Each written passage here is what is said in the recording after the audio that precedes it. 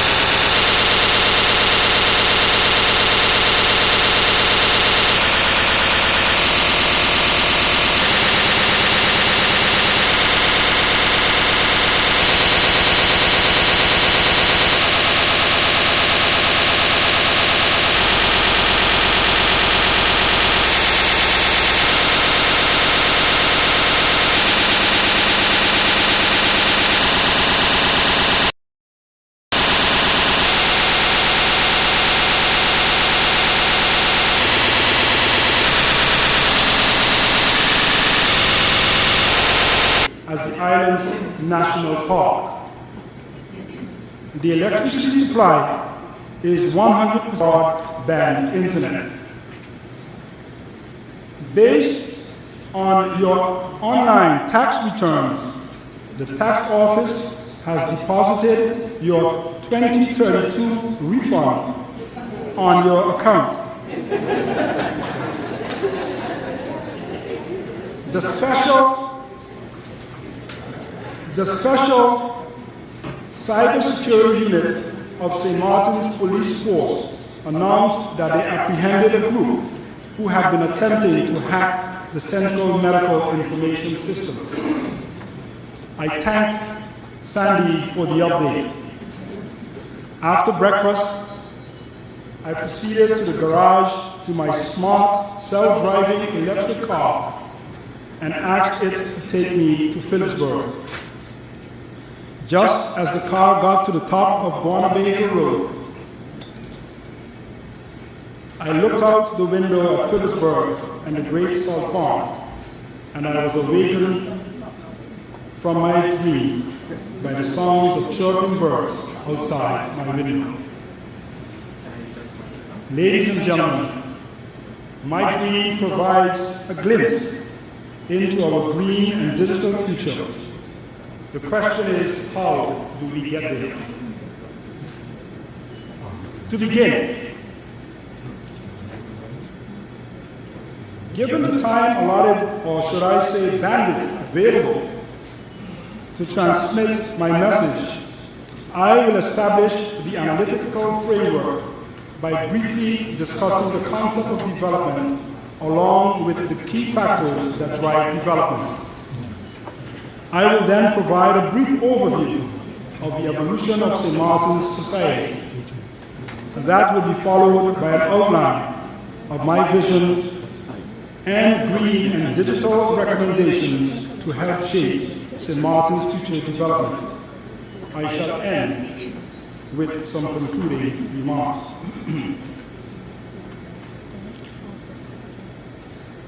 A review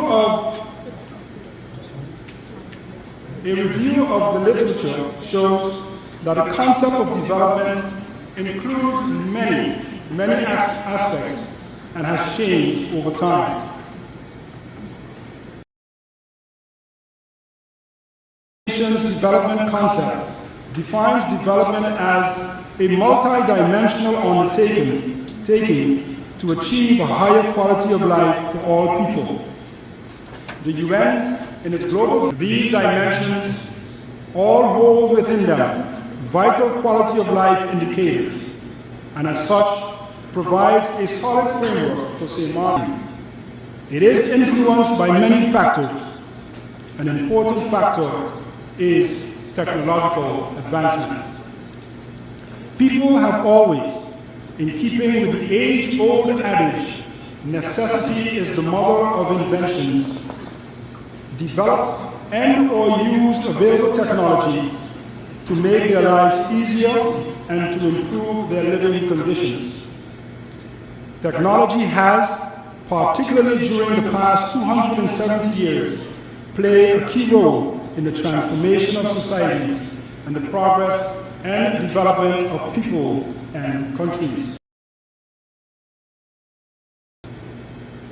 The major trends in or revolutions in technological advancements are commonly categorized in 4 in this chart. The chart from left to right shows, first, starting in the late 1700s, steam; second, as of 1870, electricity; the combustible engine and breakthroughs in chemistry powered the radio, telephone, telegraph, television, home appliances, and electric lighting. And the internal combustion breakthroughs in information theory and digital computing around 1950 ushered in the third industrial revolution.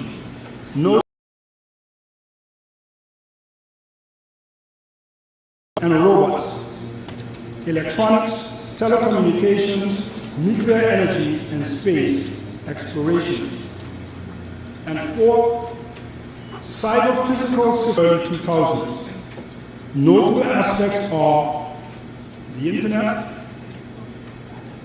cloud technology, blockchain, artificial intelligence, and augmented reality, robotics and automation, autonomous guided vehicles, 3D printing, renewable energy, and nanoparticles. These technological developments have changed the way we live, interact with each other, and with technology. The following chart indicates industries and institutional developments contributed significantly to measures of human development over the years. With technological innovation being a considerable driving force. The technologies such as electricity, water sanitation, modern healthcare, and expansion of agricultural productivity have all contributed to the average person having a longer lifespan, better health, and possessing more economic security than compared to any prior era in history. That is, however, only one side of the proverbial coin. Technological advancements and the resulting industrialization with its CO2 emissions and non-degradable chemical products have also come with threats and costs. The side effects of climate change in the form of global warming and the resulting rising sea levels and more frequent and stronger hurricanes form important threats and in some cases existential threats to growth and development. This, in addition to the growing waste production and the accompanying pollution of the environment.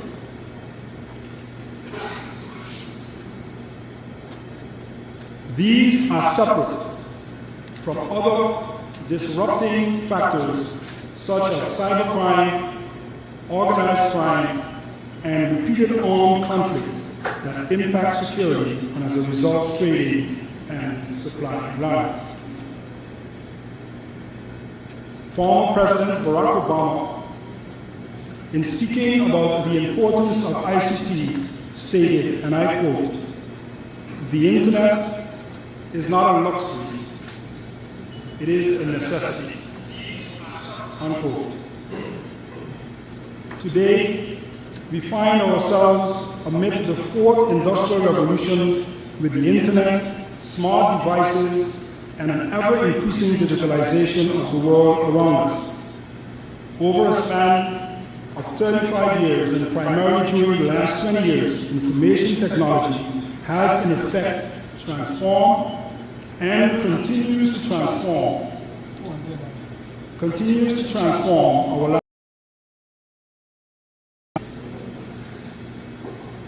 ICT is increasingly everywhere and influencing everyone and everything. Us practically live online. We chat online, make friends online, bank online, shop online, study online, source our information online, and store our data online in the cloud. Our mobile phones have evolved into computers on the go. Our vehicles are increasingly computers on wheels. Our medical devices and equipment are software-driven computers, and these and other devices are becoming increasingly interconnected via the internet. The data from the International Telecommunications Union, ITU, shows strong global growth in internet use. The ITU, as illustrated in this chart, estimated that the number of people who use the internet increased to 4.9 billion in 2021. That is about 66% of the world population. It is estimated that by 2030, 7.5 billion people, 90% of the world population, will be connected. In short, one and everything will be interconnected is upon us. And we as St. Maarten, we as St. Maarten cannot afford to fall behind. In shaping St. Maarten's future development, and how can we continue to reap the benefits while mitigating the threats? Poet and author Angelo gave us the following words: "You can't really know where you're going until you know where you have been." Drawing from her words of wisdom, it is important to investigate, albeit briefly, economic and environmental development over time before addressing the further shaping of our national development. The St. Maarten we know today is the product of significant social, economic, and environmental transformation. Maarten society has evolved from a salt and agricultural economy pre-1950 to a services economy post-1950. No review of St. Maarten's socio-economic development would be complete without an evaluation of the salt industry. When speaking of the salt industry as the mainstay of St. Maarten's economy and society up to the 19th salt pans and salt pickers, placed in a broader historical and analytical process, we see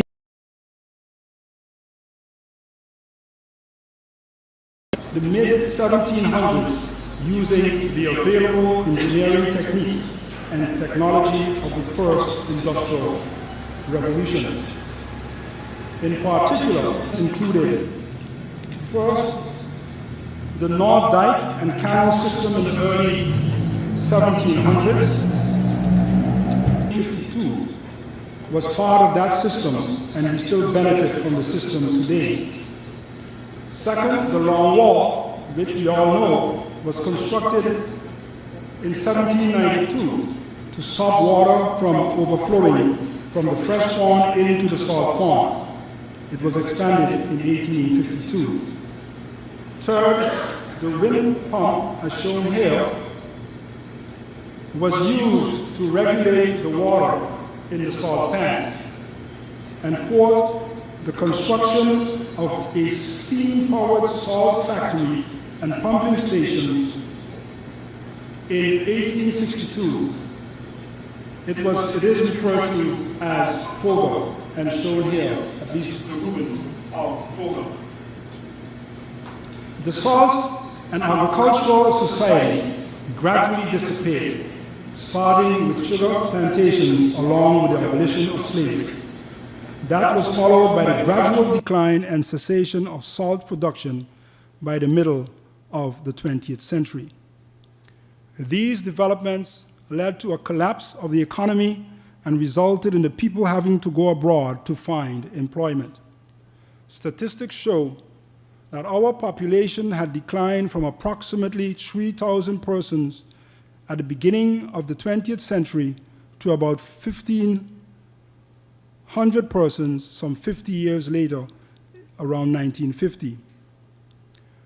The disappearance of the salt industry as the mainstay of St. Maarten's economy is most strikingly punctuated with the start of the filling of the Great Salt Pond at the end of the 1960s and the current use of a large section of the salt pond as the island's landfill. Starting in the 1950s, St. Maarten transformed from a salt and agricultural society into a tourism-based economy. Tourism industry, St. Maarten also developed a vibrant transshipment sector via its harbor and airport. Also important are the technological advancements of the second and third industrial revolutions. A key factor, thanks to our geographic location, was the construction in Simpson Bay in 1941 to aid the Allied war effort during the Second World War.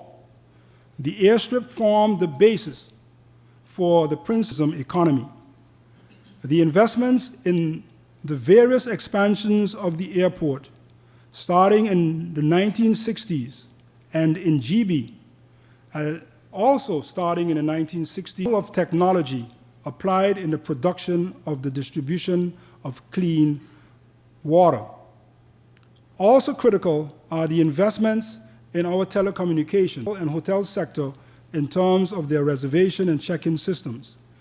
Together, the airport, electrical, telecommunications, and port infrastructure to an economy where people come to make a living. In 1950, the population was about 1,500. Today, the population stands at around 50, is about 29,000 US dollars.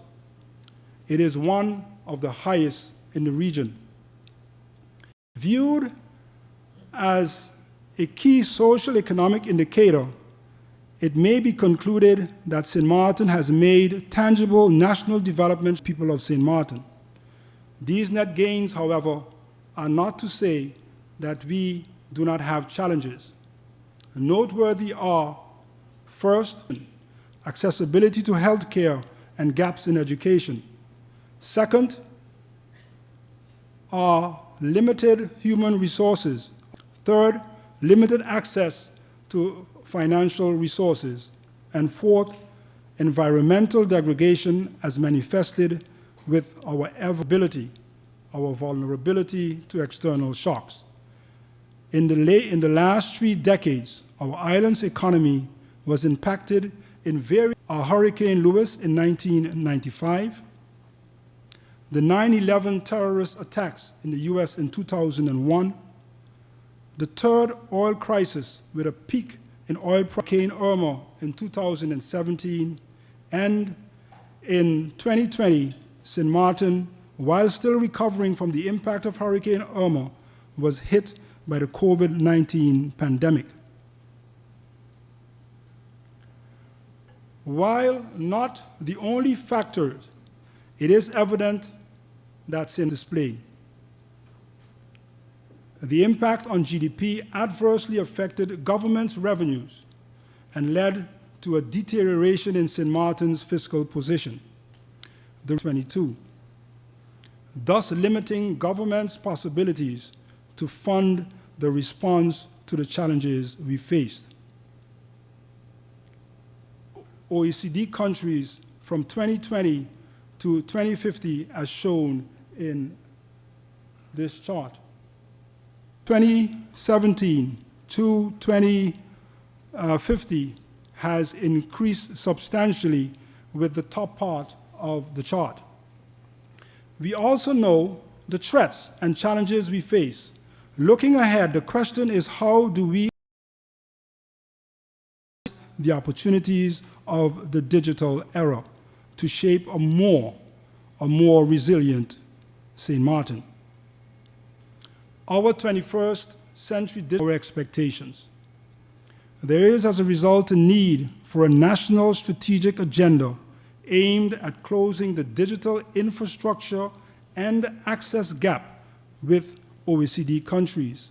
hurricanes and the risk of sea level rise, which is projected to result in Philipsburg, Simpson Bay, and other low-lying areas being submerged by the sea. With this prospect, it will mitigate the core aspect of our challenge, vulnerability. As a small island member of the highly interdependent global community with low unstable growth, internal issues, and position ourselves to respond effectively to global challenges. And we can only do so successfully by establishing a life for all. Such a vision is a multi-dimensional vision, one that covers the four mutual and security as mentioned in the United Nations agenda. It does not mean that we must throw out the old, start over, that we must build on, upgrade, and where necessary, add to that which we have. Ladies and gentlemen, to do so, it is imperative that businesses, civil society, and government work in collaboration with external partners to harness green and digital technologies to shape and secure a resilient future. Considering the United Nations for Development in the following chart.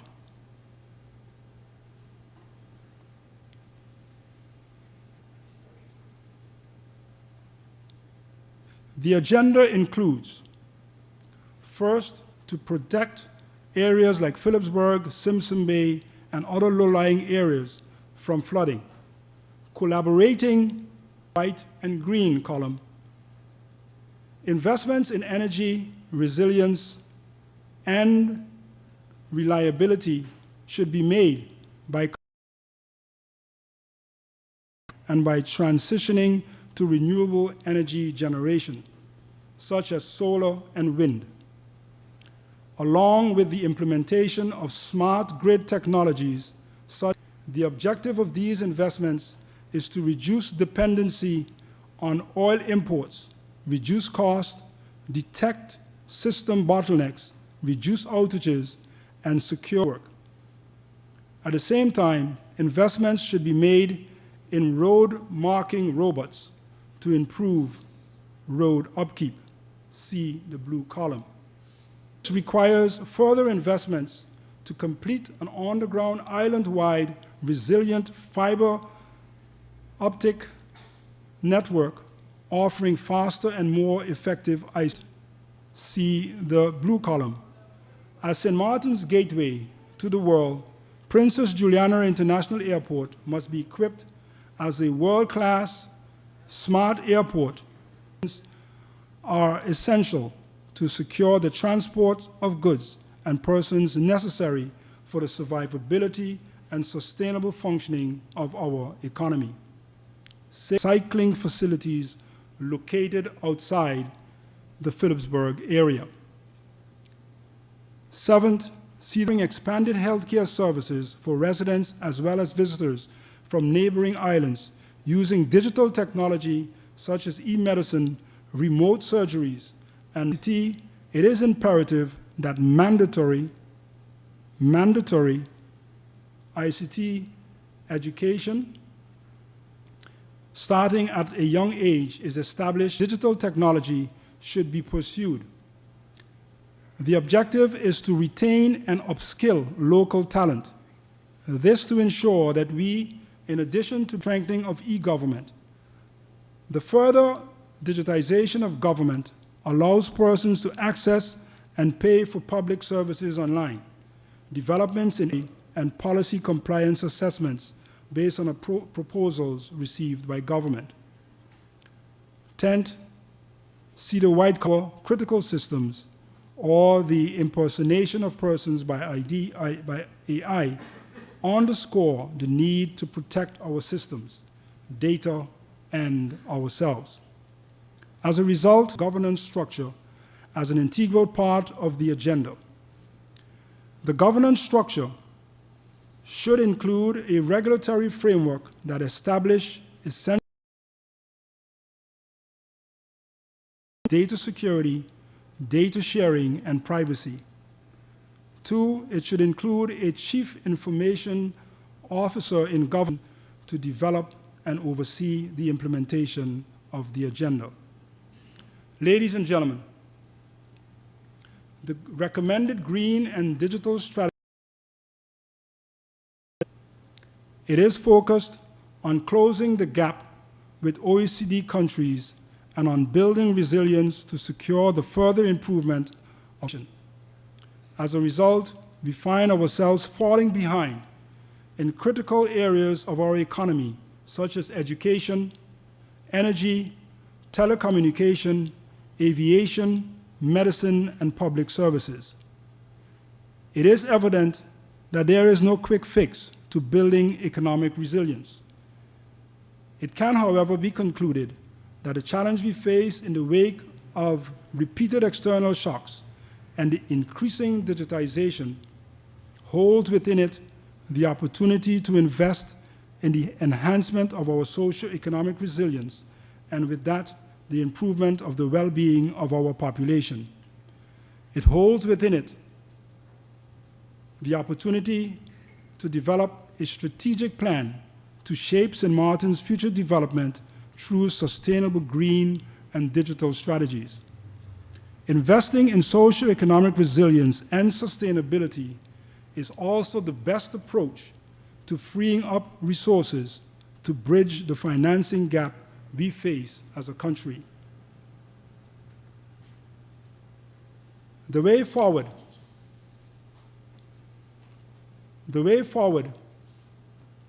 will therefore require a fundamental shift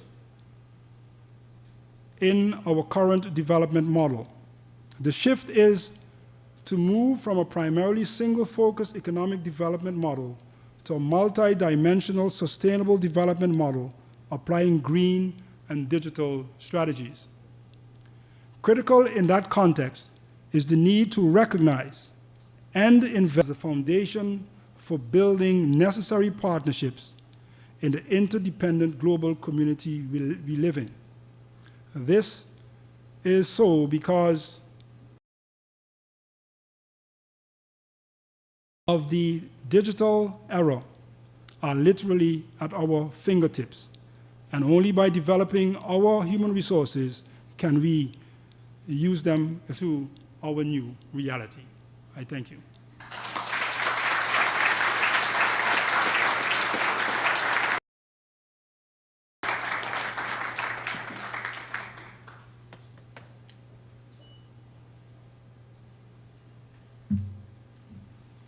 You go to. Additionally, the susceptibility to macroeconomic shocks. These are some of the underlining points that we'll be looking into in our first panel, economy. And our panelists are a few familiar faces that I would believe. They will be Prime Minister Sylvia Jacobs, Minister of Vromi, Mr. Egbert Duran. They will also have Mr. Klein. Welcome these lovely folks to the stage. Prime Minister.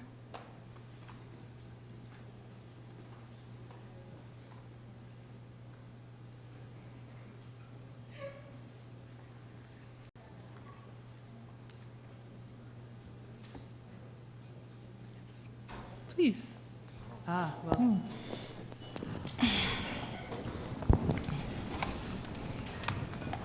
Is to the work of the people of St. Maarten with a focus on the well-being of the island community at large and facilitating all previous expectations. But she also maintains a vision of the economic status becoming one where maximum growth continues to exist, where each citizen deserves to be empowered with determination, strength of mind, and actions allowing progress to the next level. The Prime Minister believes the Honourable Minister of Vromi, Mr. Egbert Gerendi Duran, commonly known by many and his peers as Gerendi, is a 31-year-old public figure here in St. Maarten. He currently, from a young boy, the Honourable Minister Duran displayed a keen interest in learning about the happenings on St. Maarten and the region, particularly in politics. Another interest of the minister that has been held dear to his heart. After successfully completing his studies, Minister Duran moved back to St. Maarten, determined to be an asset to society and to promote positive change. He can often be heard saying that having a quote-unquote was his time to serve the people of St. Maarten.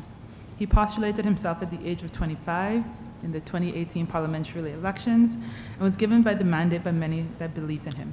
Now, 5 years later, Minister Duran holds the position of Minister of Romy.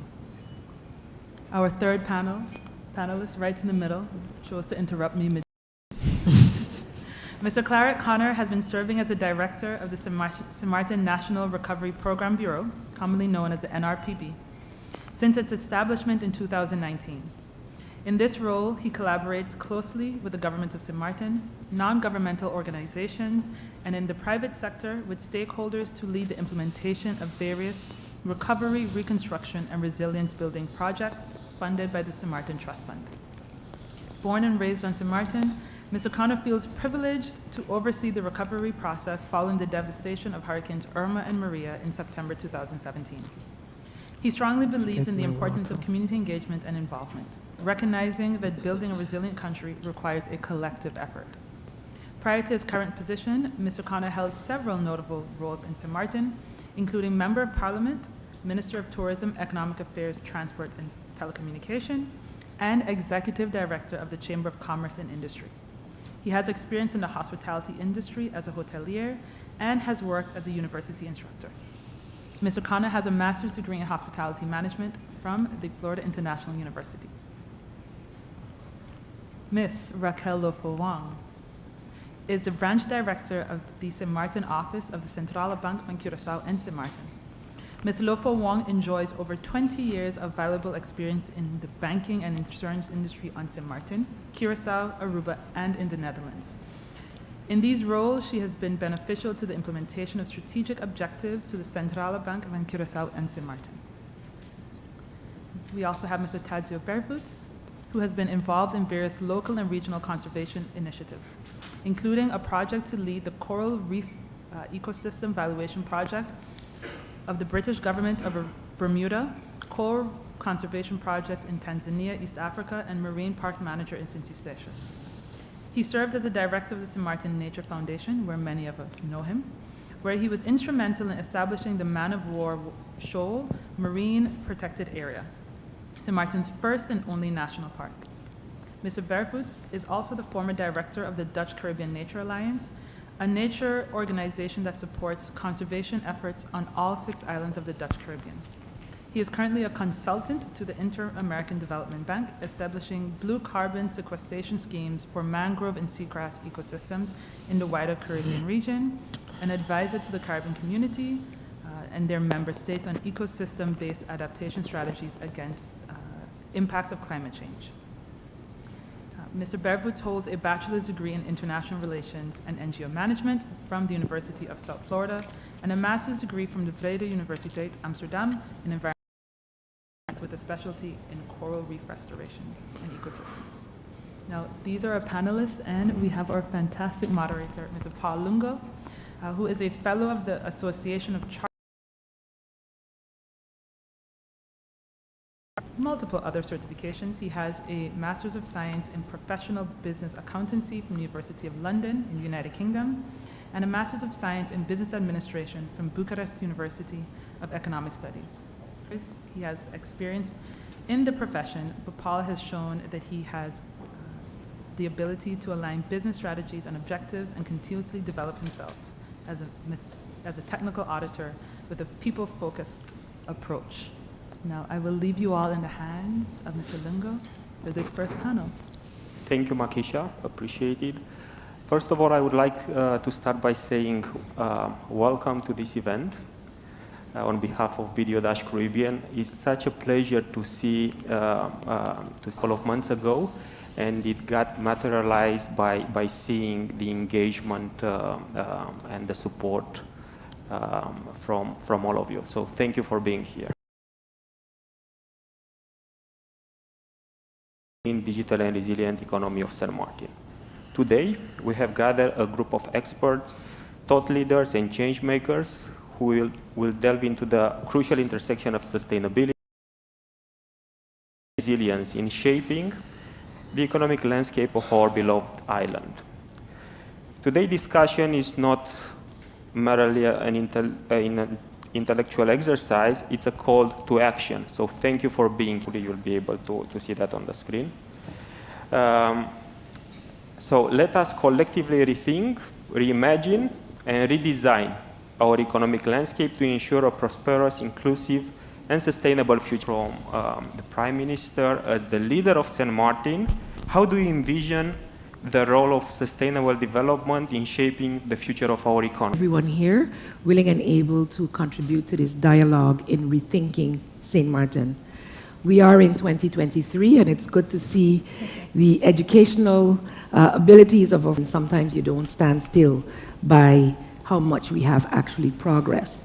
However, our susceptibility to climate change while contributing minutely to it has put us in a position where we are on the front line of the negative impacts of climate change. So I must say, as leader of St. Maarten, that our utmost to achieve the Sustainable Development Goals as have been set forth by United Nations, with the goal of 2030 being quite lofty, as one that we must work diligently towards, one that we are working diligently. Main things we need to do, a paradigm shift within our thoughts, our minds, and our actions as government, as NGOs, CSOs, as all relevant stakeholders. We will continue to fall far behind.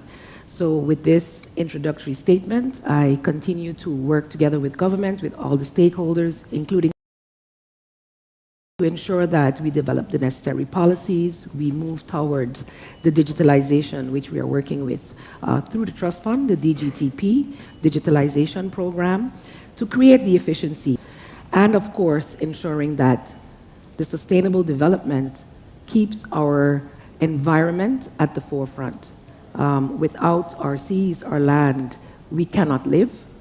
We are directly, His Excellency mentioned what will happen in time, and we saw that also in a symposium back in 2015. That are in the beginning phases, yes, and hopefully we'll be able to go into it further as this panel continues. Thank you, Madam Prime Minister. Now I will direct our next Doran. This is a little bit more specific, so I will ask Minister, how does the government plan to integrate sustainability principles into the infrastructure development and maintenance of St. Maarten? Thank you, Paul. Yeah, go ahead. Yeah. Thank you, Paul, for the opportunity.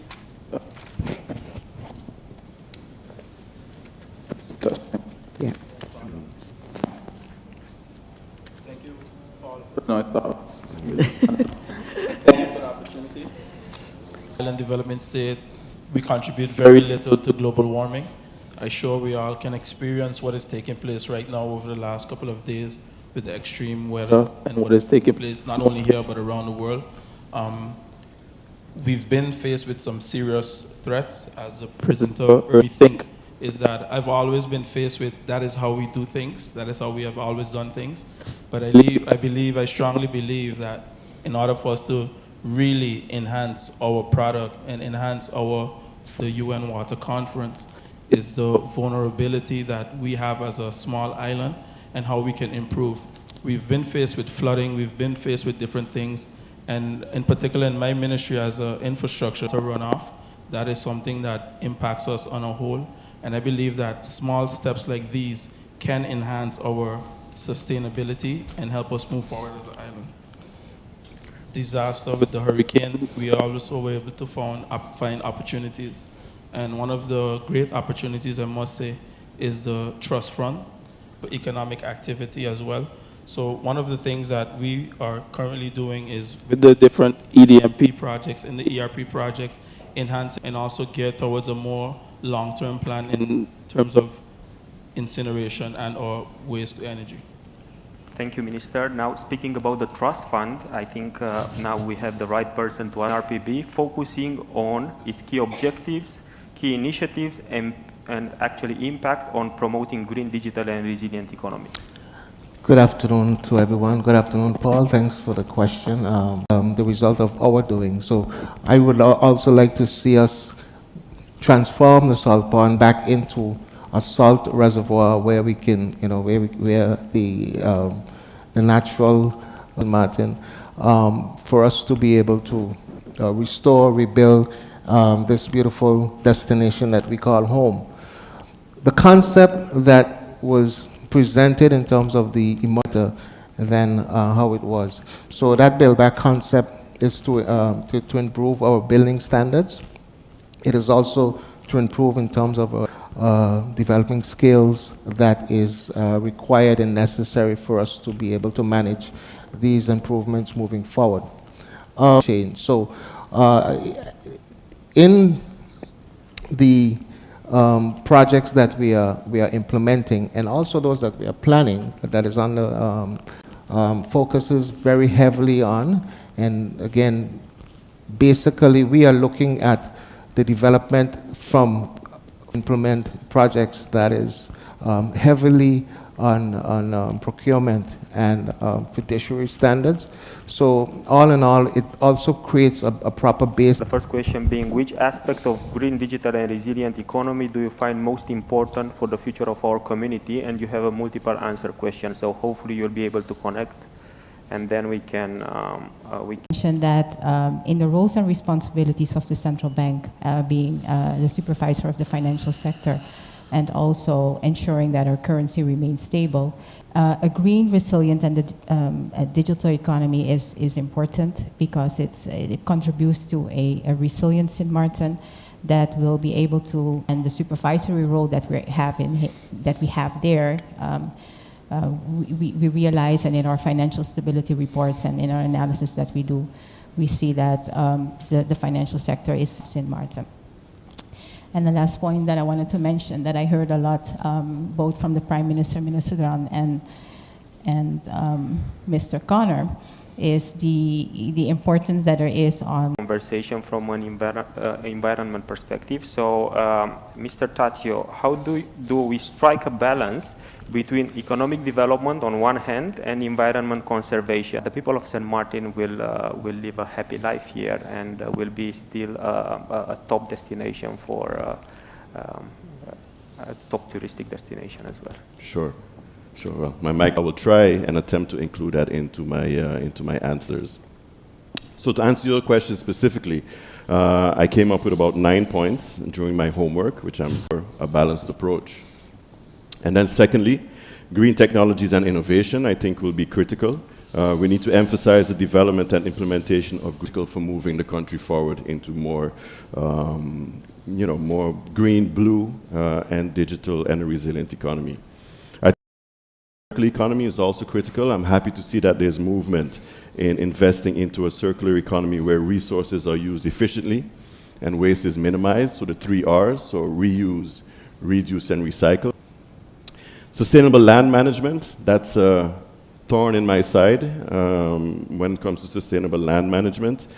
We have to have sustainable in the Dutch Kingdom, but in the region that does not have a terrestrially protected area. I'm very proud of the work that we were able to do in establishing the marine parks, the marine protected area, but for an island the size of citizens, and then not towards businesses such as the gambling industry, in my opinion. And we also need to provide information on education and awareness, to raise awareness amongst the community, and then of course collaboration. And the answers are, in my view, quite mirroring Sint Maarten experience. So we had 3 option 1, and this is perhaps the experience of being placed within the hurricane belt as an island. Building resilience, really good, because then we'll build that resilience together. My next question, which is more precise, I would say, will be directed to the Prime Minister, and is the following. What are the government's key priorities and strategies for promoting green initiatives and fostering sustainable growth? So, government key priorities and strategies, practical. Yes, thank you. I did deviate a little bit from my notes just now, but I'm happy that most of it came back within the panel in terms of how I see it moving forward.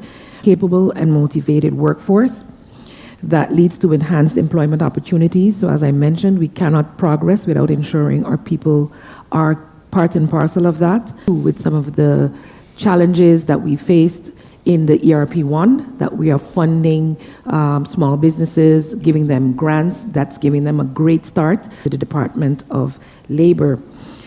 Through entrepreneurship, we can then continue to support the emerging industries. We mentioned, and this is talking about through these programs, we can do this. So we are, through this NDV, committed to promoting sustainable and resilient development. We'll ensure that entrepreneurs through the SMEs and promoting sustainable and resilient development. In pursuing these goals, we aim to create a prosperous future for St. Maarten, where our people and our opportunities you have observed for the past 3-4 years, 5 years maybe, in implementing sustainable development projects within St. Maarten, and more importantly, and how has the NRPB addressed this? So like Irma and Maria, the first and most important element was to restore safety and security to the public, and that was done in the very first project, as Prime Minister indicated, ERP, Emergency Recovery Project 1. That project set out to build back, whether it was roofs, areas of persons that were affected personally, their homes and roofs. Also, in that project, emergency vehicles were that we had in establishing the way forward, because obviously the trust fund is managed by the World Bank. We needed to understand that it's required to deal with an international organization like the World Bank took some time. But we were very strategic in the approach. One of the first actions that but also because the knowledge was already built in some of these young professionals that worked for government at the time. But what we had to do as an institution is, while dealing with the emergency aspect of recovery, also build at the same time the necessary institution that would be that a country would need in order to deal with basically dealing with some of the local talent that we had, but we also recruited from the region experts in various disciplines and fields that were project, and Prime Minister mentioned that just now. We also realized that if we're going to develop a country properly with an investment of the grant or loan, as it is a combination, to restore businesses or to establish businesses and small and medium enterprises, there was a need to also train individuals, and through the ESP project and in the collaboration with the Ministry of Finance, through institutions, we were able to create programs that would assist persons in that area. One of the other key projects that we were engaged with, the project R4CR, which is a small organization dealing with the grassroots organizations in different communities. We were able to support them not with loans but with grants. But in order for them to support programs while we implement the projects to assist with these individual and organizations, as small as they were or they are, to throw money at a problem. But with the money, we develop solutions and different systems that would maintain and sustain the development for a long term. Thank you, Mr. Connor. Also directed to the public, and we have spoken about affordability as a country. We have spoken about affordability at times for each and every organization on the island. Now the question is, you as an individual, would you be willing to pay a premium for products or services that are environmentally friendly and contribute to a sustainable development? Is the ministry undertaking to promote the adoption of renewable energy sources and reduce the dependency on fossil fuels? We are also receiving questions, anonymous questions from you. St. Maarten, in this case, of course, that side is very small and very overly populated. Now, overbuilt as hurricanes and different things, and how that would be cost efficient to be able to move these things in time to safeguard them. However, I always believe that we have to start somewhere, and given the fact that we are island, we have to really make use of the solar possibilities. Recently, the Prime Minister made a trip to Aruba with the climate conference, where there's a possibility to get funds in order to fund these initiatives. I believe discussion as well.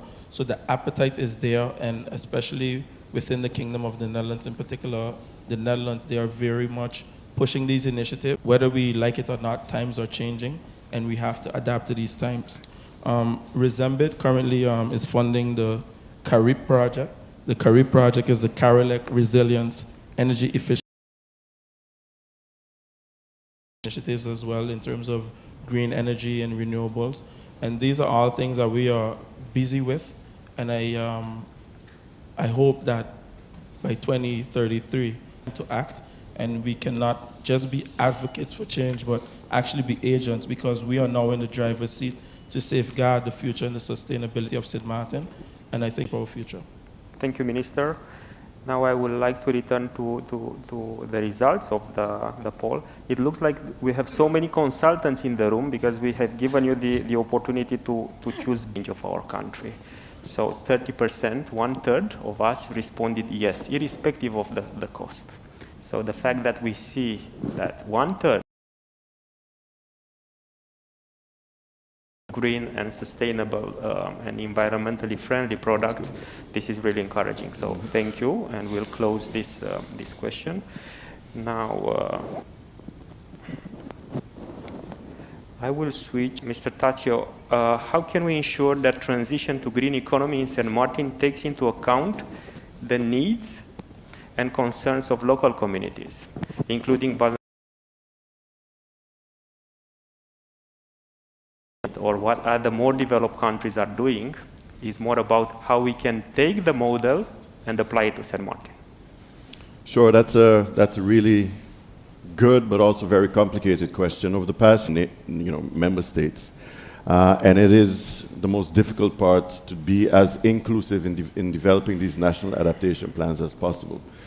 There are to engage local communities, vulnerable populations and relevant stakeholders, and also to establish mechanisms for ongoing dialogue.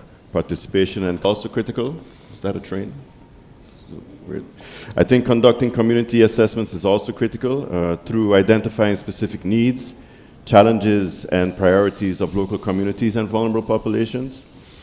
I think, again, one of the most important factors in the whole equation is public awareness and education, raising awareness about the benefits and opportunities associated with a green and blue economy, and educating communities and vulnerable populations about sustainable practice. Big issues that we are faced with as small island developing states is capacity building and skills development.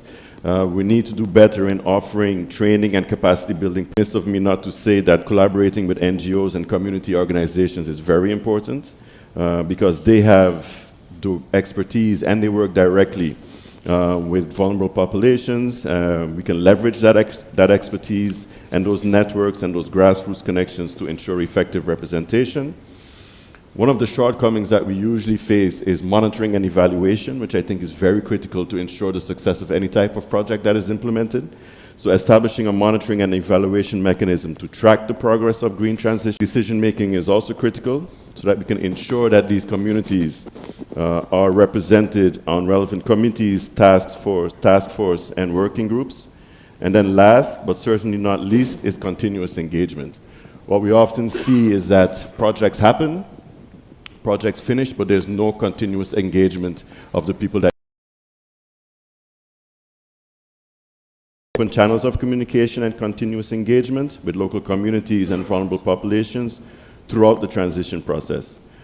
What's also very important is that we need to foster trust, transparency. The answers, the questions posted on Slido, I would like to challenge Mr. Kanner. I'm reading a question which is quite interesting, and requesting an answer maybe for 30 seconds, max 1 minute. The NRPB has valuable knowledge and capacity that is crucial for sustainable development of St. Maarten. The question is, Is this knowledge and capacity being shared with the government, and how? Everything we do is in collaboration with government. We are given an assignment by the Council of Ministers, and we, in maintaining the development and also ensuring that the projects are maintained beyond the project cycle. So what we have recently been discussing with government is not only in terms of executing a project, but also executing a project. This investment will be maintained moving forward. And those are some of the requirements that go into the grant agreements as we proceed and progress with this generation of project.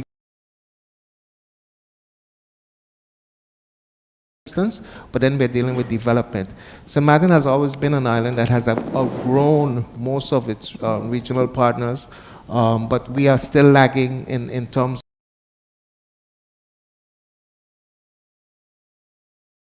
with the trust fund.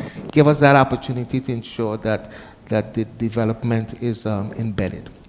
Thank you, Mr. Connor. So happy to hear that there is a lot of capacity building with the NRPB adopted in your life. So practical to the daily, our daily habits. And now I will ask Ms. Lofa Wong,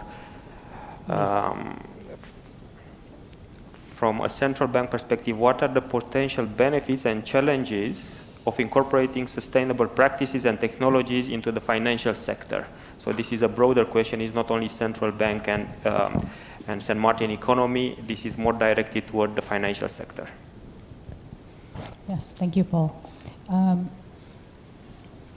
One of the main things, if you're looking at in 2015, there was a lot of countries signed on to the Paris Accord, whereby they indicated that they were going to net zero emission in 2050.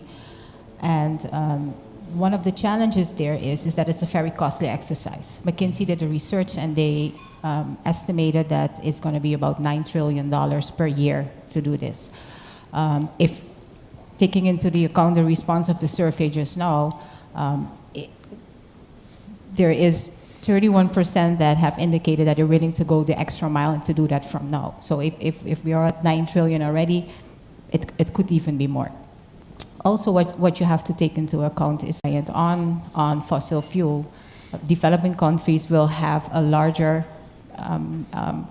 price tag to pay, but how do you say it, proportionally, versus the other countries that are farther advanced than we are. So what we have seen is that in the financial sector and in, let's say, the central banks, that there are steps being taken, that there's research being done, that they are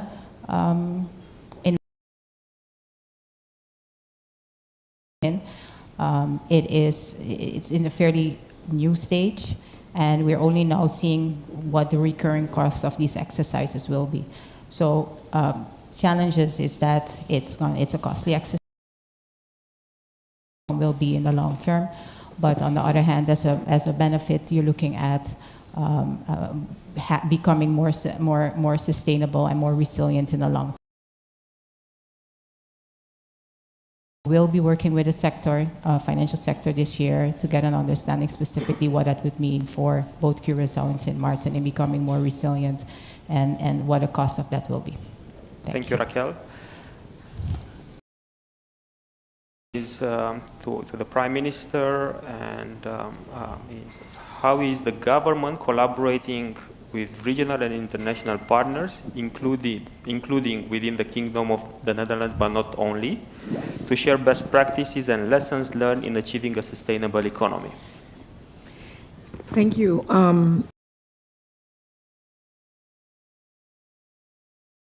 For the past year, especially coming out of COVID, we didn't do much traveling. A lot was done on Zoom, but I was able to visit, for instance, the EarthX, several fora, the EarthX, the United Nations high-level political forum, which you had to assess your development in terms of the SDGs, and then, of course, United Nations General Assembly. And we in St. Maarten be like, what purpose does that fill?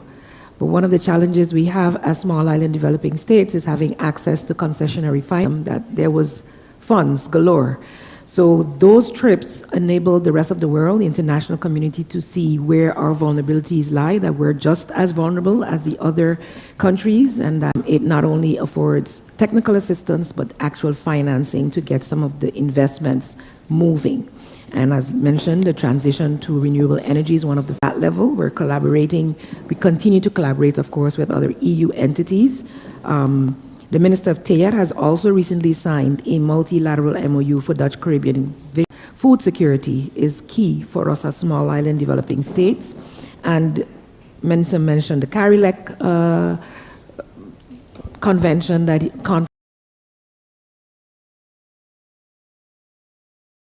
Interior and Kingdom Relations continues to seek several partners, because collaborating partnerships for the goals is something that, as a small island developing state, we cannot do it alone. We must collaborate on all levels, and most importantly, with our northern neighbors, via whether it's EU funding, whether it's indirect funding, at various levels. We are in dialogue with our international, regional, and kingdom partners to goals. Thank you, PM. I would like to read some of the answers received. So what we have adopted, I see an electric car at Canner is, the NRPB is actually a paperless office as well. As much as we can. Yes. I see drastically reduce the use of paper, water, and electricity, solar panels, using less plastic. So I think we all do as much as we can, and this is so important for the transition. I think we can. It's a good book. I will share it with you toward the end. The conclusion of the book is that everything starts by making your bed in the morning. So, and then the light when we leave the room can be for the overall economy. If we'll all do small steps, perhaps we'll be able to progress much faster as an economy as well. So, to Mr. Taccio, how can we ensure that the transition to a green economy, and Mr. Taccio, I will kindly ask you if you can give us a concise answer, maybe in 1 or 2 minutes max, to a green economy in St. Martin takes into account the needs and concerns of local communities, including vulnerable population. I think, sorry, that was... I can be very brief with that one. Yes, the next one, my fault. How can the government and private sector work together to create incentives? So this is so important. Government and private sector, how we can work together to create incentives and support mechanisms for businesses to adopt environmentally friendly practices and technologies. Sure. Well, create or further expand on policies and regulations that encourage businesses to adopt environmentally friendly practices. For example, we still need environmental support, allocate funds for research and development initiatives focused on developing environmentally friendly technologies and solutions, and then sort of private partnerships. So governments and private companies can reinforce partnerships to address environmental challenges collectively. Again, information sharing and awareness. Government and private sector can collaborate to educate businesses about the benefits and opportunities associated with adopting environmentally friendly practices. I think there's no better example than us right here, right now, in how that can work. And capacity building is a major issue. And then one of the interesting things is also certification and standards. I think if you can develop a way to certify or to provide a green certification or a blue certification to certify the new hurricane season. My next question goes to Minister Doran, and in the context of climate change, what measures is the ministry implementing to ensure the resilience of our Thank you for the question, Paul. Thank you. Recently, a couple of weeks ago, we had the launch of our new building code. The building code aims towards a resilient building, fresh in our minds. I remember during Hurricane Irma, in a fully concrete home, thinking and feeling that I was outside.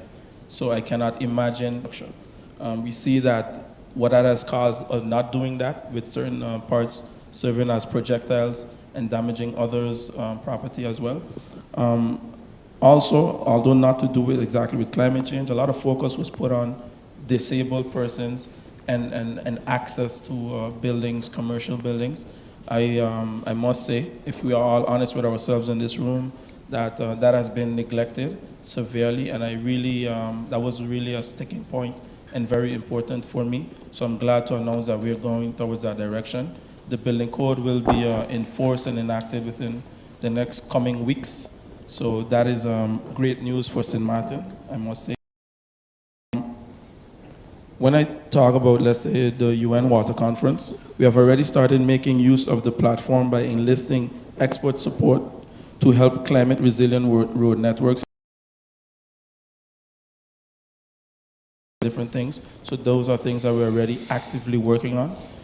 With the most recent development in terms of the approval of the capital expenditure budget, we are not only focusing on our wastewater issues that we have, but also the different ways that we enhance the infrastructure of our road network and how we could incorporate insofar as we can, because as I mentioned, a lot of poor spatial planning, we have to readjust and rethink how we're going to do that, but those are on the points for us to focus on as well.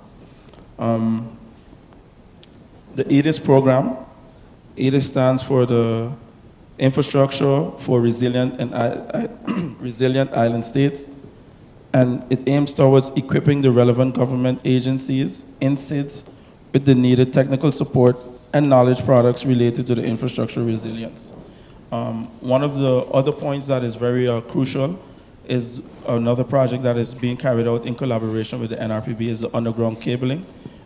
We see that after the most recent passing of the hurricane, that a lot of areas, well, not a lot, some areas were out of electricity for quite a while. I'm happy to say that areas at South Reward and St. Peter's, they are now underground. So God forbid we're faced with a threat, they can be back online quicker. Those are great strides that we're making, and my vision and my goal is to have the entire island underground within the next coming years. We already started the trend. We see the effects of what a storm can do, and I think that is the only way to go. I think that I'll leave it there for now. Thank you, Minister. Now I have heard about the underground cables. I think we all noticed that there are no shipwrecks all around St. Martin. This was so obvious for a couple of years after Irma. So my next question will be to Mr. Kanner, if we can hear about some examples of successful projects supported by the Trust Fund that have contributed to a green transition, digital innovation, and resilience building efforts in St. Martin. Were you around in 2019? 1 minute. Right after the hurricane.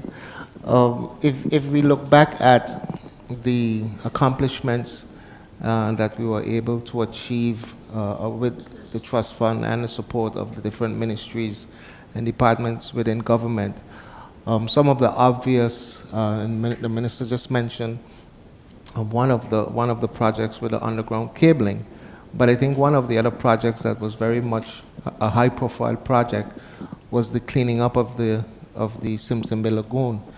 And I think we as NRPB are very proud of this project because it included not just, since Hurricane Louis, but we did it very strategically with the assistance of the Nature Foundation. And I think that is how, we had to endure during that time. We needed to remain steadfast and disciplined in terms of how we approach not only the Simpson Bay Lagoon cleanup project, but also the coastline. I think we cleaned up about 7 kilometers or something like that with the coastal cleanup. But it also reminds us that, the public has a very short memory when it comes to dealing with disasters, because when it happens, implementing, preparing, and executing, and executing projects takes the time that is necessary in order for us to do it right. And when you speak to my colleagues in NRPB, I am quite sound and confident in the approach of if we do it right the first time, we will only have to do it once. So the country doesn't have to repeat that again. So I think just looking back at what we were able to accomplish and hearing the response from the public with regard to the projects that we were able to bring to a completion, it is quite a great example, in my opinion, that the projects now that we have under implementation reduce some of the effects of the coastal areas, are projects that are not only funded by the trust fund, but infrastructural projects with an environmentally friendly approach. Thank you, Mr. Connor. My next question goes to the central bank. So, and it's so interesting to hear from facilitate the digital transformation of the financial sector, and here is the question, ensuring secure and inclusive access to digital financial services for all citizens of St. Maarten. Sorry. One of the things that we think is imperative to having the digital financial access that we need is to have a bank account. Curacao and St. Maarten, where with minimal requirements, it would be easier to open an account within a certain parameter. So that is the first step that we've done. Another step that we've done as well is to look at our own infrastructure. Is our own infrastructure up to date? Is it secure? Are we providing the service to the community that is really needed? So we have upgraded our interbank system. We did that last year, whereby a transfer from one bank to another bank now is instantly, with an exception here and there. But that will also assist with us as the financial sector and as a country becoming more digitally advanced. I would like to add to a few points too, that access to internet is important, because you can have a bank account without internet, as the governor mentioned, yeah. You are nowhere. But I also think that training is important, that financial education is important, that people do make the right choices once they have access to the bank account, once they have the internet, that they make the right choices. So there is financial education on making the right financial decisions. And we have a collaboration ongoing with the Minister of Finance, whereby we have pooled resources, because ultimately we have the same goal to educate the people of St. Maarten on making the right. For the public, which renewable energy sources do you believe holds the most potential for widespread adoption in St. Maarten? We are really looking forward for your answers. And current government. So there is still a lot of research that has been done, but we are really looking forward to get your feedback on this aspect.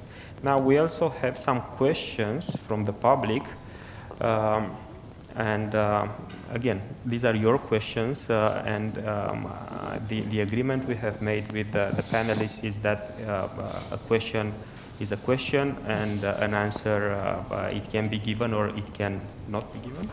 So I would like to ask only a couple of them. Is the government passing any legislation to encourage the green and digital development? So is any legislation being thought on? Green and digital. The green and digital development. So in general, green and digital development. If there is any legislation which you may be aware of, or proposals or discussions around the topic? Well, I must say there's no direct legislation exactly, but we did pass the nature policy a couple months ago, and I must say that is definitely a great step in the right direction, but no specific legislation to that point. If I may add, Minister Vromi mentioned that our 2014 energy policy exists, but it has been being worked on currently. to be upgraded for the now reality in collaboration with, as he mentioned, Ministry of TIAT, Ministry of General Affairs, Ministry of VROMI, as well as NVE, GEBE, to go to a more sustainable energy. So an updated energy policy is expected also by the end of the year. So done legislation that relates to waste management and the waste authority that will also impact that, and that is also expected at the end of the year. Part of what we had already prepared was, it might not be hard legislation. We did already approve legislation for a plastic-free. Create a project of the DGTP. So based on their webpage, we can go and see exactly what the plan is and how far we are with that. But with the existing legislation, awareness part, ensuring that we can enforce the legislation is what we're working on right now. And because of our capacity issues, we've outsourced that to the St. Maarten Development Fund, who's represented here. And we're in from you in terms of what can people do today. I think that is key in starting the awareness. I see the bottles. I always walk with my own.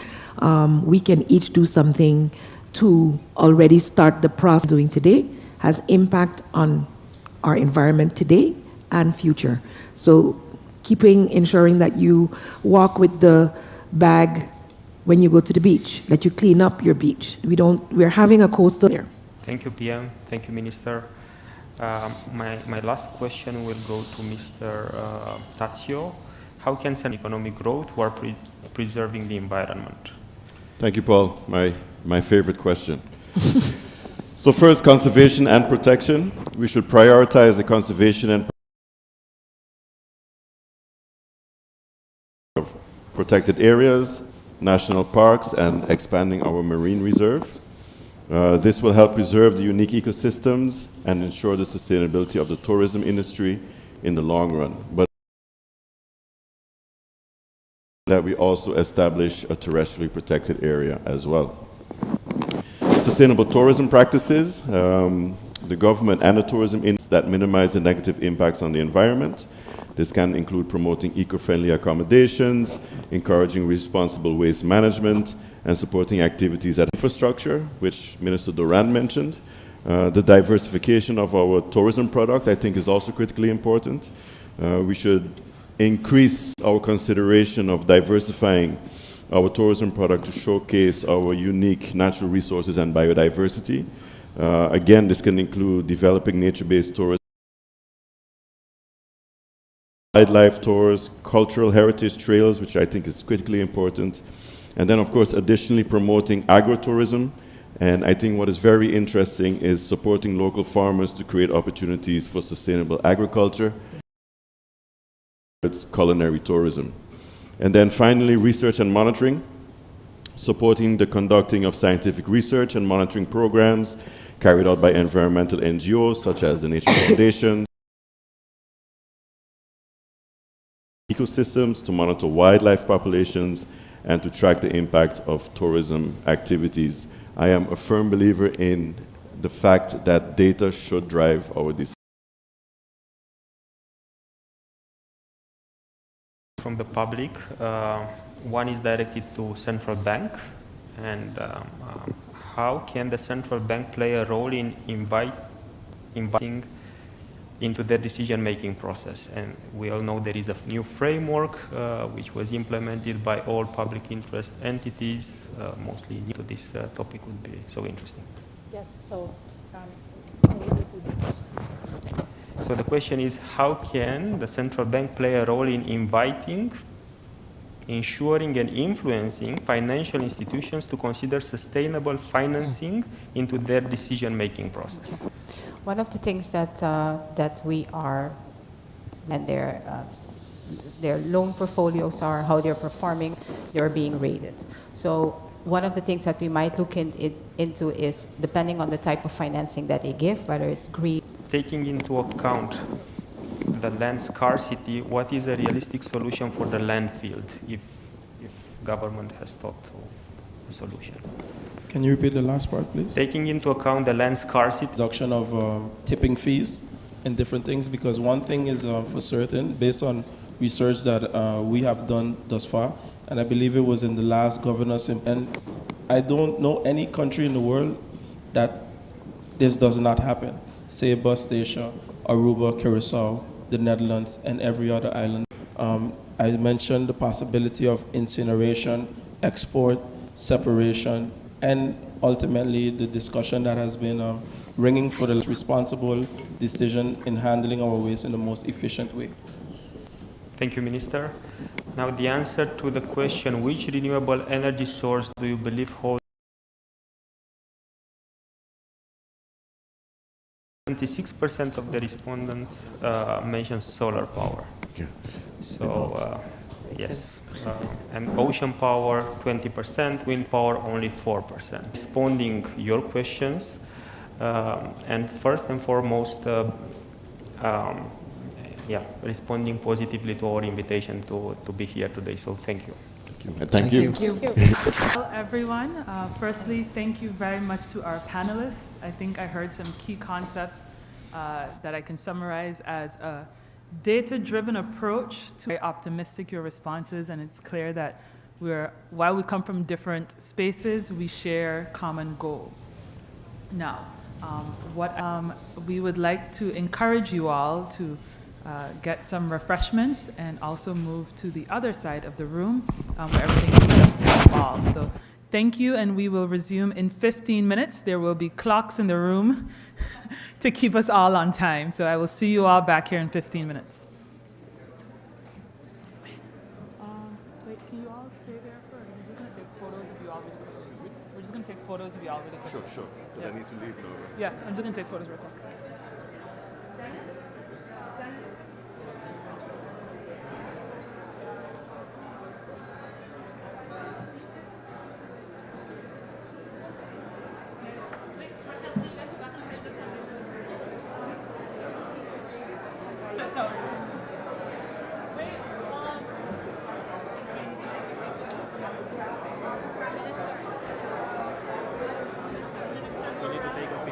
No, we have to take a picture.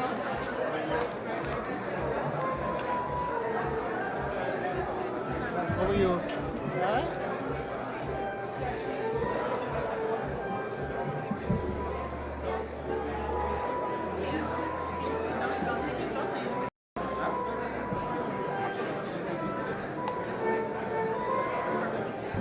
No, don't do that.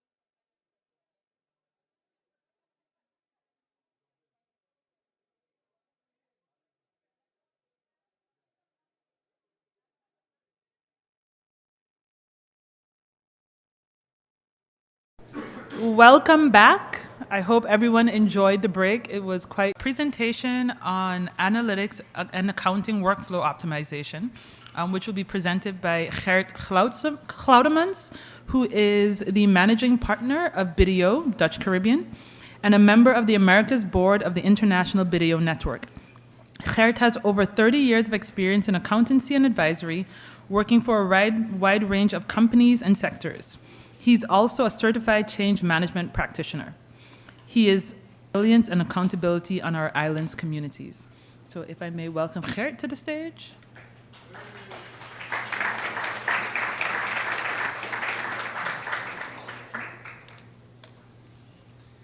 Thank you, Makisha. Yes, going back to the program after break, I'll keep it light so that you don't fall asleep. We still have a lot of entertaining subjects, so I'm going to keep to the time. There's a timer. Only because there's a complete blackout in Curacao, just that you know, in these warm days, but also because it's a wonderful island and it's a true paradise.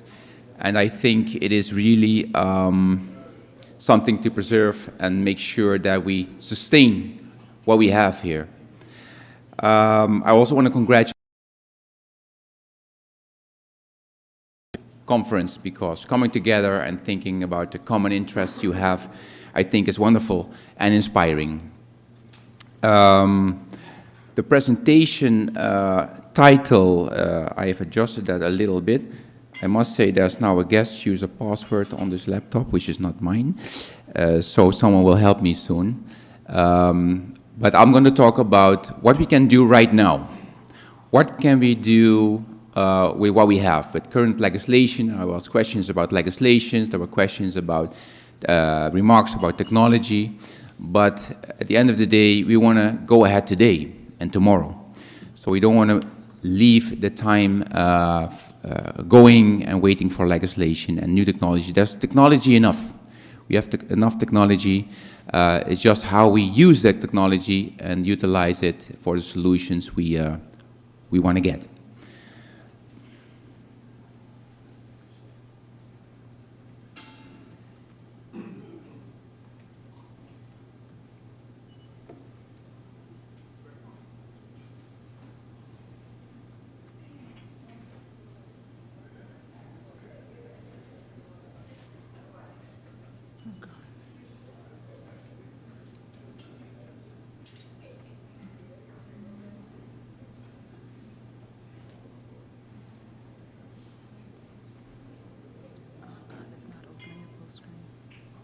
Would you be able to present it like this? It's not opening it full screen.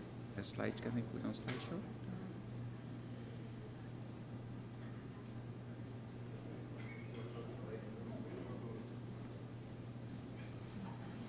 Nope.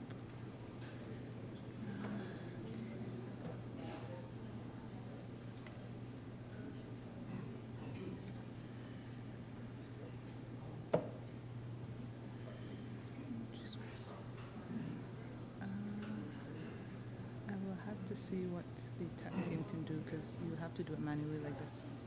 Yeah? Manually? Okay, yeah. Good, no problem. So back on manual mode, which is good.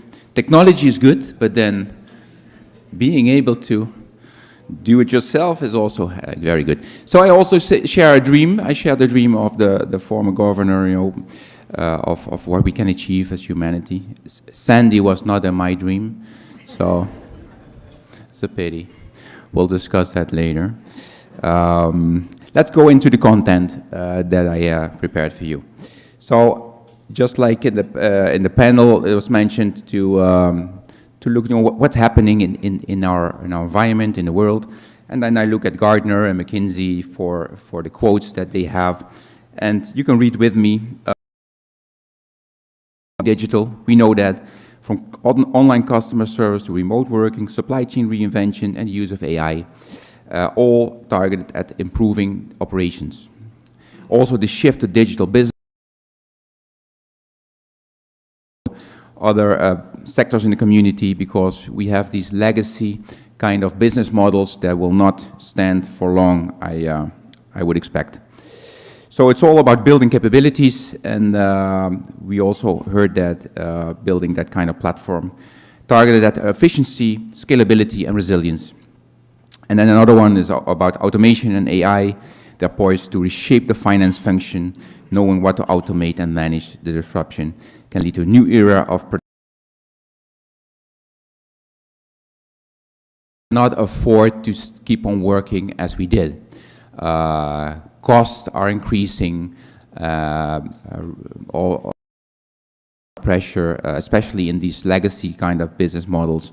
So we need solutions, and these solutions come often from technology, but technology in itself is not the solution, because it's people that need to work with those technologies, and these need to be integrated. So I heard a lot about technologies, and they're great, but there's much more technology that we can use in our lifetime. So we will probably not get so far, but we can use the technology that we have at this point in time. So I'm going to talk a little bit about business intelligence and data. I heard Taccio mentioning data should be the driver for decision making, and that's really what this is all about.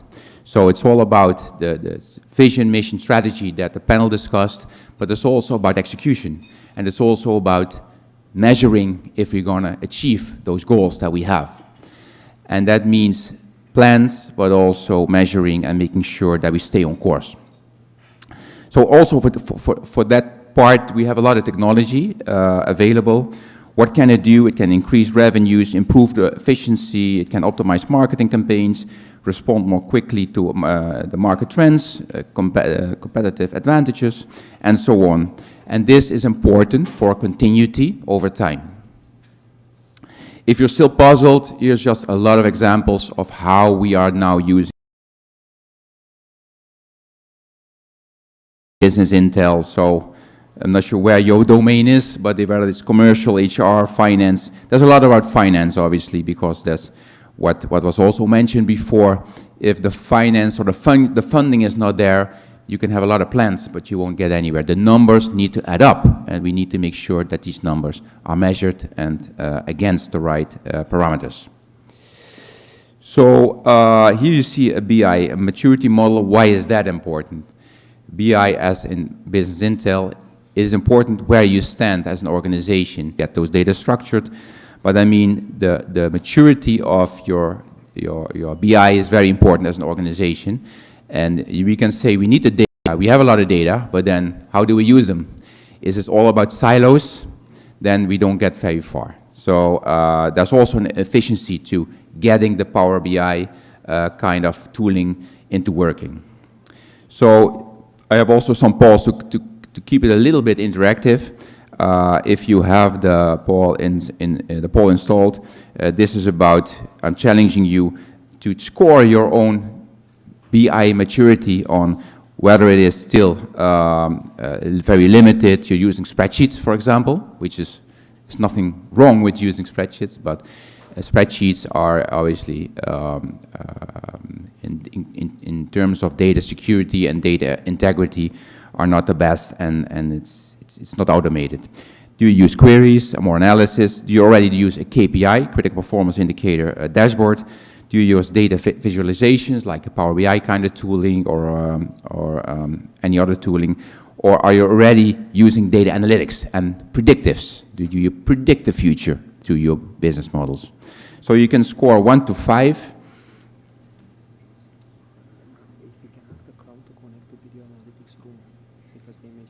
Okay. Yes. Please also in the app go to the second part of the poll, which is about analytics and business intel. So if you have the phone with you. Well, we see honest answers. That's always good to be aware of where you're standing.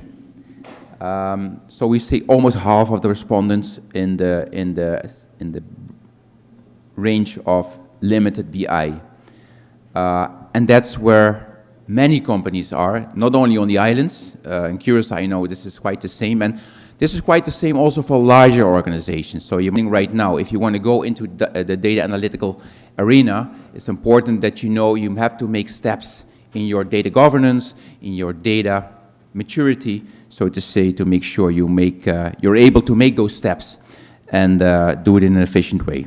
Okay. I also looked at Gartner, and Gartner measures all kind of recent developments. This is a 23 model of emerging technologies. It's not about the names that you see, there's many names about blockchain and AI and all kind of products, which could be about privacy or smart world or smart cities, productivity. But the point is that there's basically so much that what we really need is integration between what's available. We don't need a lot of new providers because there's a lot on the market, but it's not connected, it's not working properly, and it's not giving the solutions that companies or other kind of entities, like even the government will need to make some steps. Also looking at some market research from McKinsey, you could say open doors, but still I'm mentioning them: increasing speed, strengthening resilience. Here you see that half of the respondents in their survey are not prepared, they're unprepared in this area. So, I mean, it's never too late to make steps in this subject. Closing the capability chasm, yeah, building capabilities was mentioned several times, and I think that's a very important subject, because it's all about we already have processes, we already have people, but then we have technology. So how do we incorporate that? And we need to build the capabilities to do that. And then efficiency reloaded. Here you see that many respondents feel that efficiency is important because we need to save costs to make sure we mainly make costs for what our customers, whether it's the customer of a company or we as citizens, what we expect from government. At the end of the day, it needs to be efficient so that what we pay for is what we want. So that's why the efficiency part. There's more elements in this research, and I'm going to say, ask me later here. So then, yeah, because I have another screen that I had some flying in movements here, but that technology also left. But the poll here, the poll 2 and 3, are behind each other, and the answers are basically to the right. So we don't need to do this poll, but right side is a little bit small, but it's all about that, you know, an answer to poll 1 would be accounting operations, because out of research we see financial planning again, treasury, risk management, and then you see business development. That's this pure creative process. And so here you see that creative processes are difficult to automate. And finance offers a lot of opportunity for automation. And that means efficiency, that means timeliness, that means continuity, because the computer doesn't just can calculate whatever it needs to be done. This is not to exclude humans. This is to make sure that humans do more valuable work, to make their work richer and more interesting. So at the end of the day, it should be, but to get the right people with the right DNA for government or for companies or for other entities, it's a challenge on the islands, because often people leave the islands, look for other opportunities, and I think technology also there is a good area to attract people and make sure that the world knows and people know whether that in St. Maarten there's interesting work. But interesting work comes from using new technologies too, and making sure we make them proficient on them. So also a vision on the finance function, because as I said, it all starts with a vision and a mission and a strategy. So this vision about finance should be accommodating the whole technology story that I just told. And here you see that where the finance function used to be more of a commentator, what is happening in the firm, historically, it could be in accounting, processing figures, it should be becoming more a business partner, thinking along with a strategy. So it should be really a business partner of the boardroom. Not so side, there's where the vision. So you see the finance function shifting towards data analysis, business cases, scenario analysis, where you use predictives, And there's much technology again, a compliance officer, but there's a lot of compliance in the finance arena. So that's why this vision is presented to you, just to make sure that you know what's behind this. So also in the islands, here in the Dutch Caribbean, but also beyond, we see some common challenges. We see cost of doing business is increasing. This is not good. It's able to let your customers pay for that, because if your competitors do it better and make less cost, then probably their price is going to be better. So efficiency is important. A problem, lack of standardization, integration, and automation. Standardization in general is lacking in our region. When you see Europe, they have also for a robotizing process is difficult in this area. So we need more standardization, which is obviously something we need to do as a country, but also as a region. The lack of up-to-date insights, continuity often general ledgers and software running on desktops locally, crashing or getting hacked. I mean, we have probably all seen some instances in our life. So continuity is very important. We have continuity of the whole processing, the data processing, and making sure we have continuity in the company. Non-compliance obviously can be very expensive, and you get all kind of fines. And then a lack of digital readiness. We're talking about digitization, but we need to be ready to go there. Yeah, and often once there's a problem, getting the right advisors in can be time-consuming, and you want to have an advisor being connected to the company and the government, making sure they keep the pulse. So this is what we saw. Then we were thinking, well, how can we use this technology and integrate it? So this is just an example, not necessarily the only one, but this is an example of what we did the last 2 years from bank till financial statements. So basically, annual financial statements don't need hands anymore, because all information is digitally available. It's with the banks, or it is in an email, or this, but it is spread. So you need to collect it. Well, this kind of solutions is that we are connected to the banks, so the banks push overnight transactions to us, and we send them with the coding into the general ledger. No hands involved. Scanning and recognition, you have a lunch, you make a picture, that document is booked in your food expenses, in your general ledger. No one involved. Then automated POS, if you have a restaurant or something, people doing swiping transactions, POS gets uploaded to the general ledger. So that way you get an up-to-date administration, and with the Power BI as an example, but you can also use other kind of tooling, you can have the periodic reports.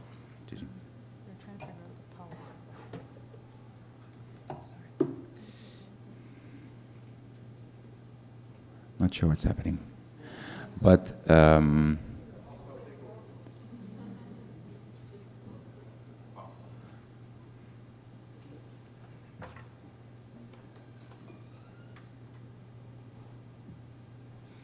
yes. So periodic reports, we use Power BI. We connected that again to the general ledger, making sure that any of these general ledger entries and positions, streams, revenues, costs, get into a KPI dashboard compared to last year, compared to budget, compared to, well, if you have like a franchise formula, you can benchmark between offices, between outlets. And then the financial statements, as I said, if you do 12 months right and you're up to date, then on the 2nd of January, let's spare the first day, the 2nd of January, you could have your financial statements. Yeah. So how does this look? Well, this is just a picture to show.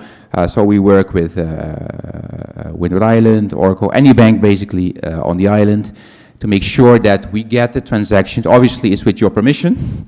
So we don't get this because we want it, because we make an agreement, we sign an agreement that as a customer you sign that your bank transactions can be sent over, we pick them up, we code them, and we make sure they get their way into the general ledger. Then the 24/7 insights is based on Power BI, and then the end product can be financial statements, but also can be a tax filing. Well, this already mentioned how we work with local banks, how transactions are intelligently booked. There's some learning in there, obviously. At day one, there could be like 80% going well, and then the happy flow will get up. Scanning solution, this is just an example. We use Basecomb, but we also use DAX and other kind of software. Again, many providers, doesn't matter what provider it is, they can all do the trick. And it's just making sure that you get your documents scanned or photographed, get them digital, and get them authorized. Many of these softwares also have an authorization, so you as directors can say, okay, this one is good, so it goes into the creditors.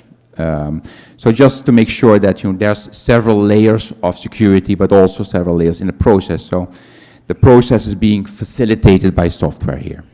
Then the BDO analytics, as I said, it's really like a dashboard. It's like a cockpit. If you would compare it to flying around, real-time insights into your financial situation, cause and effect analysis, because the good thing is it's all integrated. So if you see at a very high level, you see something strange in your revenues or your cost, you drill down, you make sure you end up probably at travel costs, and you say, oh yeah, that's the ticket of already paid for. So the whole drilling down makes sure that you don't have to get any files from the hard copies, but make sure you actually make up for the time. And then it's available on all kind of devices, obviously. This is just an example of how it could look like in terms of diagrams, and this is not so relevant right now, but this is just to give you a look and feel of how things might work. And what I always say with automation, there should be a ROI. I mean, same with AI. Now we have these AI GPT.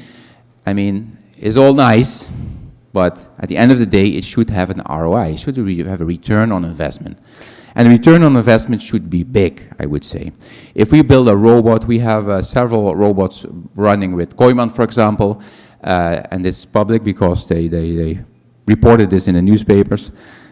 I mean, this is 3 to 6 months, the investment they make, and then they have the money to save. And so in terms of the whole finance processes, cost savings can be direct because you don't spend it, because the people don't have to do it anymore and can do other more value-add work. But also in terms of audit, many companies here might all have an audit.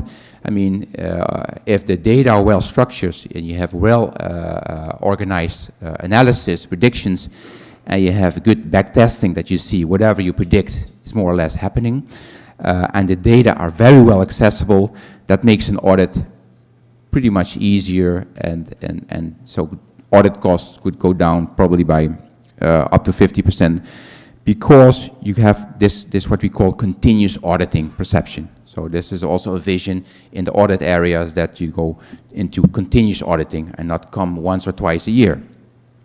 Well, up to the insights, obviously you can do better decision making. That's the same what Tajio mentioned earlier, continuity and timeliness of the accounting and the whole compliance, basically.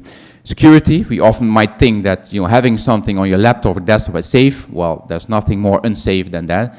It's safe to have it in the cloud, in like environments like Azure, and so it's the level of security is proven is much better over there. So make sure you also use that. And the speed of transformation, once you have this digital mindset and you have this digital capability, this maturity that we just saw, then obviously the speed of transformation will help you.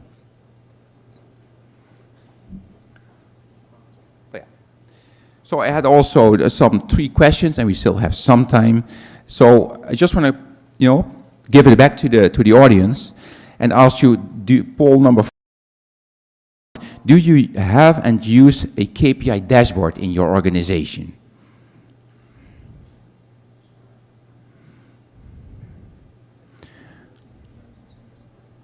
Oh yeah, okay. Yeah, so I am now well connected. Yeah, we see around 50% still running, but has this. So this is very promising. This is good, because KPIs are connected to your strategy. So once you have the good strategy, you need to do the right things, and then measuring that will help a lot. So KPI is more about steering information and not so much about historic information. So this is, I think, very good. I think it's higher than I would expect in Curaçao. So I think is very good. I'm going to stop this one. Then the second poll, or well, on the screen, number 5. Do you already have upload of bank transactions? So do you upload them, or do you manually have staff to do the manual entry, or do you use CSV files that you download and then get all kind of errors, or do you already use an automatic bank link?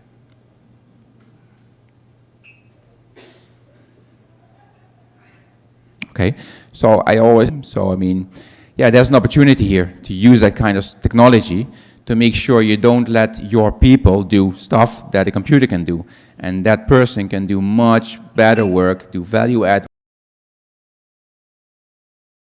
other work that is more value add to the company, and that is more directly related to what the client gets. And then the last one of this sheet and the last one of my presentation is, do you apply predictive analytics? Predictive analytics is about modeling your business and then predicting how the future will be. So you know what you did last month, but do you also predict what it will do next month, or let's say till the end of the year?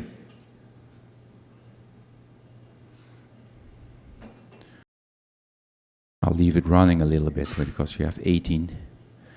I'm not a scientist, but this is not scientifically proven. Companies started doing this because, well, COVID was new. We never expected that one around the corner. So it came, and people were really forced to. Interconnectivity between actions and results will help you a lot. So that is about the polls. I still have a little bit of time. Yes. As I said, building capability is about people. People, the people side of change. And here we use a lot of the PROSCI methodology from the US. They have done research all over the world, big time. And you see, for any project, any change project that you want to do, the success of the project is 70% depending on the people. It's not about the technology. Technology will work if it's used right. Yeah? It could also be about the processes. That's also a part of the other 30%. But 70% is the people side. And then they also investigated how much of the money is spent, of the project budget is spent on the people side of change. You see 3%. So it's completely out of, and I'm saying you're doing this, but I'm just making you aware that, you know, when you have a change, and technology is changed, because it will change processes, it will change a lot of things, then it's important to spend money on the change side and then the people side of change. So the next slide is about the model they use, is ATCAR. We also use it in our practice. Awareness, creating awareness. Why do we have to change? Why now? Desire, what's in it for me? Why do we have to change? Knowledge and ability, and then reinforcement, anchoring the change in your organization. So capitalize on the human factors is very important. Speed of adoption is important. The ultimate utilization is important, and the proficiency is very important. And I know I'm at the end of my presentation, but I know we're bridging towards the healthcare. We have one question here, or more than one, but you're showing me this. Which banks on St. Maarten allow downloading the bank transaction into the financial software? I can tell you any bank, I'm not sure if there's any from RBC in the room, but RBC does not do it right now, but it's not your fault. In Canada, they decided that they will not operate based on a secured FTP server. With RBC, we can still do it, but then you will need robotics, and we'll use like UiPath or some kind of software that we build a robot, not something that moves like this, but a software that will connect us. So with RBC, we can still manage it, but RBC is not accommodating the islands to help a lot. So basically any bank, and we have very widespread experience with Windward Island, Orco, FCIB, on Curaçao Vida Nova Bank. So I mean, and if there's, like, let's say a local bank that we haven't covered yet, we can still cover it because it's the same functionality. We connect through APIs, and someone in the room will know what APIs are. It's how we connect apps. Yeah, so we use all kind of technology to do that. Thank you, Paul. And to bridge to the panel discussion, please allow me, panel, 1 minute, because we also do a lot in the healthcare sector, and we see a lot of important developments about having to control healthcare. It's too costly for our communities. Our awareness as people to be healthy, digitization we mentioned already in a wider discussion, shifting to first line medical healthcare, more control at patient side and the healthcare supply chain. And here you see the picture below there. You see how, let's say, a hospital information system works these days. And this is how we see this in Europe a lot. Here you see how it is connected, and I understand this in Dutch, but I mean, it's all about all these parties that delivering services to the patients. They need to be connected. The data need to be connected, because if a diabetes patient is going somewhere, but let's say the data are not spread, then let's say the doctors cannot take the right measures and not advise them. So I mean, having the right information at the right spot is important. And this one I got from a committee where I'm working with in Curacao is about this is basically showing the potential of data analytics. We know that the blood sugar levels, which is the HbA1c, glycated hemoglobin, that is the blood sugar level. If that drops with a diabetes patient 1%, at the right side you see what impact that will have. So this is really showing sustainable impact. If you have the data, you connect the data from all parties, and then you know that if you drop the sugar level, 21% less people die as diabetes patient, but also amputations. Almost half of the amputations can be saved. This is not only about finance, this is also about quality of life of our communities. So I mean, I think this is very, very promising and very convincing material that data analytics and data is very important also in the healthcare sector. Sustainable impact, I'm giving it to the panel now. Thank you.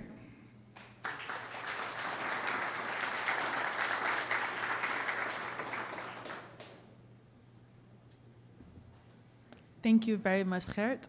We will just take a moment to allow the Prime Minister as well as the Minister of Vromi to depart, as they had already made other commitments for the afternoon. But we do appreciate the time that you spent with us today. Now, Gert left off speaking about healthcare and data analytics in healthcare, which I think is a fantastic segue into our next panel. Yes.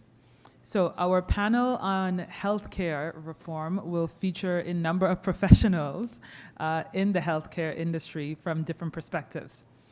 If I may welcome Dr. Emiko Bird-Lake, Dr. Sherina Fleming, Mrs. Eva Lister de Weaver, Mr. Glenn Carty, and the moderator of this panel, Ms. Marcia Illich, to the stage.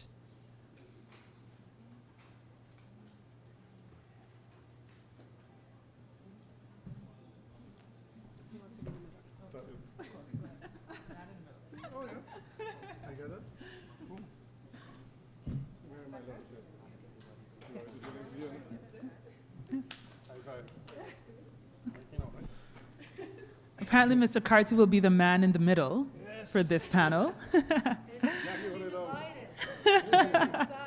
Very much outnumbered, but I think you can handle yourself. I hope so. You sure? Are you ready? Do I have Minister Duran's mic?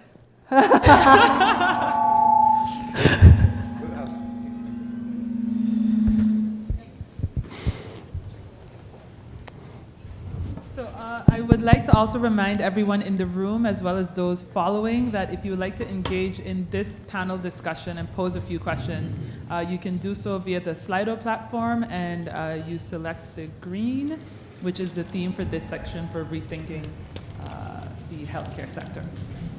Now, if I may introduce our panelists and their backgrounds and accomplishments, starting with Dr. Emiko Bird-Lake, who was born on St. Maarten and has a Bachelor's of Arts in Chemistry from the University of South Florida. Upon the completion of her bachelor's degree, she attended medical school at the Leiden University of Medical Center in the Netherlands, and she specialized in cardiology at de Vrije Universiteit Medical Center in Amsterdam. Her subspecialty is cardiac imaging, which includes echography and cardiac computerized tomography, or commonly known as cardiac CT. Dr. Birdlake worked in several hospitals in the Netherlands, including Maastad Hospital in Rotterdam, before joining SMMC in 2016 as the first permanent cardiologist on Sint Maarten. Today, she is a leading cardiologist at the SMMC's cardiology department and serves as the chair of SMMC's medical staff board. She also chairs the ethics committee, is a member of the CPR committee, a member of the Council of Health on Sint Maarten, a board member and medical advisor of the Sint Maarten Heart and Stroke Foundation, and she's also a certified advanced cardiovascular life support.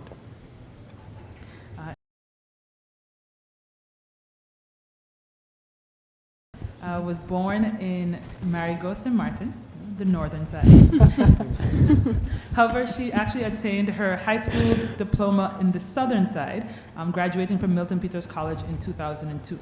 She relocated to the Netherlands to further her education, and from 2002 to 2006, she attended the Hogeschool Rotterdam, where she obtained her bachelor's degree in applied sciences. She continued her education at Utrecht University, where she received her master's degree in biomedical sciences in 2010. Shortly thereafter, she returned to the Department of Clinical Chemistry at the Erasmus Medical Center, where she continued her investigation into automated cell counters for body fluids analysis as the subject of her PhD research. From December 2014, she combined her PhD research work with training to become a clinical chemist in the Department of Clinical Chemistry at Erasmus MC and the Groene Hart Hospital. In 2016, she received her PhD from Erasmus University, and in 2018, she completed her training as a clinical chemist. In 2019, she returned home, and she began working as a clinical chemist at the National Laboratory, Sint Maarten Laboratory Services, which we know as SLS. Since March 2002, she has been the director of SLS on Sint Maarten. Eva Lister de Weaver is the head of Collective Preventive Services, an executing agency of the Ministry of Public Health, Social Development, and Labor. She received her master's degree in public health microbiology and emerging infectious diseases from George Washington University in Washington, D.C. There, she also started her career as an infectious disease epidemiologist, gaining experience in both California and Sint Maarten. In 2012, she moved to Toronto, Canada, and continued her public health career as a senior policy advisor to the Ontario Ministry of Health before taking on a leadership role in infectious control at a local public unit.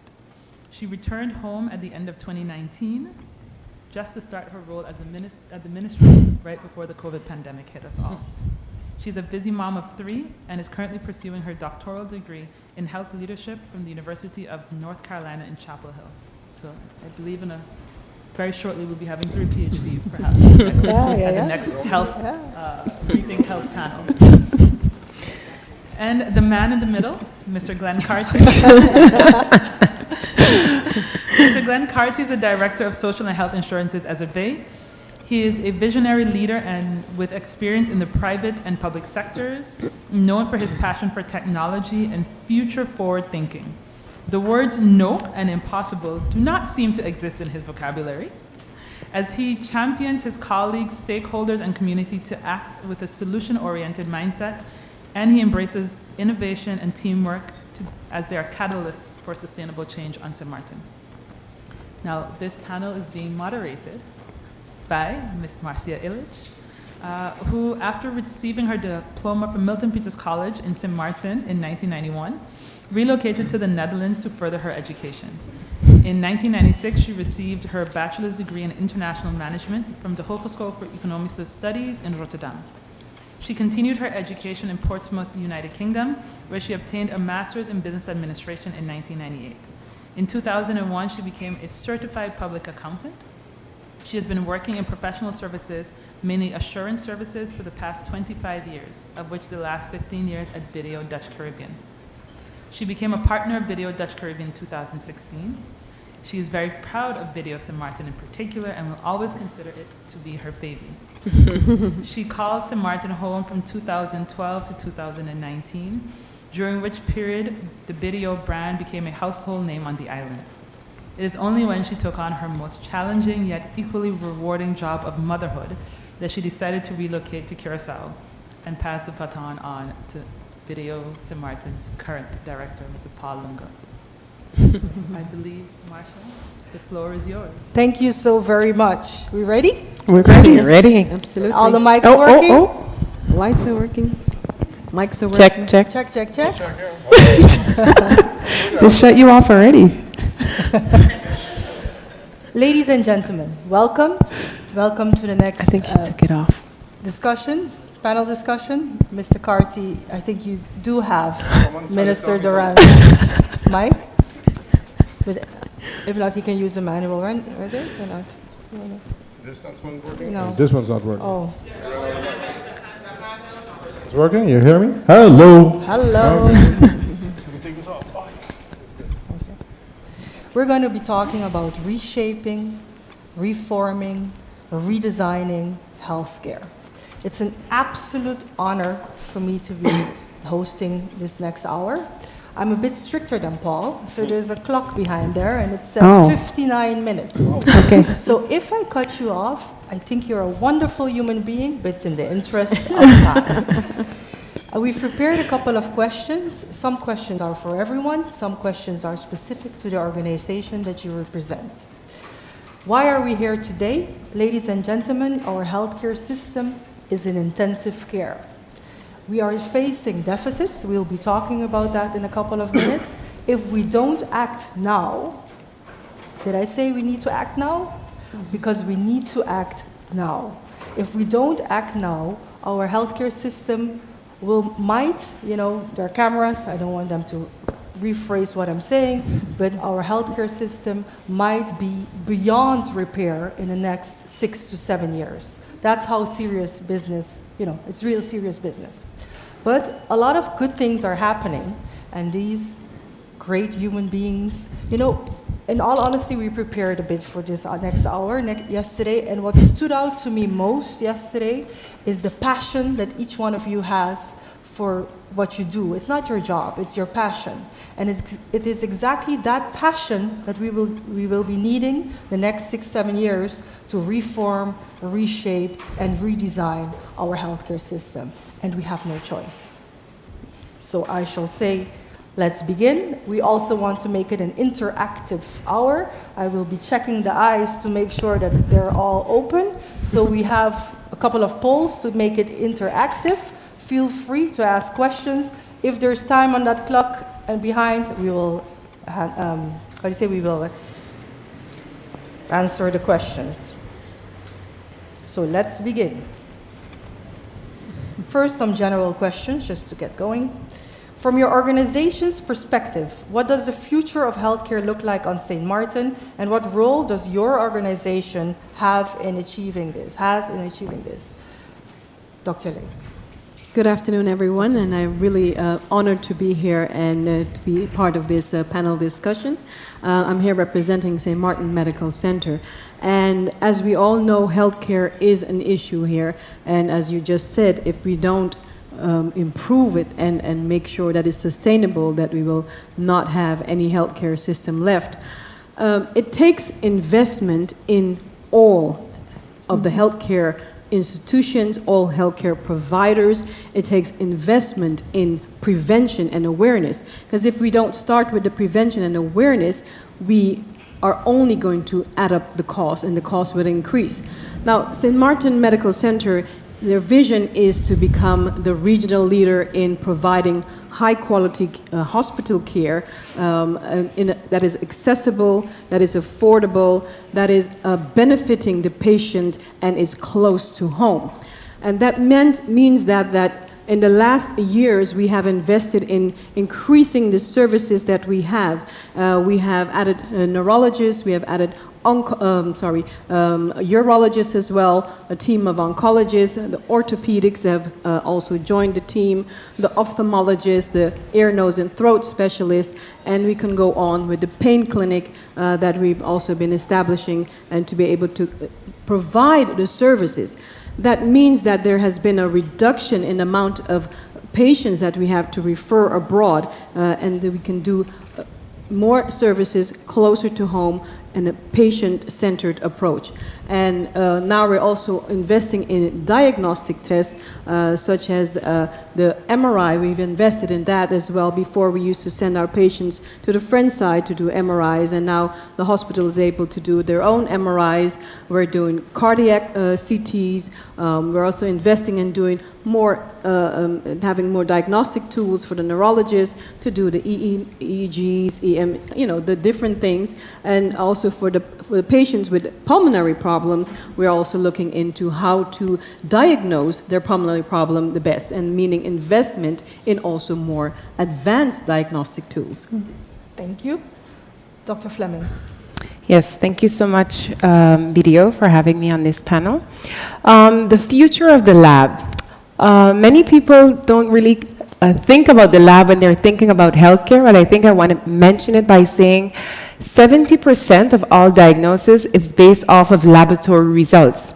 We play a key role in the whole diagnostic chain, a healthcare chain, but it's just not it's not realized in that way. So when you ask me the future of the lab, currently when people think of lab, you think on big machines, automation, and that is so. In the future, what we're going to is more point-of-care testing. What does point-of-care testing mean? That means we're taking the machinery closer to the patient, so near-patient testing. This is very important. Manufacturers has invested a lot of finance, a lot of time into creating small machines, so point of care. You take them with you to the patient, and bedside testing or at-home testing. We cannot neglect that point of care testing should not take away the quality, the precision, and the accuracy of the results. As I mentioned, 70% of lab results, Dr. Bird needs them to diagnose patients. So that's where the future is going, where point-of-care testing is concerned. What else do I see for the future of laboratory? I see also personalized medicine. Dr. Bird just mentioned it as well. You need to think on every individual is different. One biomarker is we have to look at, you have many tests, and I want to take an example of, for example, diabetes. We just finished with the diabetes, and I heard HbA1c. I was so excited hearing HbA1c sitting there, like, yes, we have a lab test. HbA1c is one of the markers that is used, and we call that a biomarker, as something we look for in the blood to help our doctors diagnose these patients, or at least follow up with these patients. So personalized medicine, there's a lot of data being acquired, a lot of research to look at individuals. So now, instead of in the past, we used to say the shotgun approach. So if you go to your doctor and you say, okay, my tummy is hurting, or I have a headache, and the doctors have to try to figure out, okay, what does this patient have? They will get a lab form, probably request all the tests on the lab form, just to then try to figure out, what do you have? When we talk about personalized medicine, because of all the research, you're going to know it's a more strategic approach, based off of the research, which test, and then I'm going to do an example because I see a lot of male in here. If we think on prostate cancer, if those of you who do screening, the PSA, that's a biomarker that is specific for that type of cancer, for example. So it's more going into personalized medicine. Future laboratory. Thank you, Ms. Dr. Fleming. The man of the hour. I'm going to blush. I'd like to chime in also and thank and congratulate BDO for organizing this event. I hope that we can walk away with action points, so it's worth our while. I don't get a mic in front of me very often, but when I do, I normally inform the citizens of St. Maarten that we're under a watch or a warning. And I'm sorry to say I have to do it again today. And I brought a snapshot, and I just want to paint the picture of how things look. Healthcare, and this is 2022 CFT if you're in the room. Healthcare premiums, that the income that we have for OV, AVBZ, FZOG is about 112 million a year. Expenses is 147 million a year. So we have a deficit of about approximately 35 million per year. And I'm not talking here at all of pension, loss of wages, or OZR. I'm just talking about ZV, OV, AVBZ, FZOG.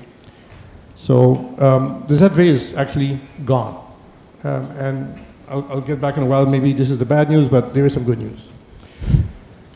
The compliance is low. Businesses on this island, most of them, a lot of them are not compliant. They either do not pay, or they do not pay properly, or they do not keep the proper registration. So the compliance is low. Cost of customers. So this is interesting. Over 60, it costs us approximately 4,400 guilders per person per year. Under 60, it's 1,200 guilders per person per year. In 2014, the average age of our patients was 38. The average age in 2022 is 45. So doc, you're doing a good job. We are getting older, we're aging. But the older we get, and the older the population gets, the figures I just mentioned above is only going to become worse. Approximately now we have a deficit of 400 million. Now in Curacao, the governments there supplement SVB, it's in the law. Here, in my tenure, I have never seen nothing. So we are not being supplemented by government. We went through COVID, everything. We did not get any support. We did not get money from government. We did not get money from the Hague. So indeed, if we continue this way, status quo, in 6 years, we cannot pay the bills. Can you share with us, Mr. Carty, what SZV is doing to counterattack this development? Several things. First of all, I think someone mentioned it before, we believe in a healthy St. Maarten. Before we're bailing the boat, we got to plug the hole. We got to try to figure out why diabetes, high blood pressure, why is it picking up? So SVB can't solve this by itself. It can be solved by government. It cannot be solved only by the healthcare providers. It has to also, the population has to take a responsibility. They have to take care of themselves. And this is what we are looking at, to implement a wellness center, or to work along with the providers, where we can start focusing on those persons who think they're healthy. Pre-diabetes check, etc. What else we're doing? We're doing in fully automation. I know one of the questions is going to be automation. We cannot do without it. Without data sharing, we cannot make any managerial decision anymore without data sharing. Mr. Carty, you're going a bit too fast. That's okay. Another question. Thank you very much. I would like to give Mrs. Lisa, the opportunity to also answer the first question, and then we'll continue. What was the first question? Thank you, BDO, for having me as well on the panel. I am among greats within the community, and I'm honored to be here. When I think about my organization, and I look at health data that we've accumulated over the last few years, similar to what Dr. Bird mentioned, you see a shift in a trend from infectious diseases being a burden to now more chronic diseases.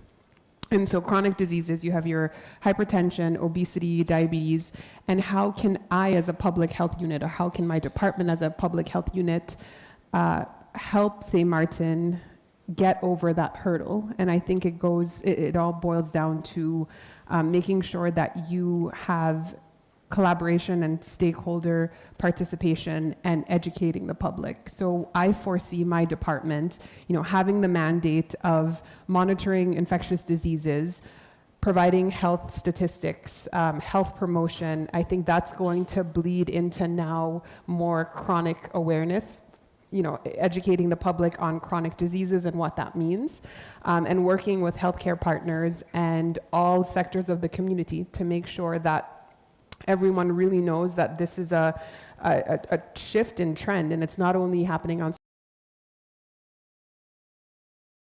attention to that, and educating and empowering persons from a young age, getting them involved in healthy living, healthy lifestyle, making it more community focused. And then I think lastly, how I see public health growing is being able to leverage technology. So one thing that COVID has taught us is the power of technology. So using technology to interact with society and community, and making them more enthusiastic about healthcare and active living and healthy lifestyles. So that's how I see kind of my department's role in the future. Real public health promotion, real collaboration, bringing in the community to basically raise a healthy village together. To recap, the first question was, from your organization's perspective, what does the future of healthcare look like on St. Martin? We heard to, increase the services provided in a manner. We've heard a new approach to healthcare, no more shotgun, but straight, let's do the research and do the diagnosis in a more personal manner. We've heard the alarm clock in a modern way, in a modern way, digital way. Is that a good recap of our first question? It is. Yeah? Well done. Okay, thank you. Now let's see. I hope everyone is still awake. Let's go to our first poll. I need Paul for this one. The first poll, we would like to know from the audience, who is responsible for the much-needed healthcare transformation? Are you A, still of the opinion that it's the government of St. Martin? B, do you think it's each one of us, each individual's responsibility? C, is it the healthcare providers on the island? Or D, all of the above? I cannot see the answer, so I need some help from... Okay, we're on... Please say E. What? E? D? E? D. D. No, well, you... F, yeah. But it's all of the above. It's also my responsibility. Absolutely. Yes, absolutely. Okay. Okay, but ability is all of the above. So we acknowledge, we take ownership of the task that we have ahead of us. What would you like to say? Okay, you see, we have someone that we need to manage here. What are if I may continue to question number 2, what are the potential benefits and challenges of incorporating sustainable practices? The 2 doctors, you decide who goes first. I can go first. So as I just mentioned before about personalized medicine, how I see that as a future, and that's also going to align with what we're what Mr. Cardi just said with the finances. When you think about personalized medicine as well, you have to also think about the genetics. There's something called pharmacogenetics that has my attention, and I'm really excited for that for the future, that we can actually implement that in St. Martin. What is pharmacogenetics? It is the study of our genes to help guide treatment of patients. So when I say that, let me give an example. For example, there are patients who are on antidepressants, for example, but not each of us are the same, right? Dr. Bird she has a different genetic makeup than myself. Let me take a simple example. Dr. Bird probably has a headache and takes Advil, and she's perfectly fine. It helps. In 2 hours, she has no more headache. I take Advil and oof, I still have a headache after 2 hours, no effect of thinking on ibuprofen or some other kind of medication. The reason for that is because Dr. Bird has a different genetic makeup than myself. If we start to do things differently in the future, so for example, the personalized, so getting all that data, getting that information, we can actually go more towards a different approach. So in the example I wanted to say with the antidepressants, you can do screening on different enzymes in the body, and you pre-screen certain patients to see who will react, who will benefit from the medication. If you know that information, you will be treating patients differently. It would save a lot in our healthcare, the cost there, because then you wouldn't first try a thing. You give one medication, patient still has no effect, still showing antidepressant medication. And I have seen this working in my previous job in Erasmus. They're leading in pharmacogenetics, where I have had patients who were suffering from antidepressant, and we did the pharmacogenetics of these patients, and they would call and say, "Oh, thank you so much." They were actually happy to find out they had a abnormality, I would call it, a mutation in their gene, which caused them to not react to the medication. So they were actually having no reaction, and the doctors were actually thinking they were not taking their medication because, we were thinking these people are antidepressants, and, you have a different So that will definitely benefit in the future and helping with the healthcare costs, because you will be more targeted of your treatment. You will know exactly the genetic profile of us as individuals, and that will assist. So it's not only for persons with mental issues, but you can also think on oncology, patients who have cancer. You can also use this technology to go more into a personalized treatment, where, because we know medication is quite expensive for oncology patients, and so if you go towards a more direct approach, it can save and contribute to saving in the future, the long term, on the finances of the healthcare system. Fleming, I'm first. Mr. Carty, Mrs. Lisa wanted to ask a question. Yes. So, sorry, this is not on script, so I'm so sorry, That's but okay. I will try to keep myself nice to the time. But realistically, how far away are we from that? We're not far away. Actually, we're far away on the island for implementing it, but at this moment, we can send away. Okay. So there is laboratories now. It's really on the upfront. A lot of laboratories are implementing this because they want to go more towards a personalized approach. So what they're doing is actually screening. So I know in the Netherlands, for example, as I mentioned, certain patients they do receive this pre-screening before treatment is started, and that would also help with it. And then you have to prescribe a different medication. That's another cost, versus if we just go more towards a direct approach. So doing our homework before and then going with save in the long run. That's fantastic. I would like to repeat the question again for me. Yes. The question was, what are the potential benefits and challenges of incorporating sustainable practices and technologies into the healthcare sector of St. Maarten? Yes. So what we've noticed is that, of course, we have e-medicine and we have telemedicine. And right after COVID-19, we came into a predicament that the services that we also give to our surrounding Saba and Statia, the islands, we were not able to deliver that service any longer. So we embarked on telemedicine, and we did that for a very short time, and we know that that is also the future. What we also see that we need, of course, broader bandwidth, better internet. We need investment in technology in order to do so. The same thing goes for example, cardiac patients who have a cardiac device. We are able to do home monitoring. But that means that on the island, we need good internet service in order to be able to have and provide a service. Patient-centered approach is what we're looking at, making it easier for the patient, making it easier as well for the physicians to communicate on a daily basis or on a short basis if needed, or if we cannot reach them because they're abroad, we are able to use these technologies to communicate with the patients better. But it takes investment at a broader scale, not only from the medical institutions, but businesses. ICT, it's a broad spectrum.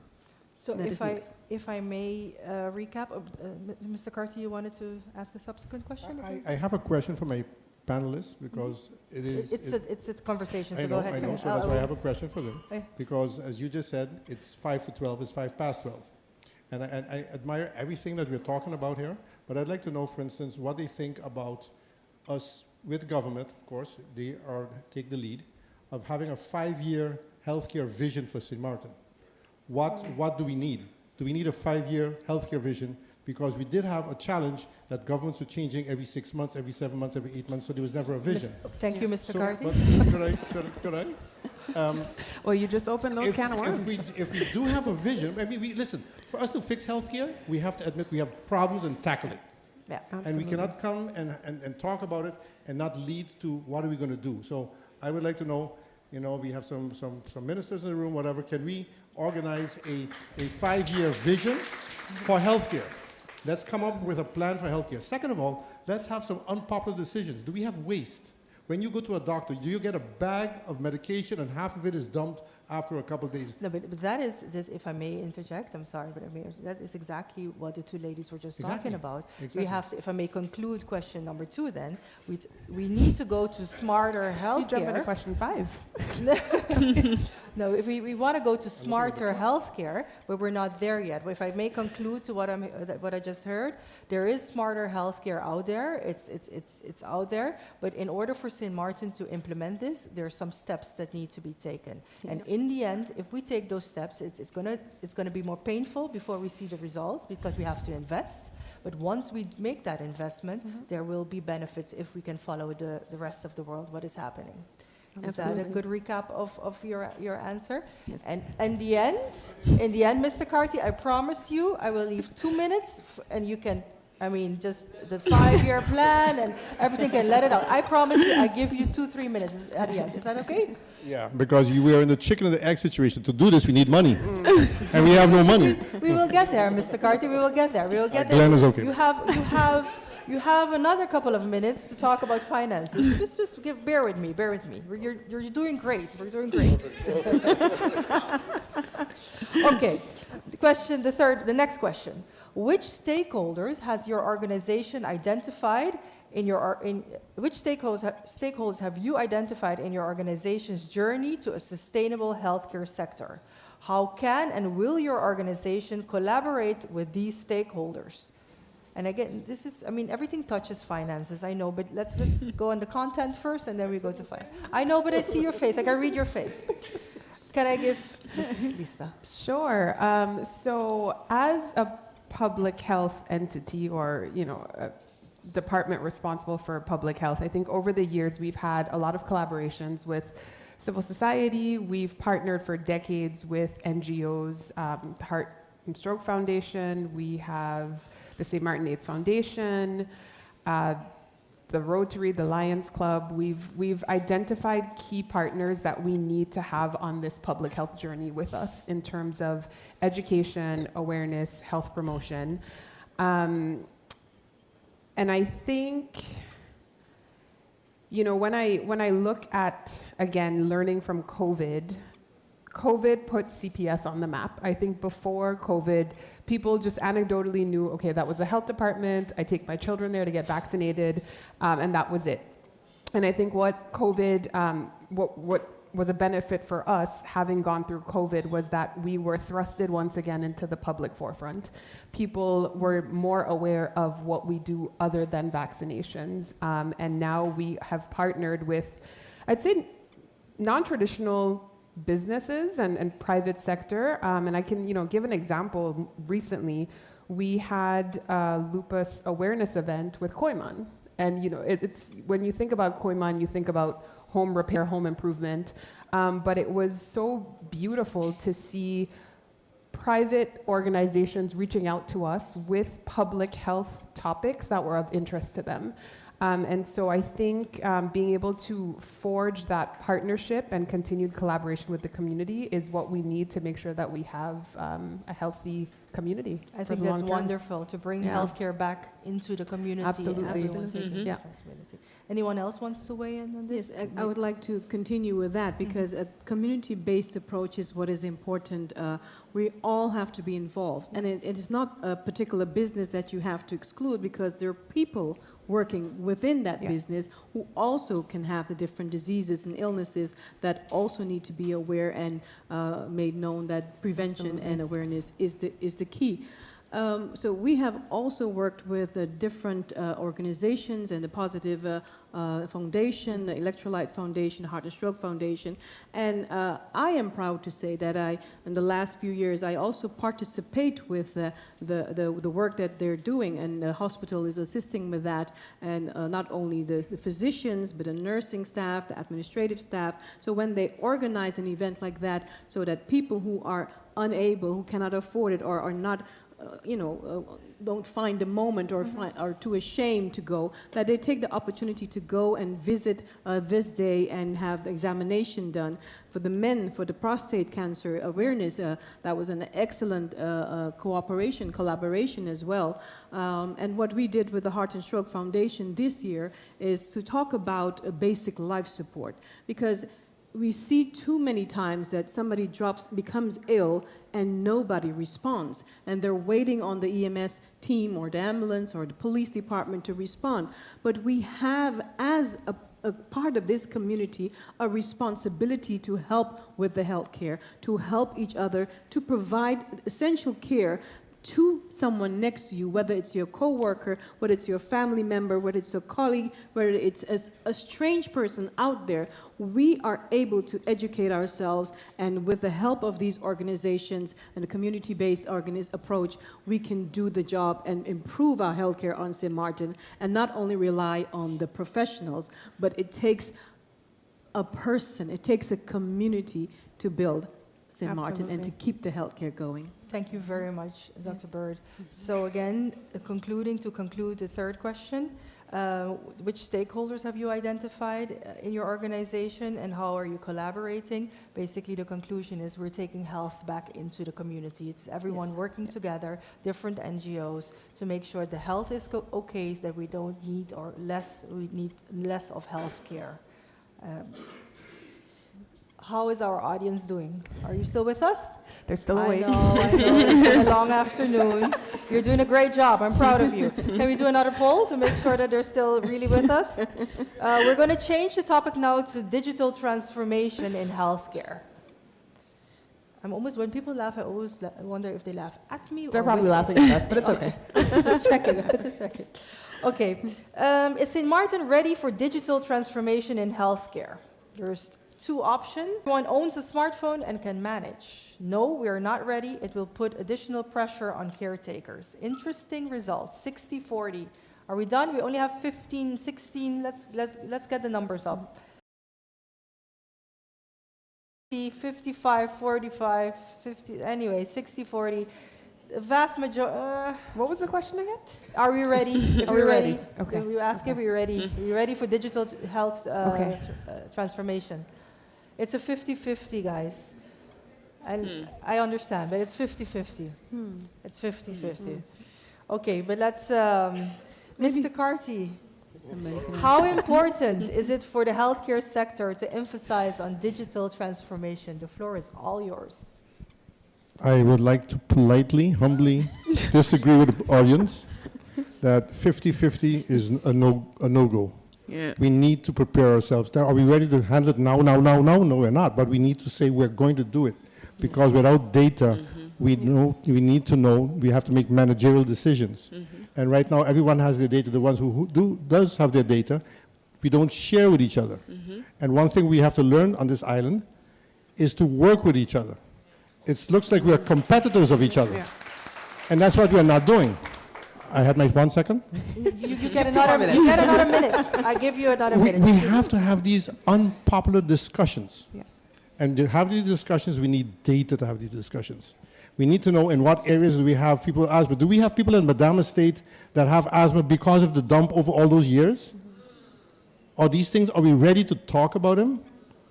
And what are we going to do? We have to come up with plans. And that's why I'm saying I would highly recommend to the government, and I've been talking to my boss, Minister Otley, and I think he's in favor with it, is to have a 5-year vision of what we're going to do and put it in stone. And everyone has to play their role. That's important. And to do that, we have to share information with each other and have, for instance, and I know, Doc, we had a discussion yesterday. SFV should not actually be here today. We're not a healthcare organization. We're an insurance company. We pay the bills. But if we get, for instance, from a diagnosis from a specialist in St. Maarten Medical Center that that person has stage 4 cancer, and it's a difficult discussion, do we send that patient to Colombia and spend $300,000 on that patient that only lives for another 3 months? Or do we say, I'm sorry, because then it's a Maarten Medical Center, and we had a discussion, Doc, so I know you're going to rebut on it, is because if it was my family, I know I would want him to go abroad also. But that decision we have to discuss, because at a certain moment, SFA will turn it down, and then they say, well, we try to send you away, but SFA doesn't want you to go. I think it boils back down, Glenn, to awareness. Correct. All right? If we are open and able to discuss these situations, because St. Maarten is still, it's a culture shock if you discuss do not resuscitate.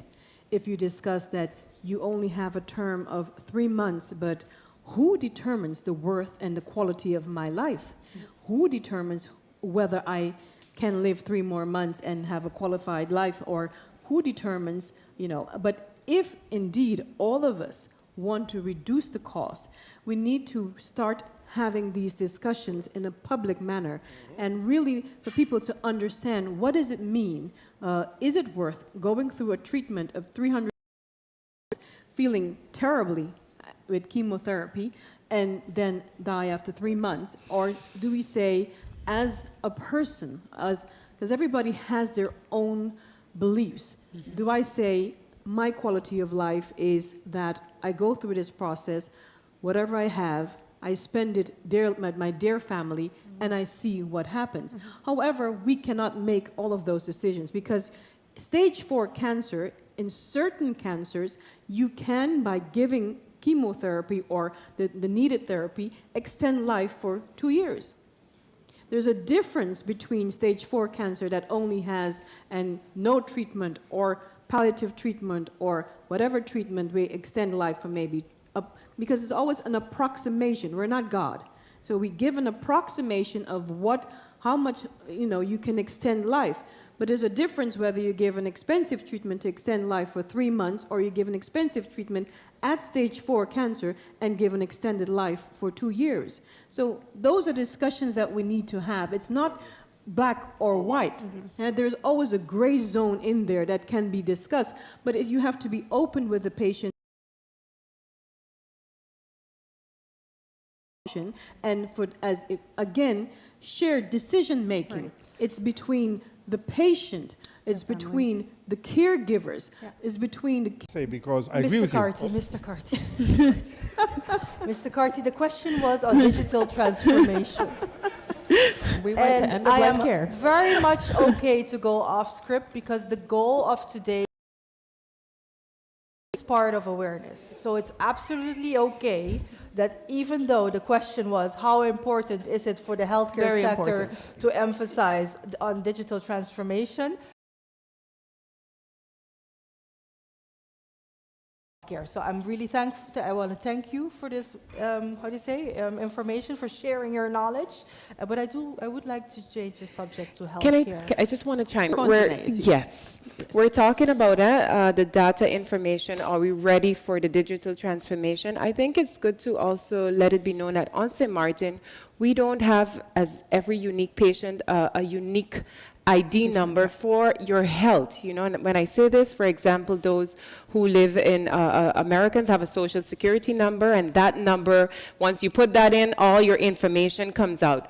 Right now in St. Martin, it is so difficult because people, when you're married, which name do you put in the system? So if you come to the lab, you're Miss Fleming, you go to the hospital, I dropped Fleming, I'm back to Bird, but it's the same. How do you integrate? So we first have to start at the beginning, start at the foundation, and at least as St. Martin, the importance of having every St. Martiner, every person living in St. Martin, the population of St. Martin, to at least have a unique ID number. That's it. Right. But can I ask a question? Why Absolutely. not? Why? We have been talking about this for 10 years.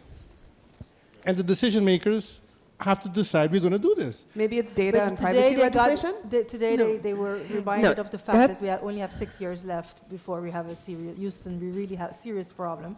So maybe after today, let's agree that the last 5 minutes we'll make our action plan for healthcare. Yes. Okay. Can we agree on that? Yeah. Okay. Phew. I can continue with my questions.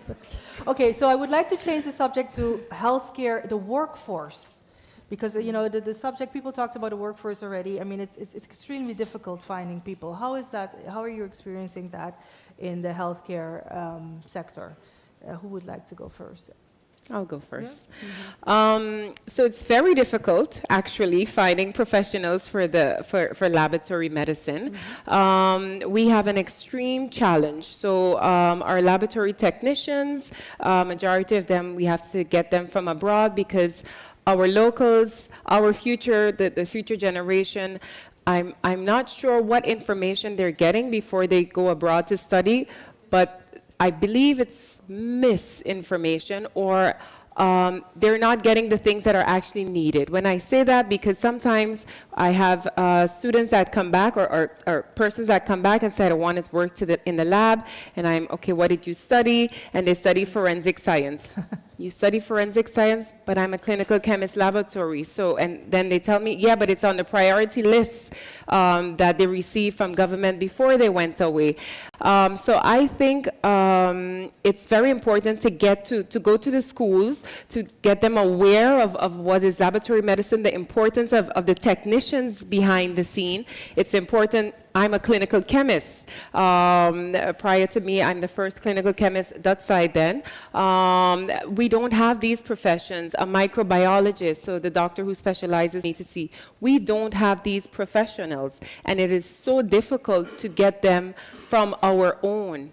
Yes, but on a society of 50,000 people, is it realistic to find each and every specialism? Well, if we let the population know that these are missing, you can at least make them excited to want to come to work in the lab. Awareness comes back to awareness, and they have to know, because a lot of the students are going abroad, and a lot of them don't have a full picture. They're not sure as yet what they want to study, so then they pick something just because they want to leave, and then they go away, and then they try one study, and then try another study, until they keep trying, and then, yeah, some succeed, some don't. But what I'm saying, it's very difficult. While versus if we, from the front line, go to the schools, try to educate them, try to promote our professionals, to get them involved, excited, engaged in coming to the lab and finding out what a fantastic profession we have. No, then I completely agree, because I think the same goes for public health. You know, the region is struggling to recruit public health professionals,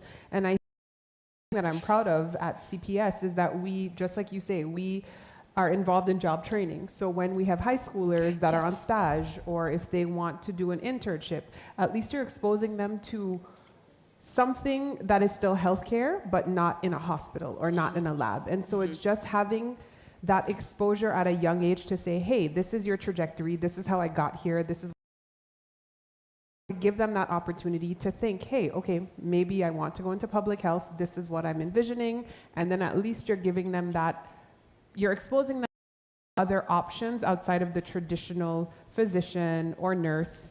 It goes broader than that.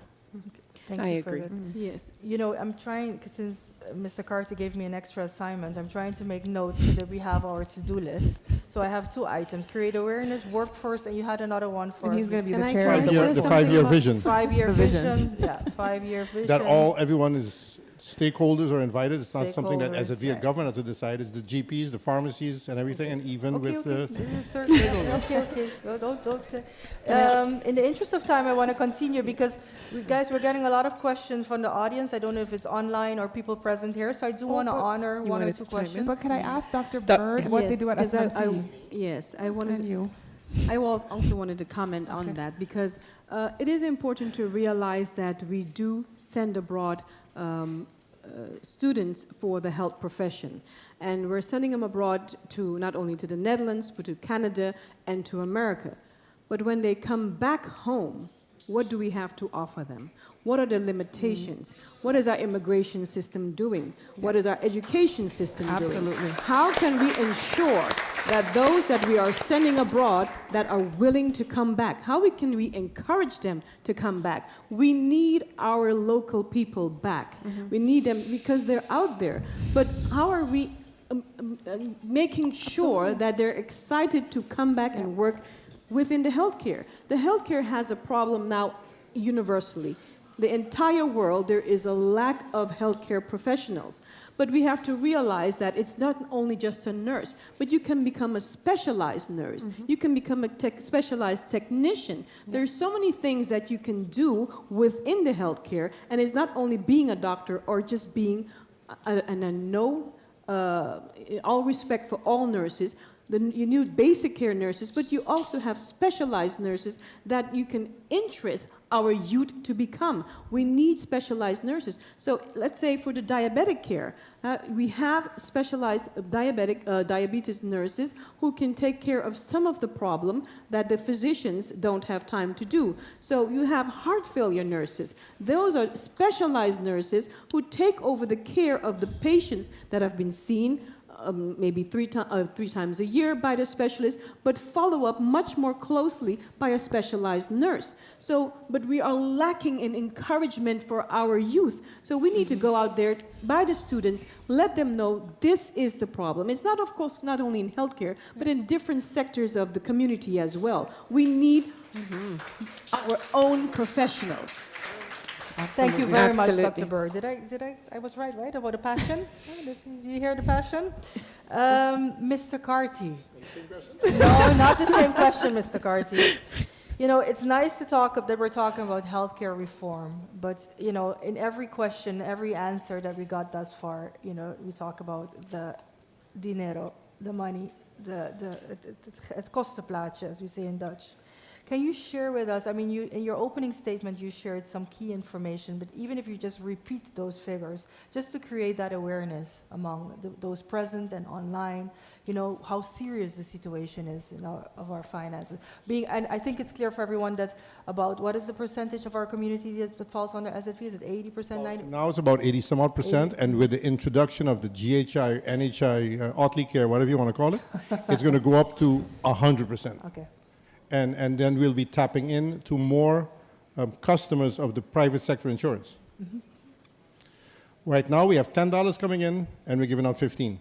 The figures really, that's what it boils down to. We have less coming in than going out. So we have to do two things. We have to increase the income and drop the waste. And dropping the waste means all stakeholders coming together to see exactly how we can do that to make it sustainable. Co-payment, generic medication, all these type of things, these discussions we have to have. And again, today, I'm hearing from very good ideas. You have new lab equipment, what have you, but at the end of the day, the money to buy it has to come from somewhere. Mm-hmm. And right now, our tax department needs assistance, government assistance, so that the government can get money in to be able to pay their bills that they have with us, because if not mistaken, government's bill outstanding to us is about 100 million. Okay, Mr. Carty, thank you for that information. Government, everyone looks at me. Okay, the question was... I'm government. Everyone looks at me. You know, Glenn, you're getting us in trouble. As long as we don't want to talk about it, it ain't going to fix. So basically, Mr. Carty answered the question also. If I can... The clock is ticking. I only have 12 minutes left, and it's really interesting. So if you bear with us 12 more minutes. How can we manage and turn around these developments? It's about eliminating the waste. It's about improving the compliance. It's about getting the whole community, 100% of the community on board. Mm-hmm. It's about educating. Did we cover finances, Mr. Carty? I think everyone in the room understands it. Yeah. Thing is, we have to understand it. We have to talk about it. When I say we, the stakeholders, government, community, everyone, we have to understand it. Like, for instance, when is the last time did the premiums of SZV go up? Way before my time. Do the premiums have to go up? And if we don't go up, then we cannot give this extra treatment we want. So we need to find that balance. And how are the premiums in comparison to the region? Lower than Curaçao's. Lower than Curacao? Okay, we have more countries, Aruba. I can give you the statistics, but we're also, again, we're not being able to pay the bill. And again, then we have to make unpopular decisions and go over to generic medication. I'd like to look, is generic medication just as good as brand medication? We have a selection of generic medication. You're asking me left again. Thank you very much for answering the financial question. Gone left. You know, I don't understand a lot in life, but I do understand numbers, and these numbers, ladies and gentlemen, are quite serious. So I cannot repeat it often enough. But there are things on the way. There is a tourist levy coming in. So the tourist levy, which will be charged for the tourists to cover certain debts. The JHI, NHI is coming in. So we do have things in the pipeline. So I said in the beginning, I do have some not popular information, but there's also some good information. But these are the things that, you know, but then again, you have then the private sector stating, hey, we don't want to have a tourist levy because we're going to outprice ourselves out of the market. But these are the discussions we cannot postpone. We need to have those discussions now. We had to have them last week. And that is what is my frustration, if you may say, which you have seen today, which I apologize for. No, it's okay. But I don't want to leave here and then we don't have an action point that something is going to start next week. I make it my personal business. This is all being filmed, and the action points will be put on paper. I give you my word. I would like to change, some of it has been covered already, and I would really like to leave some minutes for the questions from the audience. You promised Glenn 2 minutes, 3 minutes at the end? 5 minutes? Oh, well, that gives me 6 left for the other questions. So, okay, let's go. Globally, service line and care models are being redefined. Example given, remote care monitoring and hospital at-home solutions are expanded, optimizing patient access and service. Patients skip the doctor's office entirely or prepare for their doctor visits by facilitating access to their medical information online. This is a global development. Are we ready for that in St. Maarten? Can this be achieved in St. Maarten?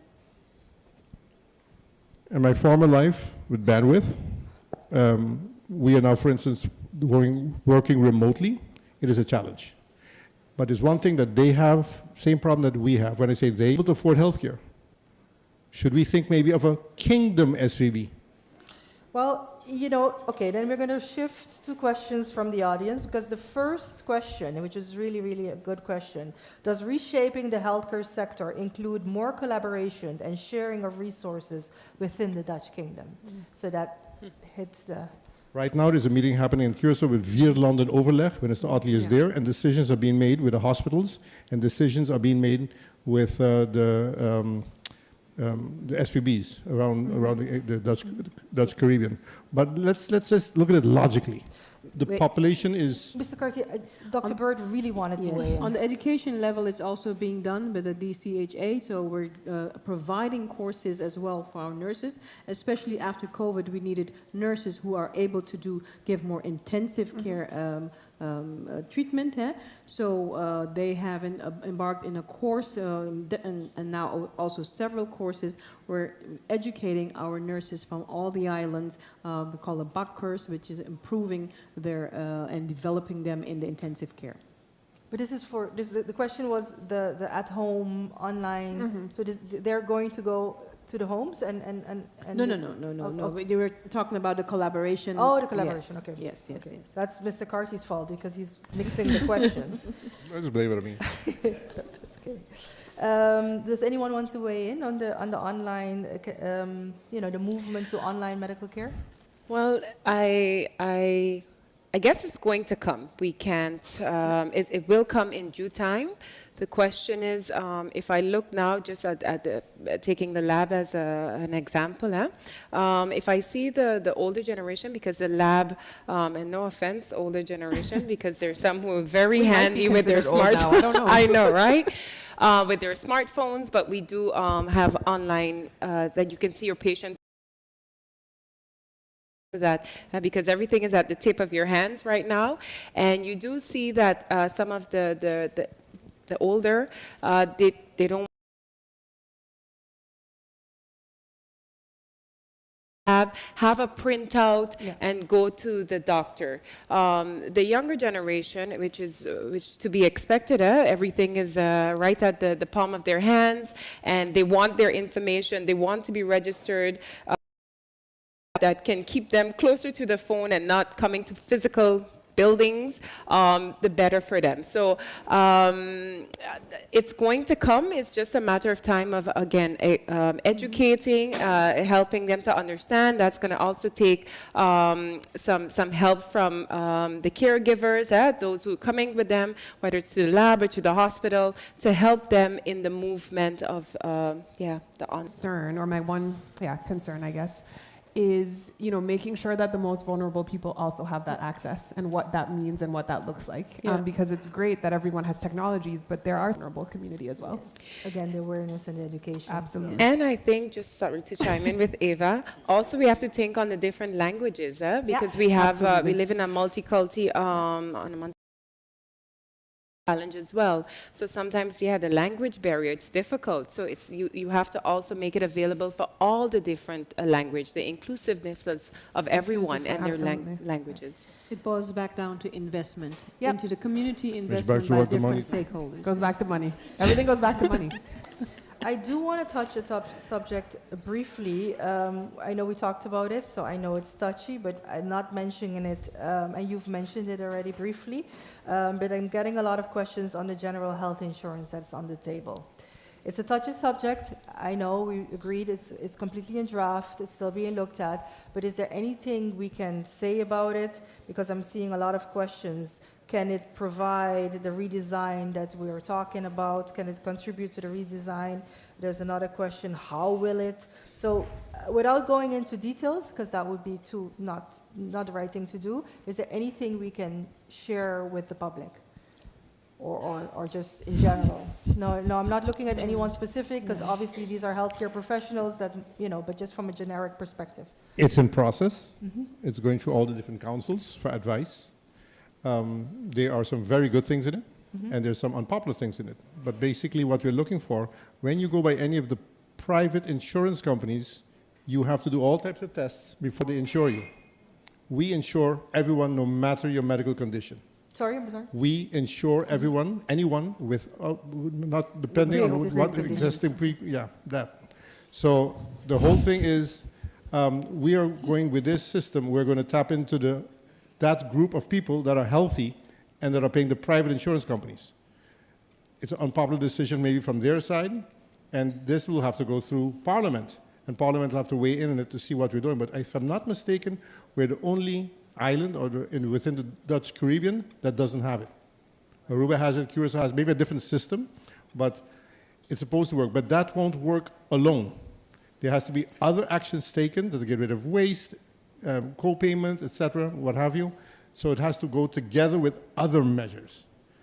It's in process. I do think it's important that all stakeholders are involved with the general health insurance, and that no stakeholders should be excluded, because we're not only talking about the common ones like the GPs or the hospitals, but we're also talking about the other stakeholders, the paramedicals, those who are in the wellness, and so it takes the entire really community to be able to make sure that this GHI is going to work. All healthcare professionals in whatever range is it, all the occupational specialists, dietitians, physiotherapists, it takes all of us to make this work. Yeah. And it takes also the community to realize that, yes, we are wasting. It takes really for the community to understand that compliance, if people are not compliant with medication, they will remain in a vicious cycle and in chronic disease, costing a lot. But then again,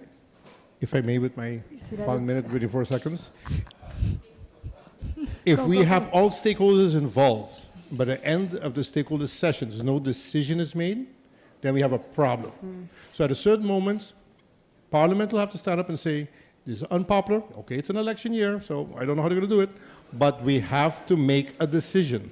Mr. Carty, after today, I think we've You'll never invite me anymore. No. Well, you'll be on top of the list, don't worry. But no one can say that they were not warned. We were all here and we were all warned. If we don't do anything, 6 to 7 years, Houston, it's beyond repair. We are running with some funds a couple months behind with paying providers. Yeah, I think, we need to close it off. It's a very interesting discussion. I think by the reactions in the audience, I think we have the audience going, but we're on a time schedule. So I would like to thank you very much for participating. I think, we started a great discussion. I promised you, and I really want to keep my word. The notes that I've made are, we need to look at the workforce, because are we sending people abroad to study the right things? We need to educate, create awareness. We need a 5-year vision and all stakeholders need to be invited to get a seat at the table. And obviously NHI, we touched it briefly. It's being worked on. It's probably inevitable, but it's just too early to give any details on that topic. Yes. Is that a good recap of our hour? I think healthcare should be an independent decision, no politics included, and it should be straight-lined, 5-year plan as Kennedy said. I think with that, I would like to close our healthcare panel discussion. Thank you very much. I think, Mr. Carty, we're all very proud of you. You did great. Thank you, thank you. You should drop it. I don't know how it. How it is. You turned it off, right? Yeah. I want to thank our panelists. I will also give everyone exactly 3 minutes to move about while the photographer takes a few photos of the panelists, and then we will resume with our next presentation about cybersecurity. So you have 3 minutes to quickly. I'm being efficient about that. Take your 3 minutes now. Can I take this stuff? Which one is his? So I can put the stuff on. This one.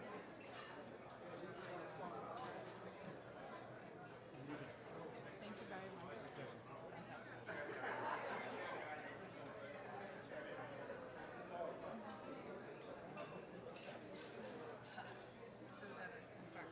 Yeah.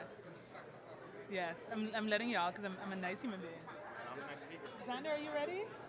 Okay. And I pronounce your name Xander Lahey. Lei. Lei? Thank you for that. They changed the laptop, right? So Oh, actually, let me see. It's a Fibra. where's Esther? They were supposed to change it. I don't have an alternative just yet.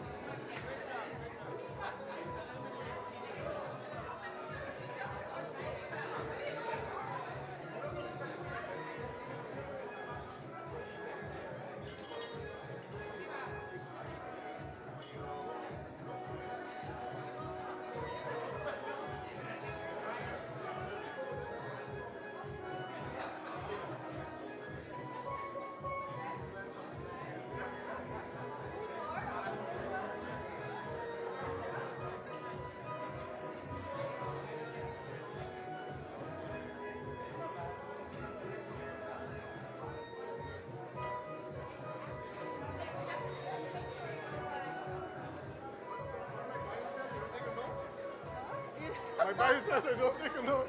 I live up to my body.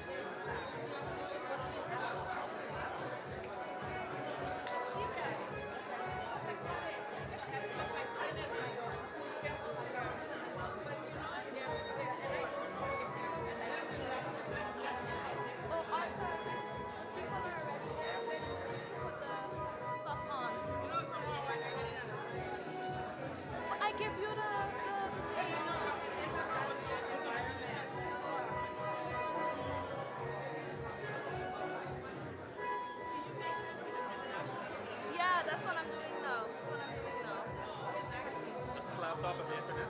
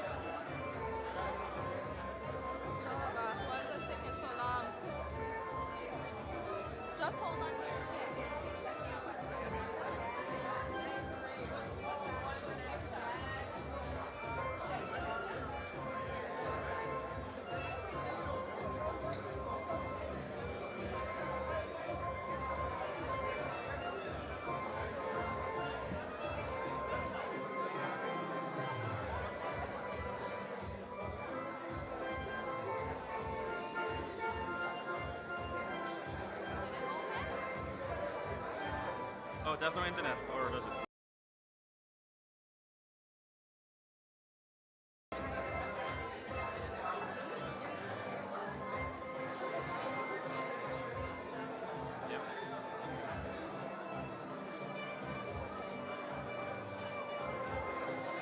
No, it's to be Royal Resort, right? Royal Resorts.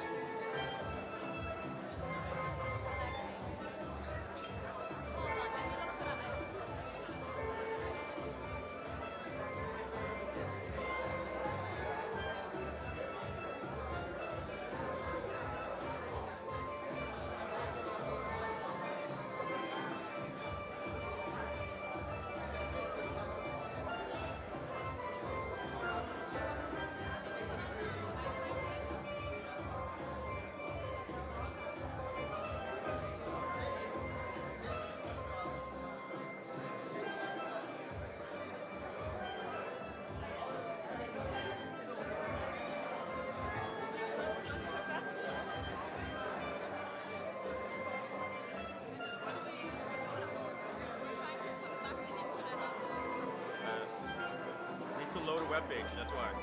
It's going to be used in the presentation.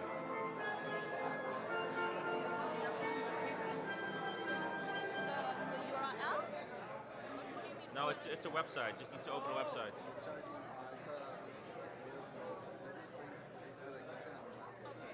If anything, this presentation is here already. It's just to load up.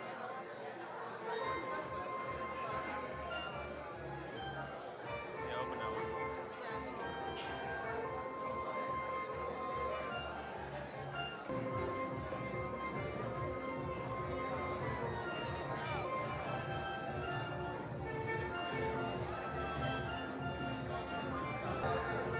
It's taking a minute.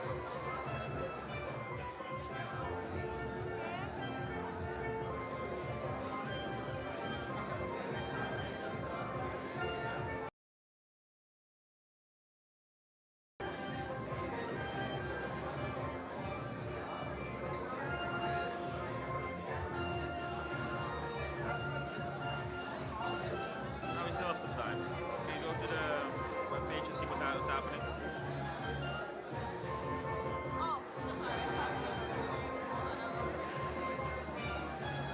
Wow, it's just like it's slow, right?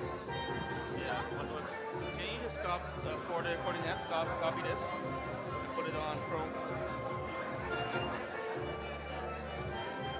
No problem. I think so. Which person wanted?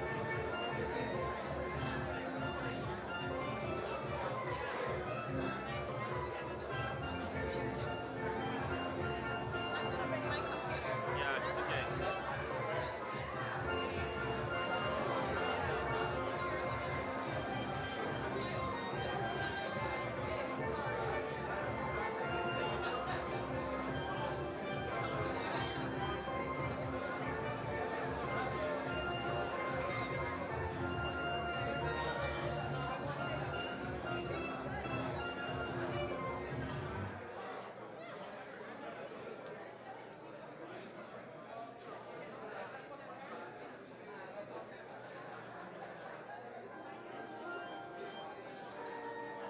This computer sucks. Well, I used to have something. It's not loaded though. No. I used to have one. No, the other ones.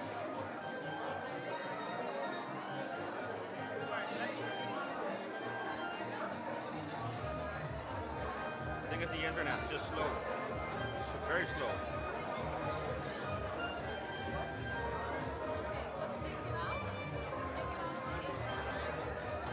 Yeah? Check it out. Let's check it out. Yeah, but you switch it over quickly, else it goes.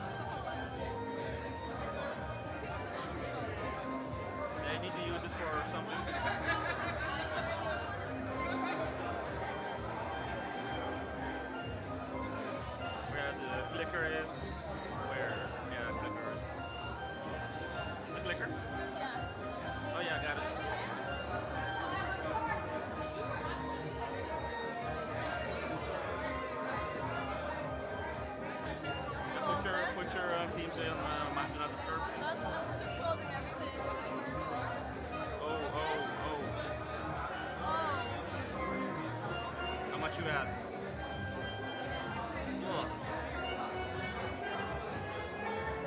Oh, wait.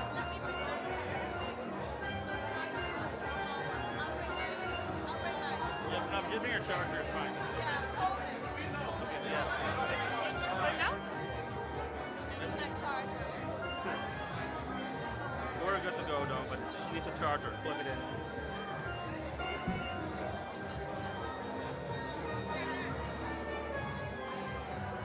Do you have the slides for today as well? Oh, where did she go with the laptop? Esther, Esther. There's a background slide with people's names. Oh.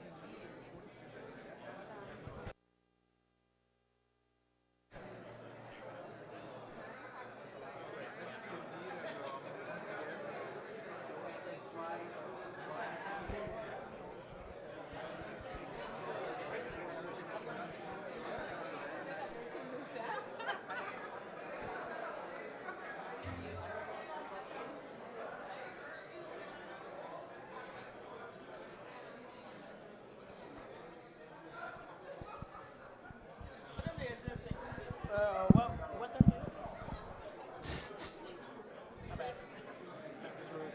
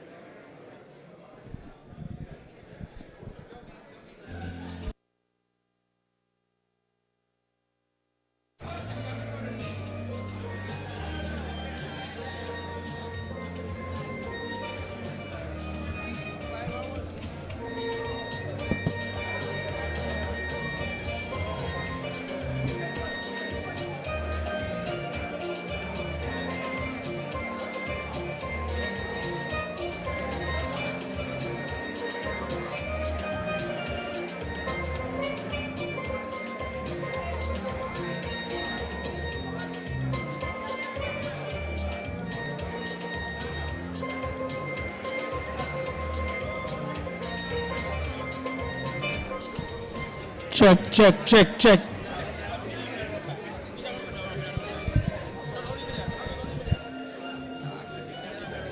Yeah, but I can't read. Oh, read now. Yeah, that's what I'm saying, so I could take it out.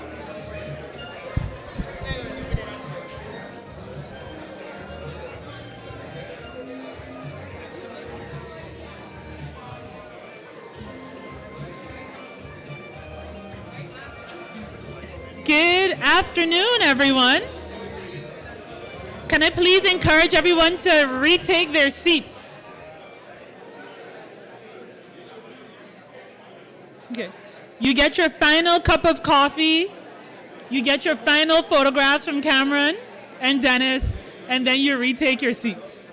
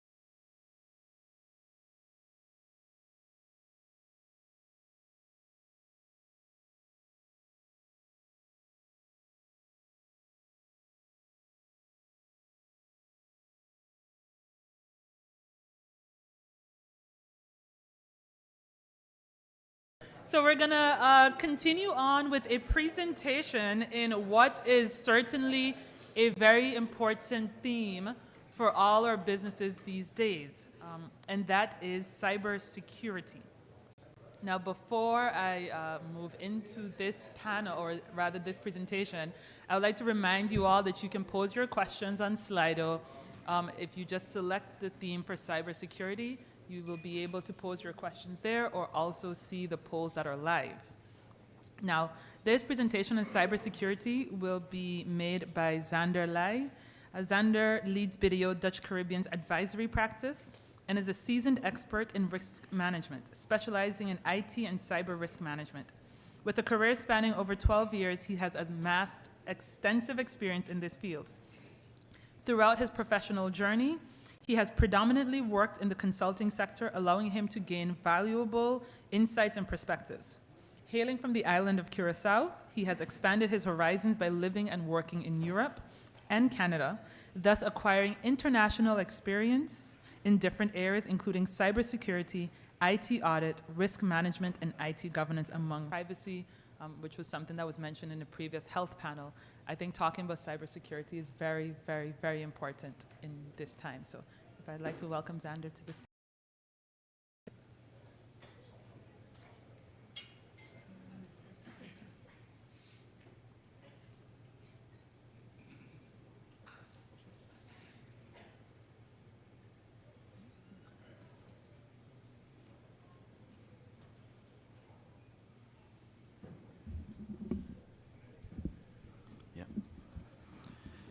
Thank you for that introduction, and good afternoon, everyone.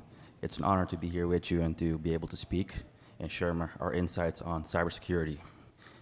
I know it's a complex topic, and it's towards the end of the day, but I'll try and keep it to the point, and I'm sure that we'll all walk away with some valuable insights on this very important theme. This afternoon, you heard from various panelists and speakers about the digital transformation journey. Cybersecurity is not only a nice to have, it is instrumental in having a well-functioning and secure digital transformation. Hence also the title here, Securing the Future. What I will be discussing with you this afternoon is, amongst a few topics, what is currently happening in the cybersecurity space, the current lay of the land, cybersecurity and digital transformation, some key considerations, what we need to take into account, how we navigate cyber risk in a proactive way. I will also be sharing with you a live demo where you will see various cyber attacks happening across the world, just to make it very tangible of the threat level we are currently experiencing. Last but not least, the concluding remarks and the key takeaways. So this afternoon, you heard the former governor mention a bunch of new IT developments, and they can range from things like artificial intelligence, cloud computing, robotics, 5G. And these are just some continuous examples of how technology is changing our environment, our way of life, the way we do business and how we interact with each other. But unfortunately, all these good developments, they have a flip side to it. This is called cybersecurity and cybercrime. Now, I'd like to discuss a bit more about this topic, specifically about cybercrime, how it is organized, and how many organizations used to perceive it. Cybercrime, it used to be the case that many people saw cybercrime as just a bunch of disgruntled employees, or maybe tech-savvy people sitting in the basement with a laptop hacking people for fun. That is definitely not the case anymore. Cybercrime is a multi-trillion, with a T, not billion, trillion-dollar business worldwide. This is according to the World Economic Forum.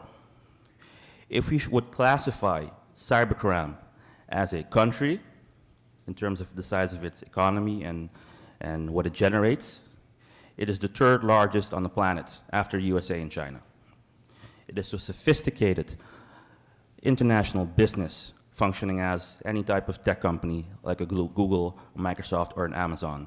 These guys, they outsource, they subcontract, and they have multi-levels of international operations. So that's the current lay of the land in terms of how cybercrime is organized, and it will just keep on getting better.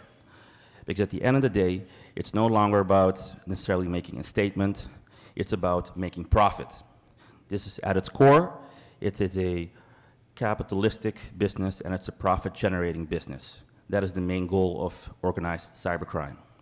And the graph you will see displayed here, this is what's called the cybersecurity kill chain. This is what demonstrates how a hacker would be able to exploit certain types of attacks on organizations and how this typically occurs. It has been created like a few decades ago, but essentially, if you look at the yellow circle, starting all the way to the left, the normal modus operandi of any hacker would always be to do a recon. whether it's an individual or it's a very large business, they will look at, okay, well, how does the business operate? What are the entry points? What vulnerabilities can I see? How can I exploit this? And then they gradually moved along the chain, and they can get access to various exploits, whether it's phishing or vulnerabilities they have exploited, they will be able to get into your organization. And when they're in there, they're not going to immediately take action. Their main function there and their main desire is to get as much inside information as possible to do the most damage and to gain profit. This is not only to create damage or things like that, it's to, at the end of the day, it needs to be profitable for them because they are investing, just as anyone else, time and resources in order to get what they want. So they could stay in an organization's network inside looking for stuff. They will target your crown jewels. If this is a hospital, they would look at patient information. They could hack medical equipment. If it's a bank, it's financial information, credit card information, account information, anything that they could are able to resell on the international black market. And when they've put in enough time, let's say 6 months to a year, they know exactly how they need to pick apart your organization. It will happen swift, it will happen unexpectedly, and most organizations are caught unaware of this. They will lock your system, export your data, sell it, or hold it hostage. Sometimes they will even show you a screenshot of your own data being held hostage, and they will send you a link to pay up. Of course, if this happens, an organization won't be able to function for a certain period of time if they have not put in place robust cybersecurity measures and continuity measures. So, for St. Maarten, it is a bit difficult considering that our island is a bit, let's say, is a Caribbean island. It's a bit smaller to find data on St. Maarten when compared to the USA, Canada, or Europe, for example. But this is just for illustration purposes. It is an example of a graph showing several vulnerabilities, not to be confused with attacks, because attacks could be way higher, but these are scanned vulnerabilities. So computers, laptops, machines, anything interconnected that has a vulnerability and could potentially be exploited, specific to the territory of St. Maarten. You can see that they started getting the data in 2020, and this goes up to 2023. You see it goes into the hundreds. The actual level of vulnerabilities and attempted attacks is way higher. Moral of the story is we are constantly under threat, and appropriate action needs to be taken and needs to be taken proactively to stay ahead of the curve. So, some considerations. Ransomware is not going anywhere. It has attacked many organizations in the Dutch Caribbean, several very prominent ones, which you might be aware of if you read the newspapers. And another consideration is that attackers, so hackers, are continuously impacting or trying to collude with employees. So they will aim to collude with employees in organizations to be able to eventually exploit the company and share profits due to malicious activity. What you will also see is because we are moving to a more digital way of doing business, the economy is becoming more digital. You see things like breaching the cloud as being a focal point of activity for hackers. Even Microsoft, Amazon, and Google are not immune to getting their services hacked. It happens in the US, it happens in Europe. St. Maarten is, of course, also not immune to this. And last but not least, one of the most important items is the Internet of Things. Later on, I will explain a bit more about this, but the Internet of Things is essentially all the devices we have that are connected to the Internet. And I'm talking excluding computers and things like that, but more like an example was given this afternoon, self-driving cars, smart homes, where you can automate your lighting, set the temperature, even maybe control your fridge. But in a more drastic way, the Internet of Things also is involved in how we generate our power, electricity, our lights, how we have our telecommunications network set up, also how we provide healthcare to our citizens. Because even in hospitals, devices are they're internet facing, they are connected, and should they be exploited, they can put people in potential danger.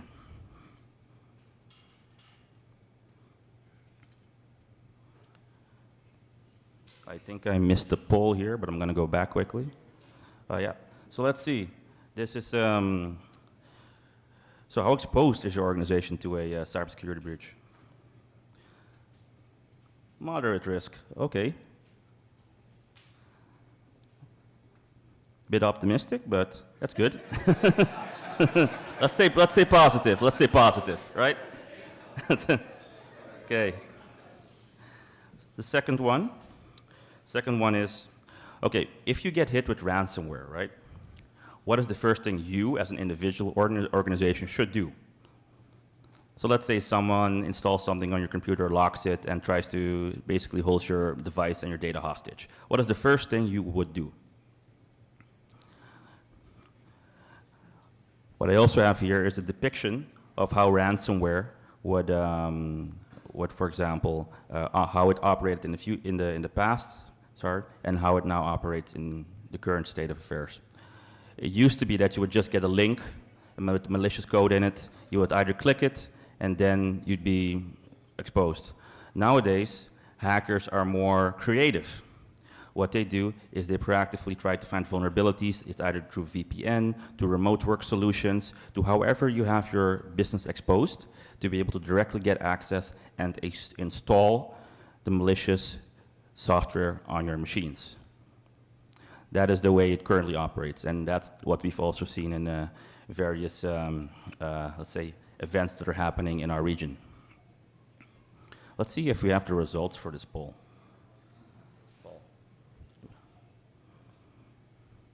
Yes, let's see. So what's the first thing we would do? Okay, that's a good one. Most of us, like 93%, have number C. So they would, and that's the proper response, what we usually recommend. You first try to isolate the event, and then you take appropriate measures to protect yourself. In this case, it would be disconnect from the internet and isolate. Yes. Okay, this is just for illustration purposes, but ultimately all the data that hackers get from your systems doesn't, by the way, it doesn't have to be a business. It could also be a person, so also an individual. This is direct data from the dark web. So here, the dark web is a place where, let's say, all the not so nice people, they exchange information and they sell stuff. They sell stolen information. This is a price index, or for example, so let's say you get they steal data from a credit card processor, from a bank, from a merchant that has your information, and they sell it online for $25. If you have a Amex, it's $35, because Amex is more valued than anything else. It doesn't necessarily have to be credit card data.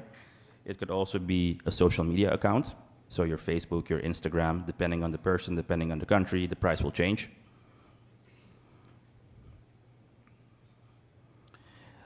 They also have it on services.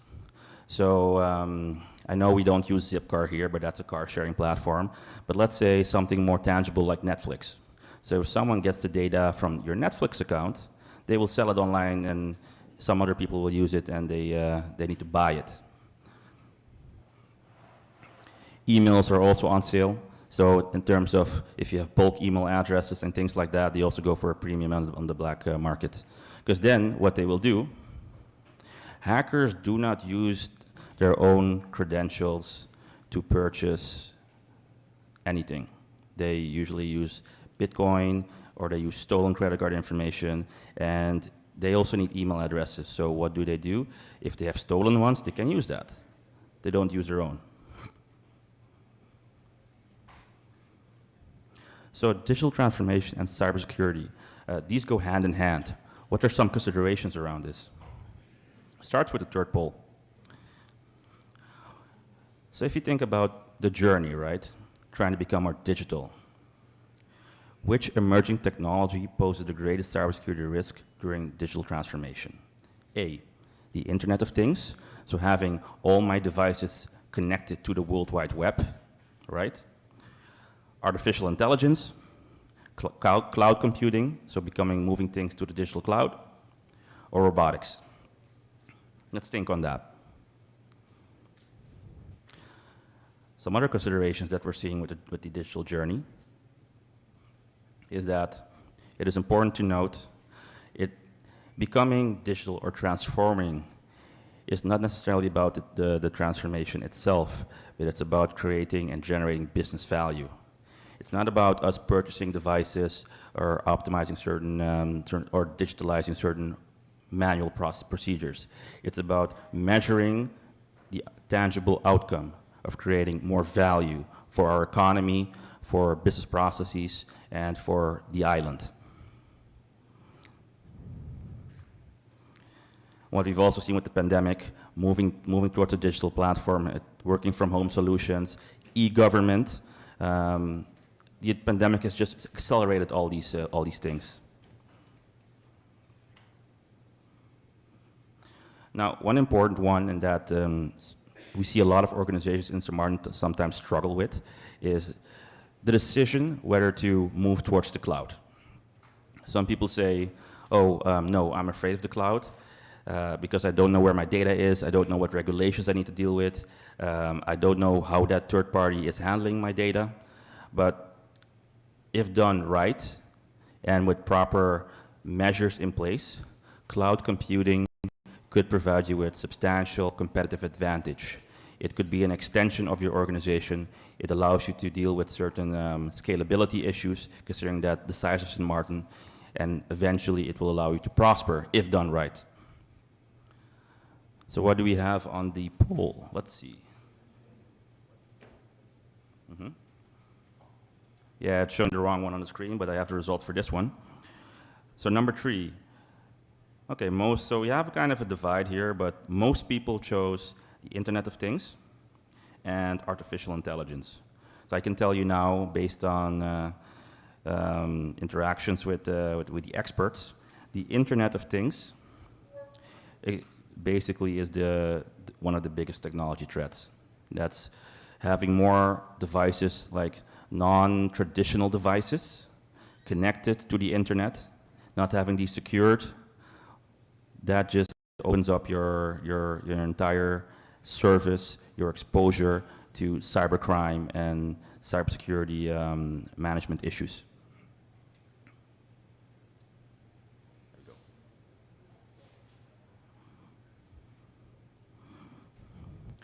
So in St. Maarten, what are we dealing with? 4 things mainly impacting how we want to digitally transform, what we need to consider along the way.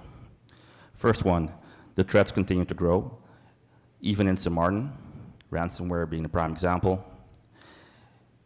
While growing, they also evolve, they become more sophisticated. So what's happening now in the US, they will apply that to St. Maarten, and they will attack in a more sophisticated way.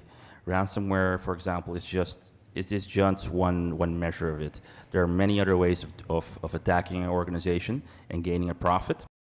And we need to be conscious that hackers and organized crime are constantly investing in new ways to circumventing existing safeguards in order to get to data.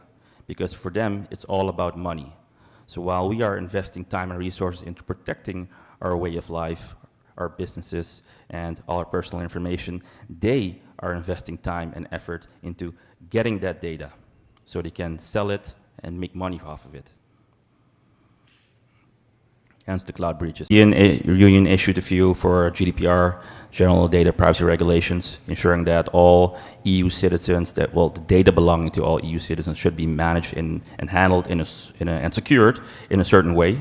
You've also seen this happening in the US. State of California also issued their own data privacy regulations.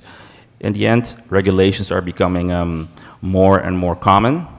And we shouldn't think that because this happens in Europe, because this happens in California or in the US or New York, that things are not applicable to St. Maarten, because we could have operations in the sense of having certain vendors provide services to us and having access to our data, which could expose us to any of these things. And the Internet of Things, what I just mentioned, the examples of power generation and in healthcare. Fourth poll. What is the biggest cybersecurity threat organizations face during a digital transformation? Let's think on that. So we want to digitally transform the economy of St. Maarten, making it a digital economy.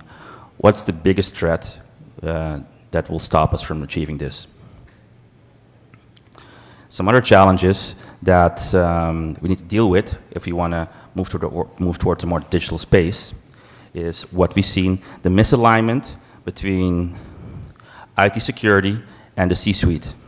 It's not that they're fighting or anything, it's that it's two different perspectives of running an organization.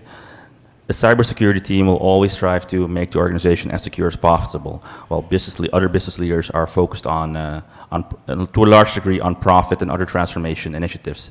A balance needs to be found between what makes sense from a cybersecurity perspective and how do we want to achieve growth and sustained growth for the island of St. Maarten. Another one which we also heard about this afternoon, lack of expertise, lack of resources. The war for talent is real. It's even more so if you want to have competent cybersecurity expertise on the island. This is very hard to achieve. It's even hard to get in the US or Europe, and attracting them and keeping them and them being local is a big challenge, which naturally flows into high reliance on third-party services. If you can't get it on island, what do? You still need to run a business. You outsource. You outsource to the US, you outsource to Europe, or you outsource to other territories within the Dutch Caribbean. If you have a high reliance on third parties, you also, while good, so it could be good to supplement your current organization and close the talent gap which you have on cybersecurity. However, if proper due diligence is not done on third parties, they can cause a significant cyber risk for organizations. Because, for example, and this is a real example that happened to a company in the Dutch Caribbean, can't mention the name, but they outsourced all the entire monitoring of their network, so all their critical devices, to a company. They made it completely digital to a company in the US. You would think Fortune 500 company, well organized, ticks all the boxes, all the compliance stuff is in order, has big healthcare clients in the US. Well, what happened? They got hacked. They got sued, and lots of other bad stuff happened. Moral of the story is, proper due diligence needs to be done, and there's never a 100% guarantee that it will all work out. So again, it's a risk assessment and it's a balancing of what can happen and what cannot happen. So let's look at the poll.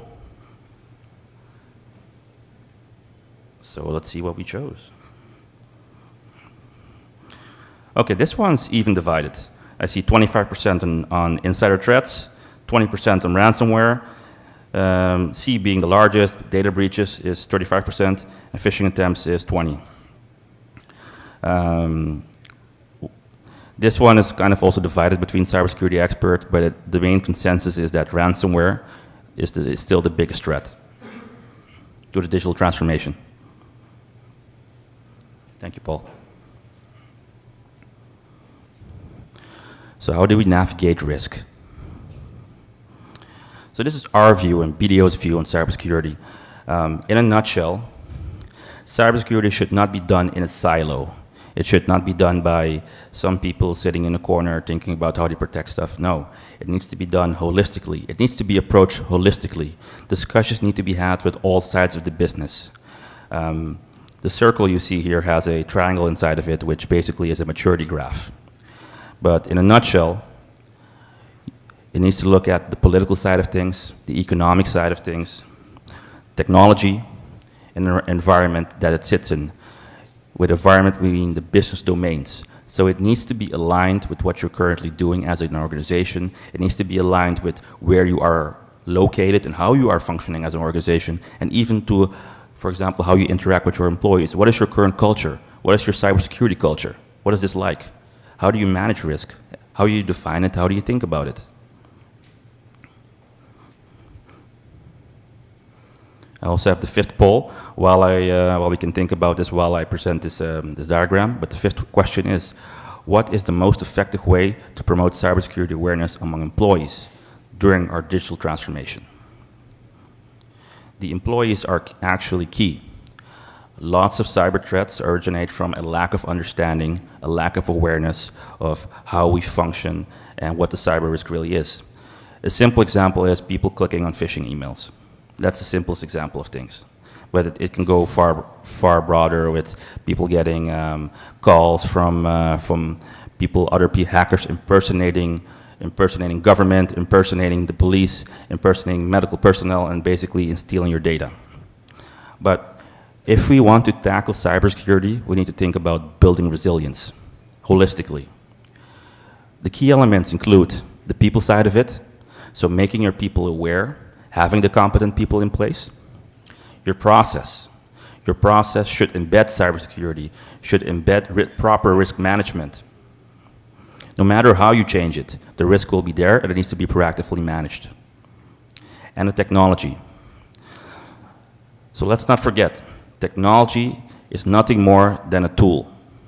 If it's not properly implemented or used by competent people, you will still be where you were when you started. And then there are a few drivers that drive cyber risk. You have digital, business risk, compliance, and regulations, which we just spoke about. It also goes back into risk appetite and culture. Yeah, essentially you have to look at, to have all your areas covered, as just mentioned. Your governance, your security measures, making risk assessments properly done to be able to secure yourself. And it goes into the concepts of you need to assess, so you need to be able to know what you have, you need to be able to implement and consult with proper people. So continuous compliance, either through tooling or through other methods. And you need to be able to properly respond and recover in the event that something can go wrong. So nowadays, organizations are no longer worried about, oh, I'm trying to keep everyone out. No, the census is, I will get hacked. I will get hacked at some point. It's going to happen. No amount of money and time will stop that. However, if it happens, the ship will not sink, because there are multiple layers of protection. I can detect it and I can react appropriately to it. So let's see what the poll gave.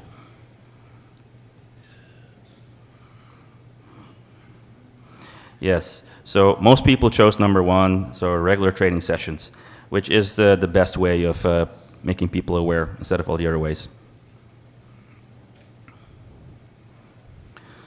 Yeah, just a short roadmap. So at the end of the day, you want to like, this is the 4-point roadmap. It's the basic risk management practices. But if you want to go the extra mile, you're thinking about, you're going to be in a phase where you want to continuously think about security. If you want to take it a step further, you have security already embedded in your organization, so you can think about potential penetration tests, things like that. But if you want to have it, let's say this is the best way, the Valhalla scenario that you want to have, you think about continuous penetration testing, round-the-clock monitoring, having security embedded in your organization and in your employees. Okay. So while we think about, this is the last poll, by the way, so while we think about this last poll, I'll load up the demo so you just have a view of what's happening. The question is, which factor is crucial for successful cybersecurity integration in digital transformation process?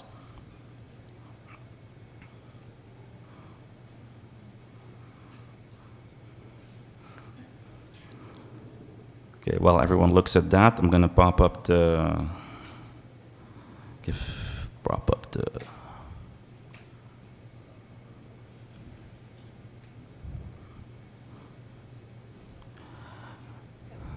So, different cybersecurity companies have developed and provided worldwide threat maps. what you're currently seeing happening. Oh, this doesn't, let me switch.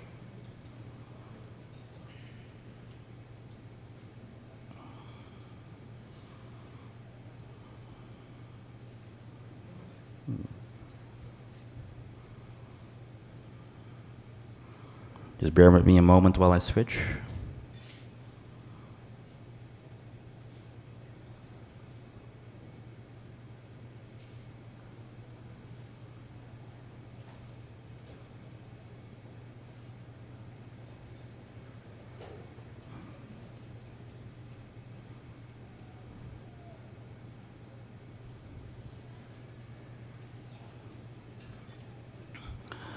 Yes, so as I was saying, various organizations have compiled different threat maps.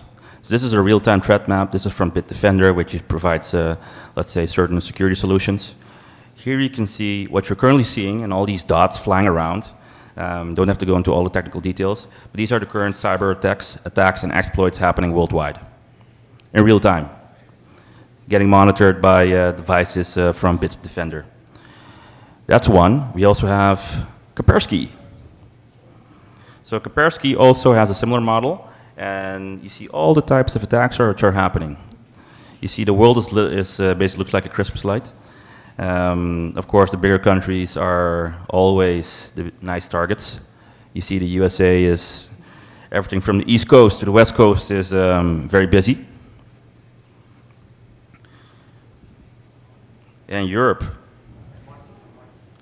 Yeah, Sint Maarten is also in here, although Sint Maarten is a bit, let's see, Sint. Here you have, per country, by the way. Sint Maarten, let's go down here.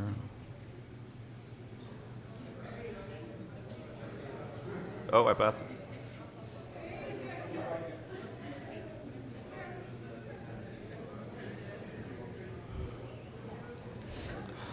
Yeah, internet is a bit slow, but this thing changes from time to time. It's a 230th country from the that's 230th most hacked country on the planet. Yeah, you would think it's low, but you also have attacks happening from outside Sint Maarten, which the registration is a bit, but this is purely for illustration purposes that you see all the activity that's happening around us. Let me go back to the presentation and to the poll. So the results, let's see. So the question was, which factor is crucial for successful cybersecurity integration in the digital transformation process? Most people chose A, collaboration between IT and business departments, which is usually is the case. Now we're going to go to the quick wrap-up. Let me just go back to the...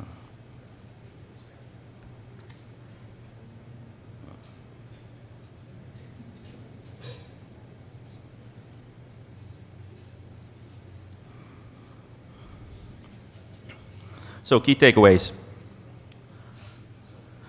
Cybersecurity threats are becoming increasingly more sophisticated.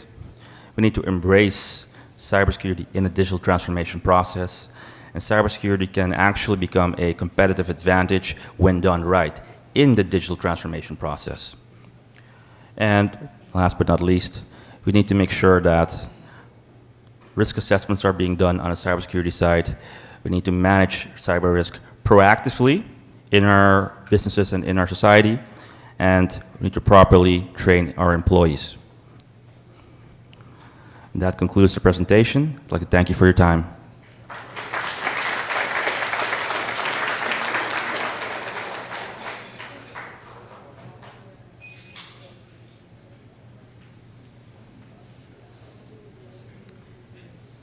Thank you very much, Sander. I want to believe that many of us have reconsidered our risk exposure. I too was very surprised by how optimistic we were with our risk exposure, but perhaps we can all put into place the different measures to improve our exposure and vulnerability. Now, for our final panel for the day, The question is, how will we pay for it all? As Mr. Carty kept stressing, someone needs to pay for it somewhere, somehow. So I believe that this final panel will answer that particular question. Now, if I may welcome Member of Parliament, Ms. Ludmila de Wever, Minister of Finance, the Honorable Artwell Irion, and Mr. Jude Houston,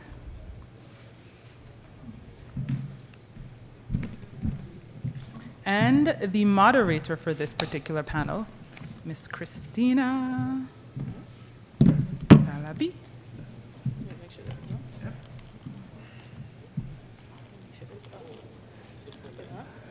Wow. So I want to say something, right, which is very, very, very, very important right now. Now, if you look at this slide, you will see that in the middle photo, so everyone seems to be sitting under their photo except for the Minister of Finance. I think there's a resemblance, but perhaps not all the way. So, we invited the Minister of Finance, and he said that due to travel commitments that had been made way in advance, he would be unable to participate in today's panel. But I, similar to Mr. Carty, do not take no for an answer. So therefore, I leaned in, and the Minister of Finance arrived back on the island this morning. This afternoon. This afternoon. And I allowed him a very short reprieve to go from the airport, get ready, and come here. He didn't even have lunch. I did not even allow him to eat. That's important for me. So, our panelists for this panel, which is Rethink Our Tax System, if I may start with Ms. MP Ludmila de Wever. MP de Wever has been a Member of Parliament since August 2021. From March 2020 to August 2021, she served as the Minister of Tourism, Economic Affairs, Transportation, and Telecommunication. Prior to entering the political sphere, MP de Wever worked in asset-based lending and securitization in London before coming back to St. Martin, where she has worked in assurance for PricewaterhouseCoopers and as a business analyst advisor at NVGEBE before taking up her first post in public office. MP de Wever has academic backgrounds in economics and international relations, which she has been able to use in her roles in Parliament. The Minister of Finance, the Honorable Artwell Irion, has a background in business and finance and a passion for innovation and technology, as well as a strong commitment to the betterment of St. Martin and its people. Minister Irion possesses a diverse and unique set of skills that has proven to be a great asset in his current role as Minister of Finance. The Minister firmly believes that the people are the lifeblood of any organization, and he prioritizes their personal development and well-being. His conviction that education and knowledge create true possibilities for growth and independence drove him to initiate the Learn Smart program, where the general public of St. Martin can take advantage of free courses on the learning platform Coursera, which is managed by the St. Martin Development Fund. Shameless plug. Minister Irion welcomes innovation and strongly believes in a technology-driven society. During his term, he has successfully introduced fresh and innovative ideas within the government, pushing for technological advancements not only within the Ministry of Finance, but throughout the entire government apparatus. Minister Artwell Irion's diverse skill set, passion in innovation and technology, and commitment to education have positioned him as a catalyst for positive change in his role as Minister of Finance. Our third panelist, Mr. Jude Houston, is the Executive Director of the St. Martin Chamber of Commerce and Industry. He is a trained macroeconomist specialized in economic policy analysis, macroeconomic models, quantitative analysis, and project management. Mr. Houston previously worked at the government of St. Martin over a 9-year period as a senior economic policy advisor within the Ministry of Tourism, Economy, Transportation, and Telecommunication. He was the lead economist for the SMART model, the macro model for St. Martin. During that same time period, Mr. Houston held a position as a country's Systemic Innovation Director under the 10th European Development Fund project that focused primarily on business sector of the overseas countries and territories. Mr. Houston also worked with various governments in Grenada, and St. Vincent and the Grenadines, assisting them with his expertise in private sector expansion. The panel's moderator, Christina de Freitas Pras. Christina has an overall tax specialist and has developed her extensive experience by working in taxation in many sectors, including manufacturing, construction, utilities, banking, nonprofits, and professional areas. Christina Halaby has more than 20 years' experience in Dutch Caribbean tax matters. She provides tax advice to businesses in various industries and has been involved with various tax compliance and tax advisory works related to corporate and personal tax planning, tax returns, payroll testing and optimization of remuneration packages, expat services, special assignments related to turnover tax and import duties, wage tax and social premiums, pensions, corporate reorganizations, tax aspects of sale and purchases of businesses, business succession, estate planning, and family businesses. She holds bachelor's and master's degrees in Dutch tax law. She's a fiscale jurist. And using her expertise, she has been able to serve as the tax director responsible for tax practice in BDO Dutch Caribbean, chairman of the Curaçao International Financial Association, member of the Association of Curaçao Tax Advisors. She's a former board member of the Association of Curaçao Tax Advisors. She's a lecturer and teacher of tax workshops. I can attest to that. As well as a former advisor to the government of Curaçao for specific projects related to blacklisting. And with that, I pass the floor over to our moderator. Wow. Thank you. Good night, everybody. Are you ready for our Rethink tax session? Yes? Okay, so let's start. Welcome to you all and to our esteemed panelists. Let's check the mics. Mic check. Check. Good evening. Yes. Testing. Perfect. So let's start. Well, as a leader in this industry, we found it very important to lead this discussion, and we wanted to emphasize that we are at a crossroad, that we have the opportunity to rethink our tax system. And it's important to not only look at the economic impact, but thinking also about other factors, for example, the environmental and also the social impact of taxation on our economy. So that is one thing very important to consider today as well. Well, it all starts with tax. But why taxes? Because if I do a poll now and I ask you, what about let's eliminate all taxation? I think Zero. There will be like no one objecting to it. I'm not doing a poll on that, don't worry about it. We'll come back to a poll. Taxes, well, it's a practical. Unless somebody comes with another, more brilliant idea, there are no other ways to raise funding for government to be able to, raise funds for all the projects that the government is involved with. So it's very crucial to have taxation in place just to make sure that, the money's in there to make the payments that are needed. So that's very important. One thing very essential about a good tax system is that it raises enough money. But of course, it also takes into account the economic impact and growth of the economy. So that is also very important. And if we look at rethink taxation, etc., we take a look at the other islands in the Dutch Caribbean, for example, and we see that all these islands and all these jurisdictions started with almost the same system. And through the years, they all evolved into something else. So they are all different in various ways. The most radical example is, for example, the BES Islands, for example, Bonaire. They took the old system, they reshuffled it, they took the profit tax out, and they introduced, for example, a yield tax on distributions. So that was a very radical thing to do. Our other islands cannot do that, because we all know whatever comes into the basket, it needs to get into the basket. We need to fund our coffer to be able, to finance our expenditures. So we know that Bonaire is in a position that whatever falls short, that the Netherlands will assist. So it's not a good example to take the tax system of Bonaire into consideration when rethinking our tax system. Of course, we've reached a crossroad, and it's very important that because we are rethinking tax at this moment, we can also consider things that have not been considered in various tax systems in the past. Digitalization, or the environment, and also the social and governmental impact of taxation. So that is also something that we want to take a look at tonight. What do we see, for example, in global trends? And that's very nice to consider because we are at a crossroad and we know that the government is planning on changing and improving the current tax system. But what are the global trends? What are we seeing globally? What is happening?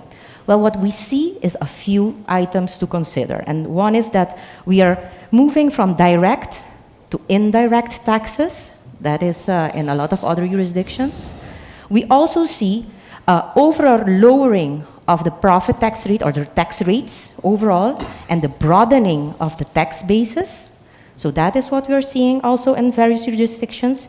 We also see that they are considering digitalization, very important as well. We see that many organizations call for transparency. So who is the UBO, who is behind the structure, etc. We also see a consideration for new business models. Think about the nomads that go with their backpack and work anywhere.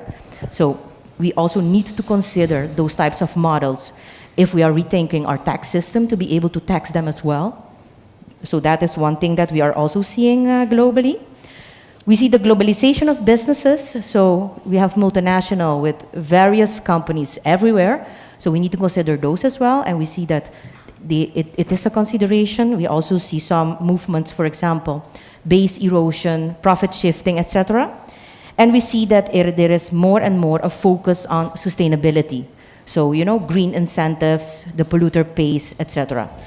So that brings us back to St. Maarten, and that brings us back to the current situation in which we know that the government is planning on improving the taxation system. And we just want to, you know, facilitate this panel and provide the floor to be able to discuss ideas and also constructive dialogue to have a better tax system in place. So welcome again to our panelists. Thank you.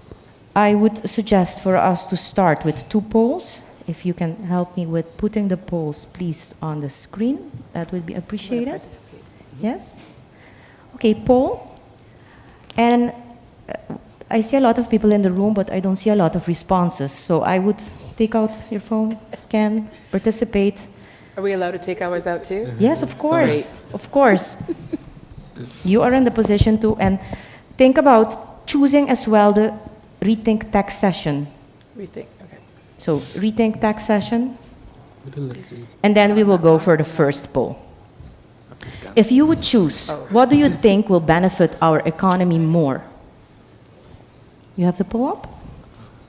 Adjustment of the current system, make it simple, and adjusting the current legislation. B, introduction of a complete new tax system. C, leave the tax system as is. Or D, I do not have an opinion on this. What are you choosing?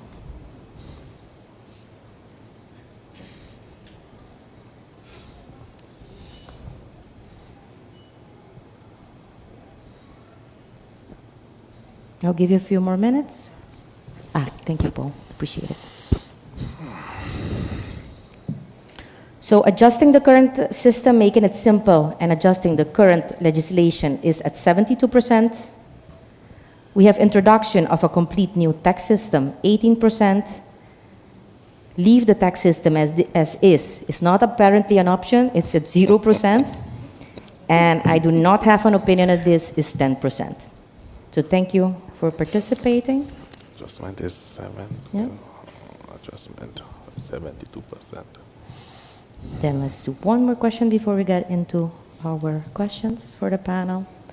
How do you think that we should attract investors to St. Maarten using tax as a tool? It's an open question, so I'm very curious about the answers.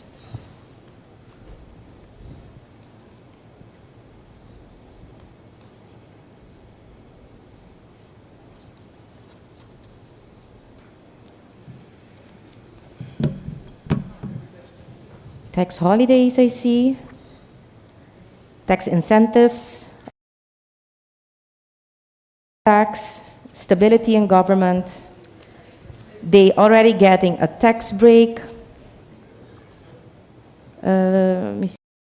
Be reliable, a reliable system, offshore banking, that's not an option. I need to tell you guys, that's not going to be accepted internationally. Lower business tax, lower profit tax. Well, these are a few comments. Thank you for that. And that will bring us back to our current Rethink tax session. And then I will start with our first question to our Minister of Finance. Can you provide with a general overview of the key objectives and principles behind the tax improvement plan? Yes, good evening all. Thanks again for being here. And I'd first like to say that SVV and the government has for sure one thing in common, and that's that we both need money and we both want money. Let's start there.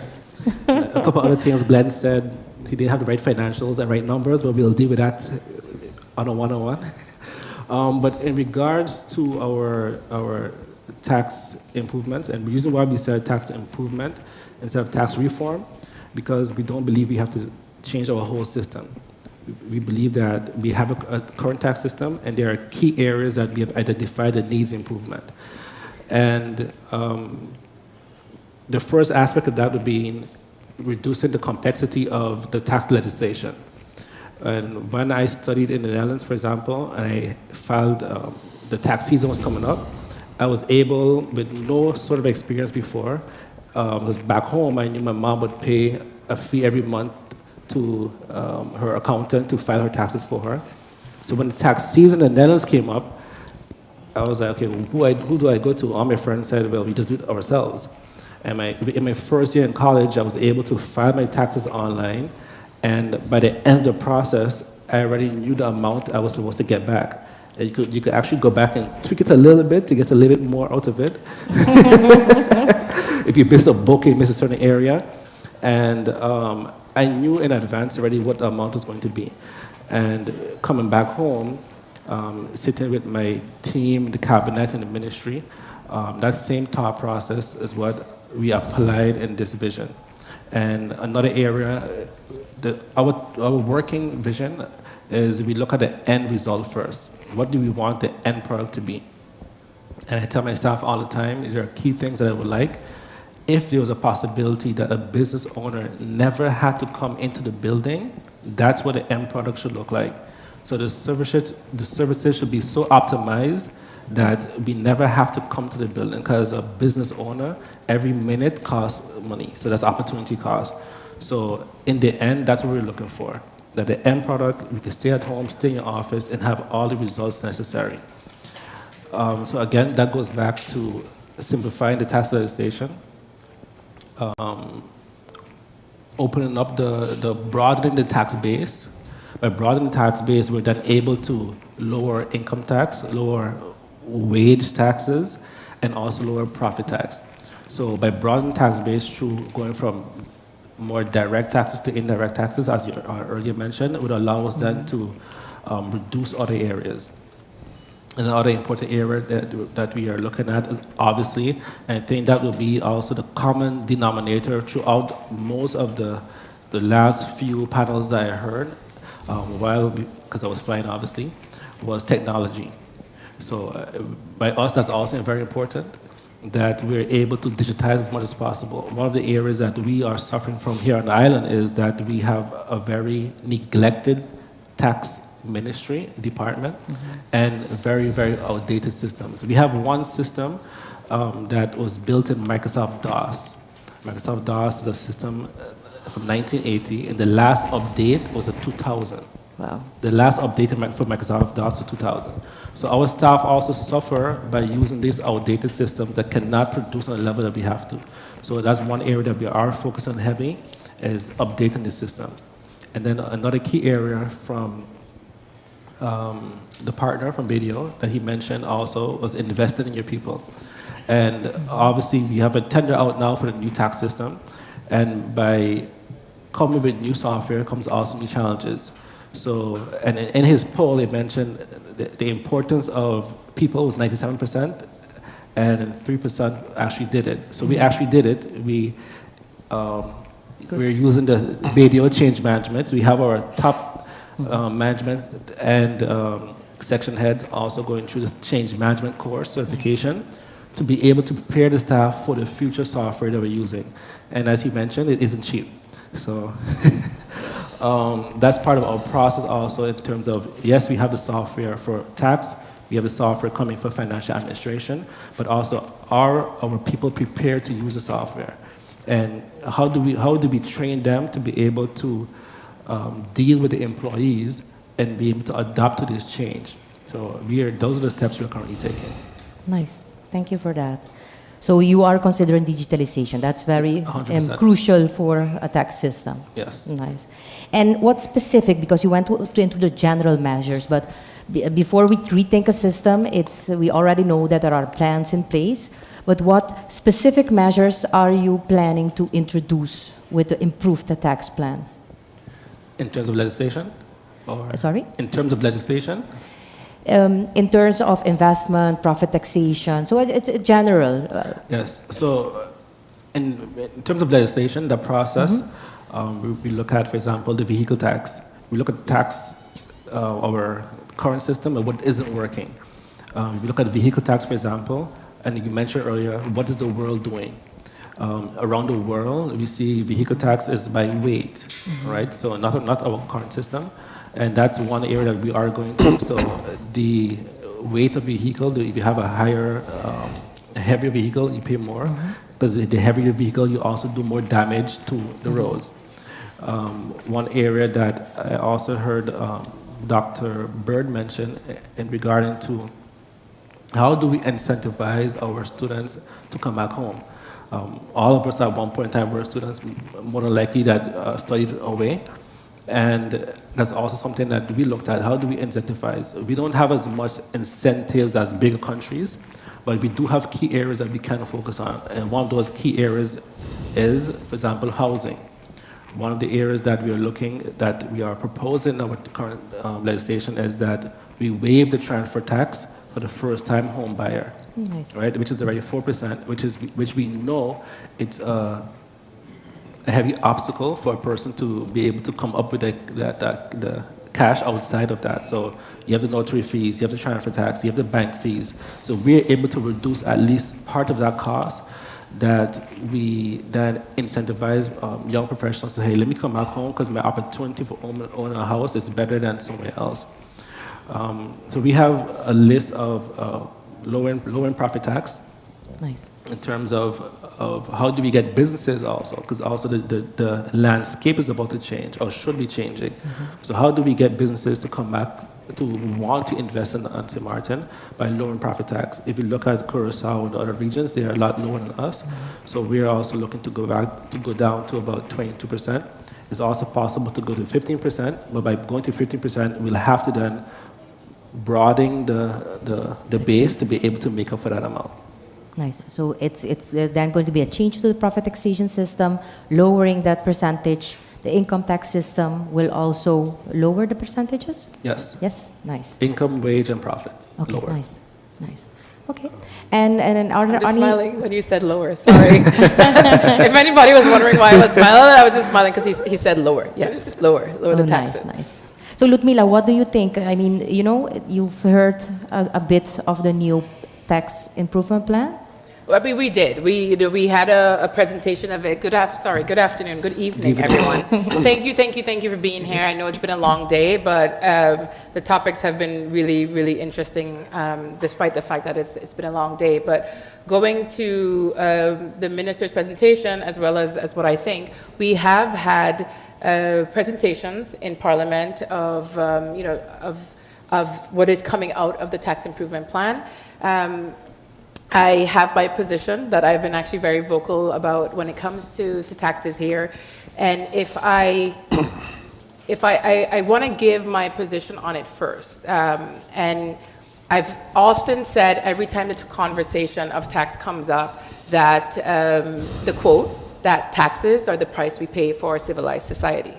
And I think that quote is really important because if you if you read it, you have to interpret it from what it means as an individual paying taxes, whether that's in income taxes through your employer, or a business paying taxes, and then explaining why it's important that we do that and what we get back from our government. So not only is it that governments have to make money so that they can maintain this civilized society, but you really need to take time out to explain to your community, to your population, what you are getting out of paying taxes. So for me, what I think of, I know that we've gone through it briefly, so I want to just make sure that I make that clear. What I have always seen as the challenge in Sint Maarten is that what exists today is not allowing businesses to thrive. What exists today is not allowing individuals to thrive. So you have the situation where being in this environment is not sustainable for businesses, because we have the highest profit. I would have loved to be like Bonaire and eliminate tax entirely, but I understand that the developments that are happening globally does not allow that. But what's happened, we had a reaction, we were laughing from it, but it's important for people to understand what they are getting from everything that is being deducted from their salaries, from their businesses. So you have contributions. Here, you also have businesses having to pay profit tax. So I've often said, whenever I brought up that quote, that taxes are the price you pay for civilization, really survive. And the reason I say that is, when it comes to the end of the year, when it comes to them paying taxes, they're not or by the advisors. I'm really not trying to upset anyone, but this is the reality of the information and the data that I have gathered. They're being advised to minimize their results, minimize their profits. So increase their expenses so that what they're making out of a business is as low as possible, so that their contribution to government or to taxes is as low as possible. That's absurd, because when we think about why do we go into business, we go into business to make money.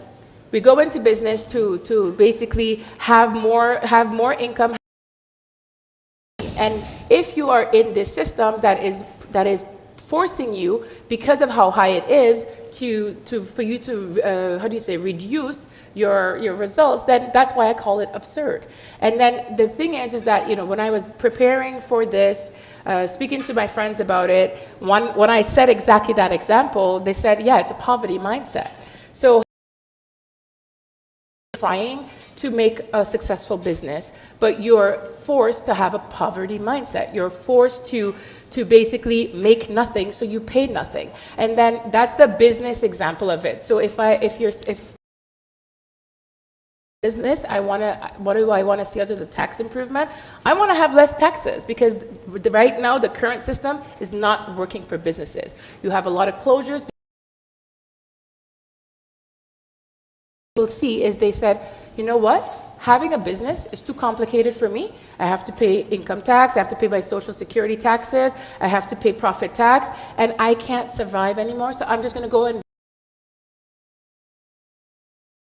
simple. They're looking for a simple way of existing as a business or as an individual moving in to work for someone else, because it's too complicated. Now, if you're looking at it from an individual side, and I hope I have your attention, because this is where I really think that a lot of education in the public needs to come in. And earlier on the panel, Tatsuo Bervoet said, when it comes to environmental protection, that it's awareness and education that's missing. It's awareness and education that's missing across the board with the public perception. And then I will take into what Mr. Geert said earlier on, where he said that 70% so the success of something is based on 70% of persons. It's based on 70% of anything being done is based on people understanding why they're doing something and people being actively involved in doing it. From a personal level, when it comes to, I know I'm over my 3 minutes, but the timer isn't on, so I'm taking advantage. We started by indicating that we have approximately 3 minutes I know, I'm per gonna panel. hurry up, because then I can get it out now, right? So on an individual level, right? As a self-employed person, and this is my example, and I like to keep things with an example so that it's something easy for anyone listening in to understand.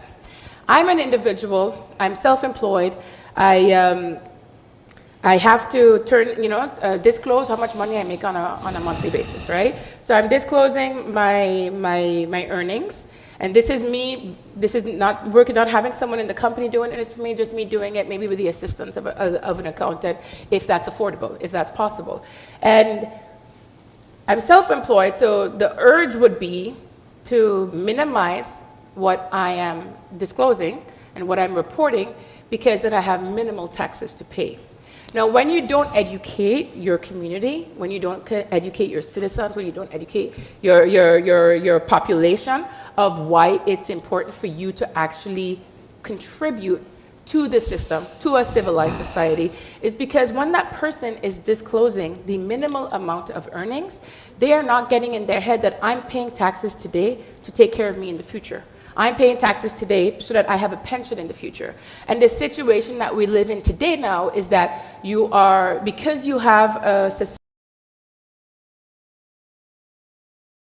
you also have a society that's underprepared for when pension time comes around. Because the pension that we have today, in addition to not having enough money for Social Security, which is part of your deduction. So if you don't understand what it's going to, then you're not going to be compliant. You're not going to take care and contribute to this tax system. So I'm done with the spiel now. I'm going to get back to how I feel about it, and I go back to the poll that we answered.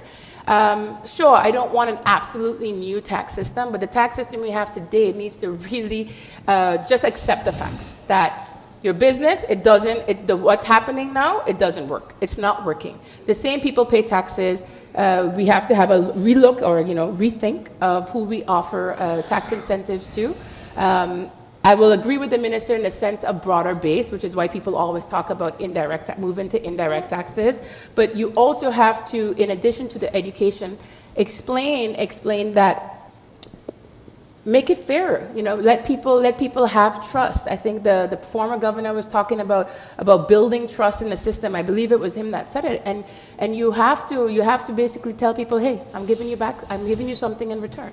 I'm doing this so that we could thrive. And I think that covers it. I don't want to go because I could stay here all night talking about it, but I'm going to cut it off. So what we conclude is, from the new tax system, whatever we are going to implement, education and making people conscious about the fact that the taxes are there, and that if everybody contributes a bit, we will get there and we will be able to do things to better our economy. That's in a very simplified manner. So I can't tell people that me teaching you about taxes is going to fix our tax system. No, our tax system as it exists today is not conducive to people coming to invest in our country, or if they want to come set up, it's not, because again, I will repeat, we have the highest profit tax. Everyone stops in their business right around profit tax. So you have the least amount coming in, and I wonder if anyone here knows the numbers, because I was discussing it with my colleague MP when Mr. Carty said that we are in a 400 million deficit at SZV. I wonder if people realize that the income that we get as a government is around 400,000, in between 400,000 and 490,000. The revenue that we're getting. So it's not that our taxes are going to all go to plug his deficit, but put that in perspective. Put that in perspective of 400 million deficit at SZV versus we're getting maximum, I think, in the last budget that we had, ongeveer approximately 500 million in revenue. That's bonkers to me. So I'm not trying to fearmonger, but you have to be forthcoming with the information. You have to explain that this is what we need to cover. And while some people don't want to get into the nitty-gritty details, you have to work on that. I did forget to mention something, so I can get it out now one time. One of the things that I don't see in the new tax system, which is very important to me personally as well, since I'm often called a tree hugger, is incentives for environmental items. So, for instance, I moved to St. Maarten from London in 2010, and already they were giving you tax breaks for if you had a green car, so now we have electric cars. Back then it was hybrids. Now we have electric cars. So perhaps while the minister was talking about car tax, for instance, you think about giving people a tax break that actually have an environmentally friendly car. So not just on weight. I mean, and you know, I'm going to stop there. Mr. Houston, that's also here. So, Mr. Houston. Pleasant good evening, all. I'm very grateful to be here on this panel to discuss and give my viewpoint as it relates to the tax improvement as mentioned by the Honorable Minister. My take on it, if you would ask me as to how I view it, I firmly believe that we need to relook our current taxing system. My family opinion is that it is a bit too rigid, it is a bit too narrow-based. It doesn't, our current taxing system does, if I'm to look at the business community, it doesn't give the business community that room to say they can really expand. And you may ask me, why you say that, Mr. Houston? I can tell you, I'm the director of the Chamber of Commerce and Industry, and I can tell you on a daily basis, we do have closures of businesses. An exit survey as of those businesses. I'm questioning them as to why they're exiting the business community and so forth, and then they will mention that situation doesn't really support them, so they will exit the system. So yes, indeed, we do have persons who are very much entrepreneurial, so that we see businesses. New businesses coming in the registry on a daily basis, but at the same time we see businesses going out. So yes, going back to the minister's proposal, the minister made mention of going towards a tax improvement, and when he mentioned the word tax improvement, I was like, whoa. For me, when they use the word tax improvement, yes, I do understand when he elaborated some more. But when I heard the word tax improvement in the initial stage, I was like, why is it tax improvement and not tax reform? Because sometimes you got to be careful with the terminologies. When I heard the word tax improvement, I'm like, okay, tax improvement to me seems as though it's like a mandate. It's like, I am doing this given that I have a dire situation for my institution, which is the Ministry of Finance. So you're looking to see how you can improve your taxing situation, improve the taxing guidelines or policies so as to remedy that dire situation that you may have within the Ministry of Finance. Now, I may say, if I had heard tax policy or fiscal reform, then I will say yes, because with fiscal reform, you have to take a different approach. With fiscal reform, you have to look at it from a different angle. You have to look at the current situation of our economy. The data was provided today on an earlier panel, whereby we saw that our economic growth for the past 10 years have been a mere 1%. And it continues. On average, we have had only 1% growth in our GDP for the last 10 to 12 years or more. So you have to look at the current situation of the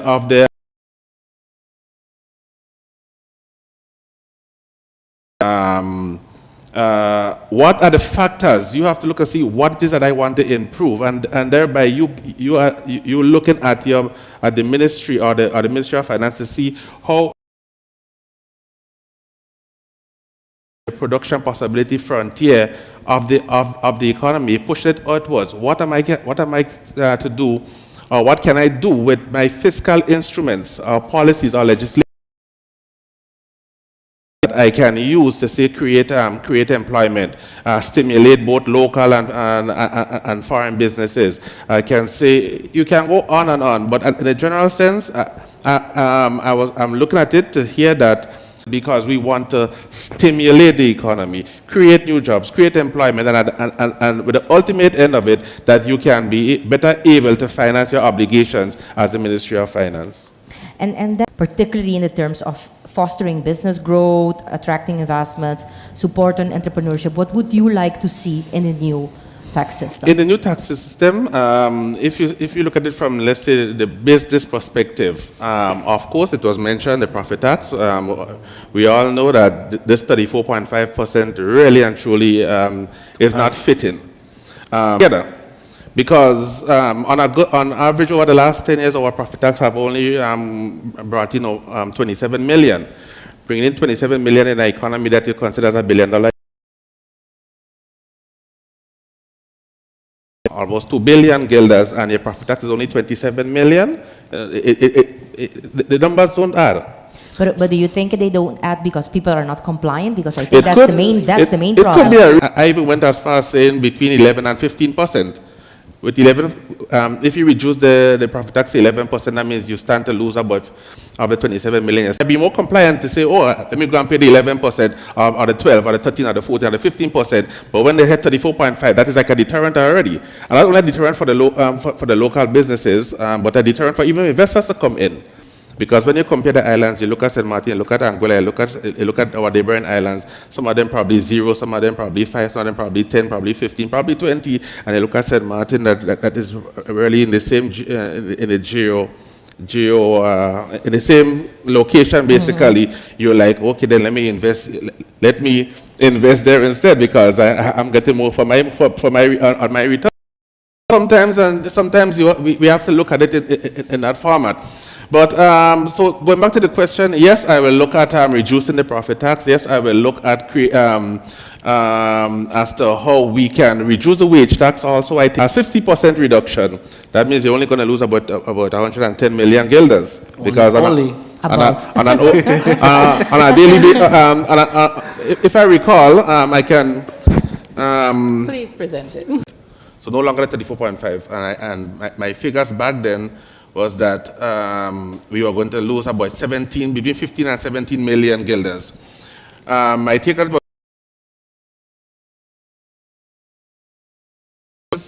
brings us 240 million, roughly.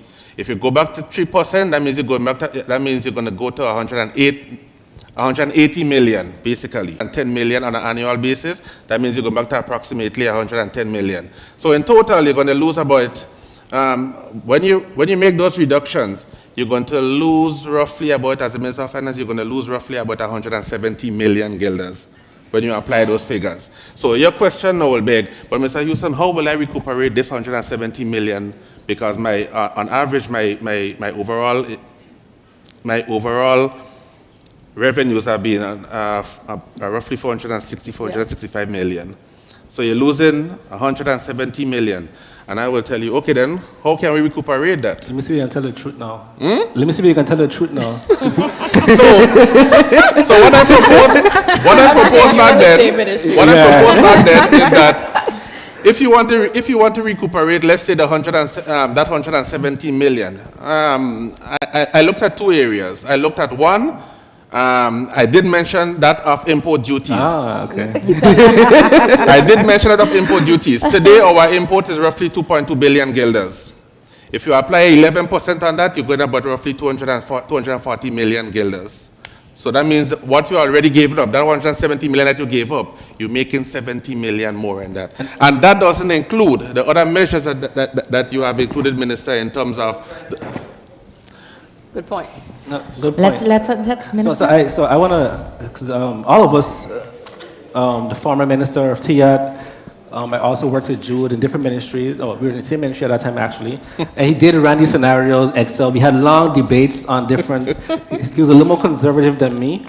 And but we both liked the concept of import duties.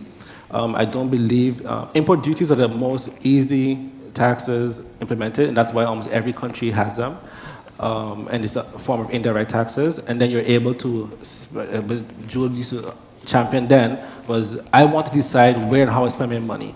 So lower my income, lower my wage tax, and let me decide how to spend my money.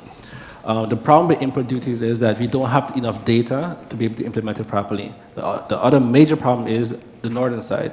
Right, yeah. So, and that's another part of what we're coming to say is the harmonization of both North and South, which is very important. We can't implement a tax on our side that then shifts the whole economy to the other side. So I think import duties comes with harmonization, and I think a good example of that is our recent trip. Where we went, for example, we met with Airbnb, for example. So we were there. And we discussed that we have to have the similar legislation on both sides to be able to tackle not just Airbnb, but other aspects of this. And I think it's important for us going forward that we work and realize that, yes, we share different governments, but we share also one island. And I think we have that understanding. And regarding, there's a lot of other taxes, Sint tax.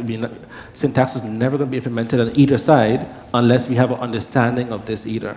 So there's a lot of taxes that people think that, yes, sounds good, and it probably is good, but it's not going to work unless both sides have a strong agreement and have similar legislation. Yes, and we have a complex item that to consider. Usually when a jurisdiction goes and does a reform or improvement of their taxation system, they no need to consider borders. And with you, in St. Maarten, it's there. We need to take that into consideration. Exactly. As it is a very important part of our economy. We know that whatever we do this side, it'll shift to the other side. So that is something very important to consider and challenging. You know, I looked at, when I look at the whole aspect of fiscal, financial improvement, fiscal improvement or so, if you realize my approach is that not just focusing on one aspect or one sector of the economy, but I try to take all the variables into consideration. I look at the households, I look at the businesses, I look at all those components I try to take into consideration when coming up with the ideas as to what it is that we should implement. Because really and truly, when you look at it, for example, our income tax to the government is about 210 million, and to be quite honest, if you reduce that by 50%, the individual who now goes home with, let's say, 800 guilders monthly, 260 more, so 1,600. 1,060, sorry. With that, you create what I call, you stimulate the economy. We all know how we are. We are a consuming people. So with that, you will see more monies are being circulated. You will see more, that will stimulate investment. You will stimulate investors to invest more. I firmly believe that will trigger the positive movements of the economy. So I firmly believe that a considerable reduction in the wage tax will support the household. Then you broaden the tax base for the business community, and of course you have to incentivize certain sectors of the economy likewise. But then before you in determining the sectors, you have to plan and set the goals as to which of the sectors that do you want to really and truly promote. With that, you can say, okay, then no longer I'm going to charge you, let's say, 30% tax, but because of that particular sector that we as government have put focus in, we are going to charge you at 25 or 26 or probably 24%. So you have that mandate, you have that power as it relates to playing with those instruments to really and truly incentivize the direction of this economy. Thank you for that. We have a few questions from the audience. I'll go into one or two, and then we will continue with our questions, if you don't mind. So how far are we from the tax reform? That's one question posted. That's specifically for you, Minister. Do you have any news on that? So we expect to have the first draft, the first quarter of 2024 in Parliament to debate with our lovely MPs here. The first quarter of 2024. And digitalization, are you far away from digitalization of our tax system? So right now, there's a tender out right now. So if any of you are interested, you could also apply, download the tender document. So we're starting the process now. We went through a rigid process of getting to this point. But what we have done in the meantime, other than the tax system, we've started to digitize other areas of our government apparatus in terms of vehicle tax payment. Right now, we are also in the last phase of, for example, an app, which typically would come from the private sector, an app that we are similar to Venmo and Cash App or Tiki in the Netherlands. That's in its final phase now. We have over 20 beta testers that will also allow you now to pay with your phone when you come to government and so forth, share money and so forth. So outside of the tax software, we also modernize other areas of government. Nice, thank you. I'm hearing a lot of people talking around, so let's get to a question, then you have something to do, and then we can focus back on this. So let's get a poll. Would you be willing to pay a tax for products or services that are environmentally friendly and contribute to the economy? We did such a question also in the first panel, but I'm very intrigued if you are of the same opinion, knowing that it depends on the additional taxation, with 5 people answering. Thank you for that, for those 5. Appreciate it. It depends on the extent of additional tax.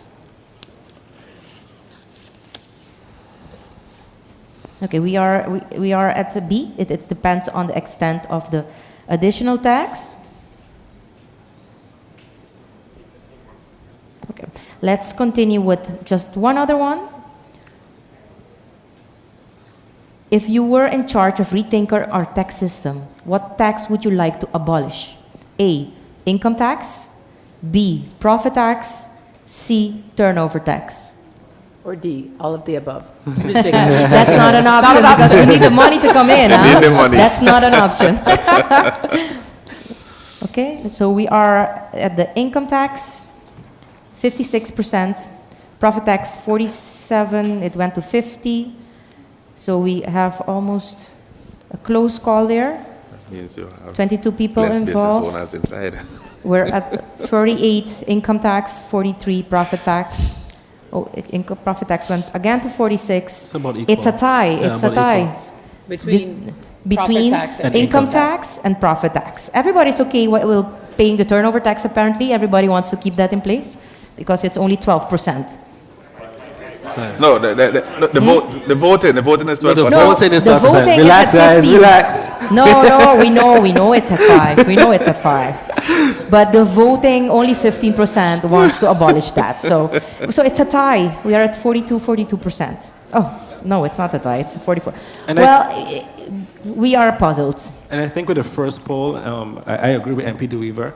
If as an island, we believe in environment and climate and sustainability, that we should then include incentives for this through our tax system. I think that's important.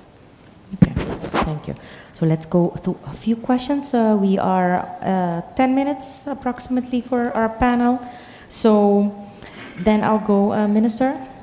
How does the tax improvement plan align with the broader goals of promoting economic growth, encouraging investments, and ensuring a fair and equitable tax regime for individuals and businesses in St. Maarten?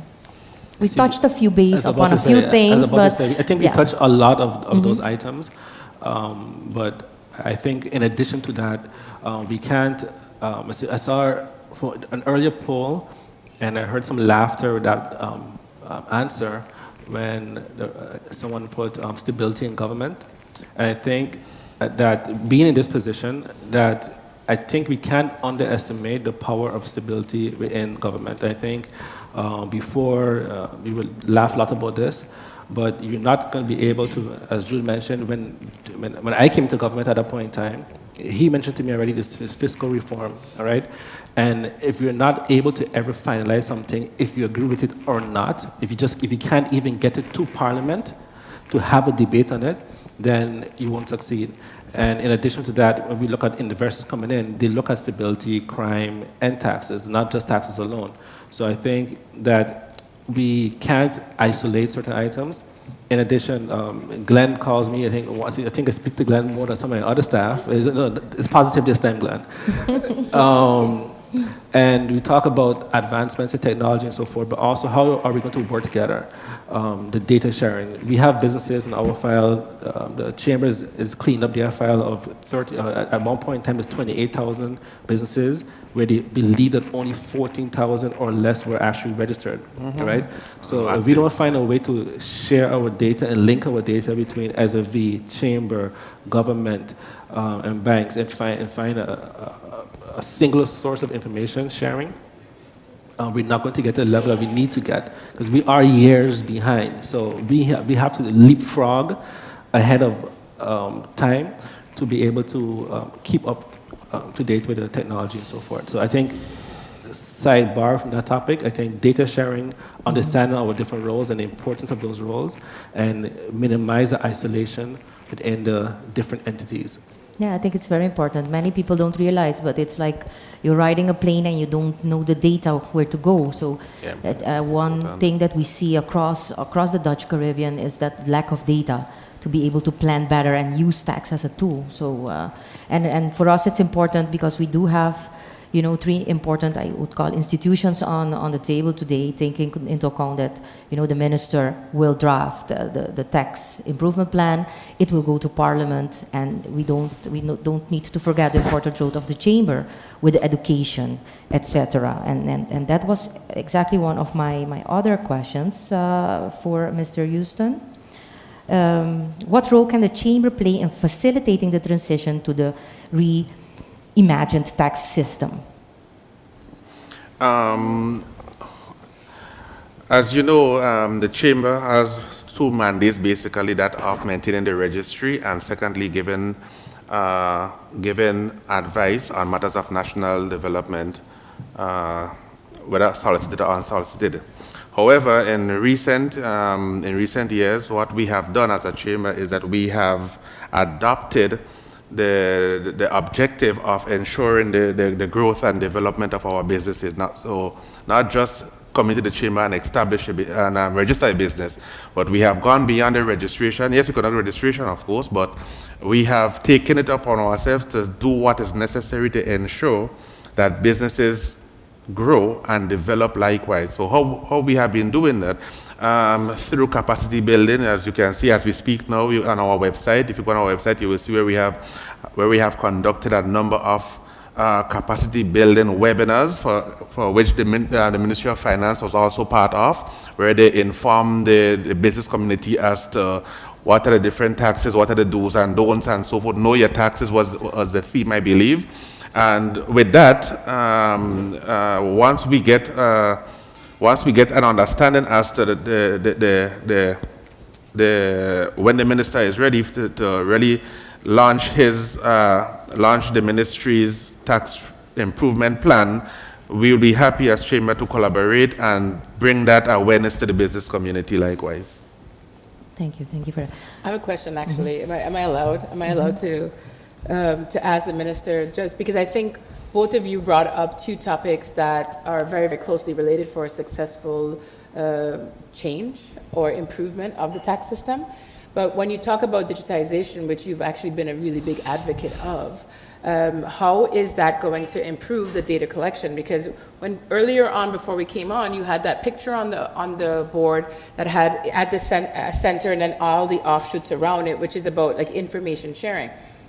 We'll still have the challenge of that if we don't have a unique or something, let's say a unique code to each individual or business to be able to share that across all platforms. So with the digitization that you said is out for bid, is that going to take care of that problem?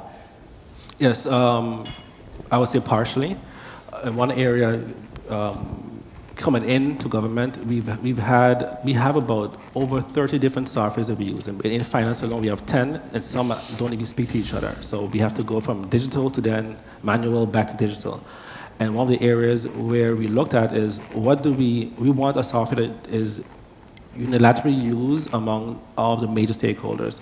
So that platform that we're developing now for the tender is similar to that of SAV, potentially what Chamber is going to use, Telem and so forth. So they can always talk to each other in the future. We can continue to build apps on top of each other. And then we have to make minor tweaks in the legislation that allows certain data sharing. But at least with the platform alone, that can happen. That's implemented, that's part of it. So basically, when we talk about the ease of paying taxes, indirect taxes, whatever form they come in, then my equivalent of a social security number will be there so that you have easier sharing of information or collection of information. Yes. Okay. Nice. Let me go back to a question of the public. What is being done to increase compliance, and what corresponding systems of the SZV Chamber and Tax Office and receivers help with the compliance? Would one of you want to go? I mean, into that? I will, Minister, I think all the questions are coming to you. You know, every time I've said anything about taxes, I said it earlier, I've always wanted to basically create a easier environment, right, for us to thrive. And the result or the comment that comes back to me, usually from persons in finance, it might be banking, it might be accountants, they say, yes, but our biggest problem in St. Maarten is compliance.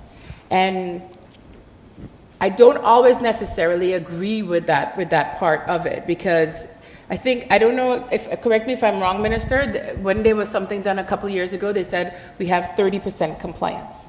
But I feel like the reason we are not compliant goes back to my previous statement, that because it's too high taxes.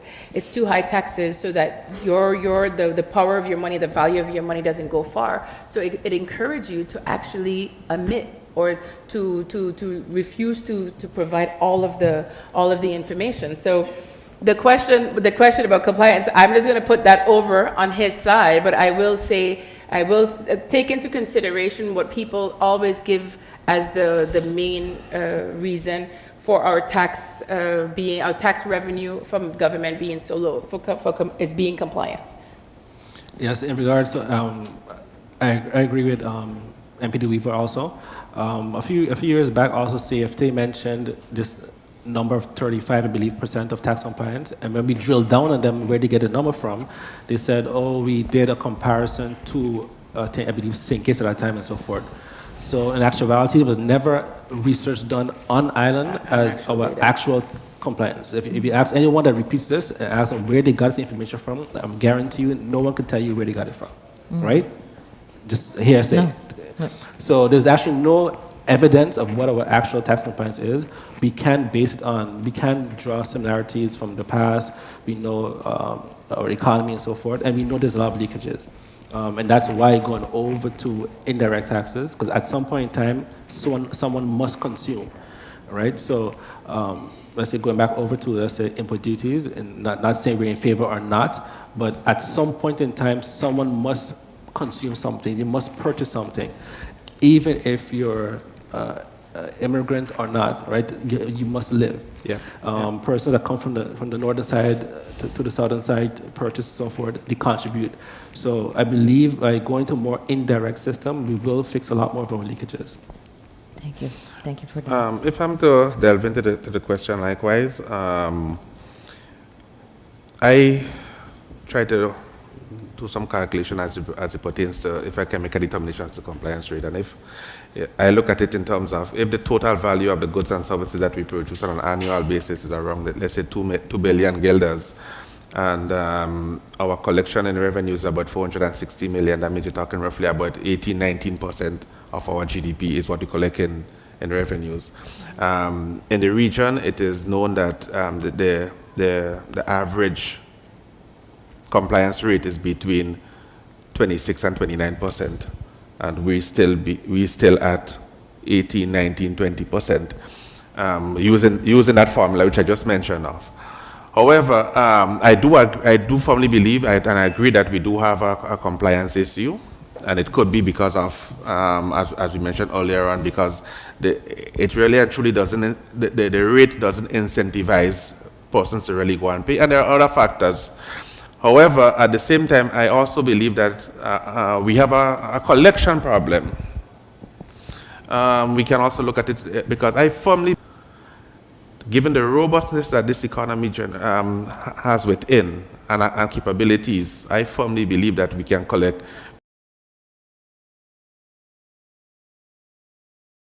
good, let's say up to 27% from the 20%. So that means that brings it to roughly about close to 600 million guilders annually. But I think it also goes back to what MPD Weaver said, is that our current tax system is,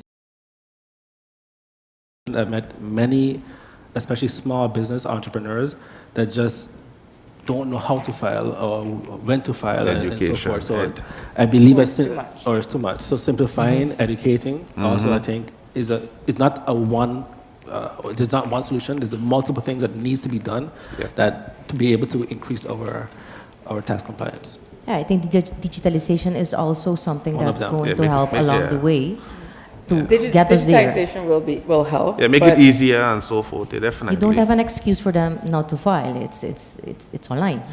It's easier. Yeah, but sometimes it all boils down against communicating and giving them that knowledge, because sometimes a lot of persons, I've seen it happening, a lot of persons will register a business, they enter into business at the 1st of April, and yes, they're in business because they're seeing the money, but they're not understanding the nitty-gritties that involve in operating a business. And then they will have problems. They didn't know that, I didn't know I was supposed to pay tax. I didn't know I was supposed to file that SLV. I didn't know that. So then it all boils down as we as institutions, Ministry of Finance, SLV, Chamber, and so forth, we need to come together and prepare that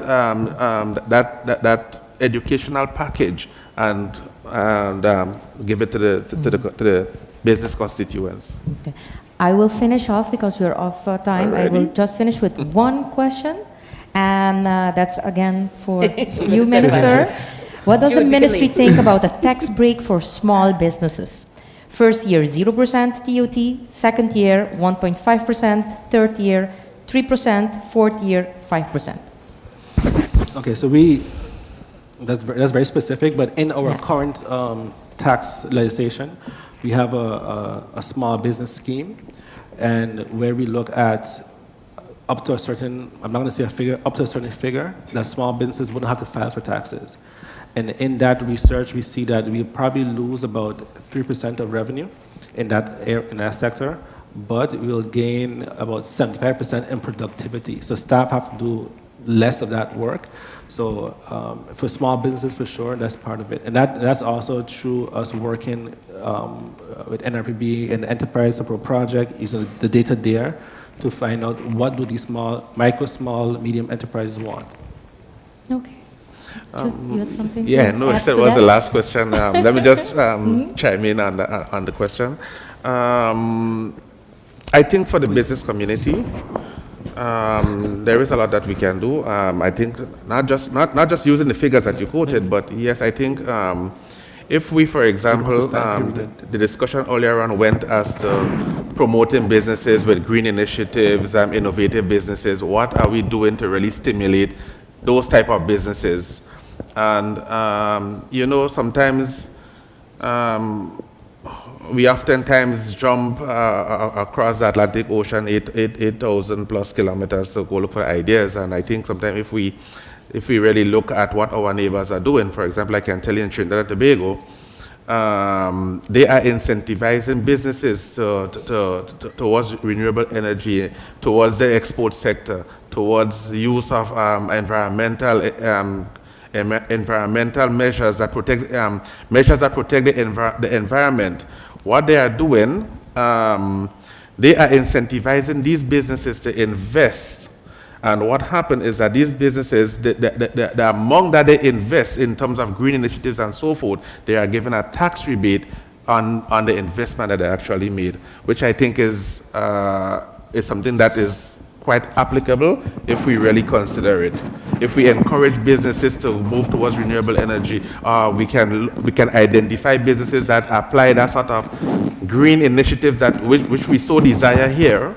I firmly believe that we can give them a favorable tax rebate on the investment that they make, and that is ways and means as to how we can incentivize these businesses. Okay.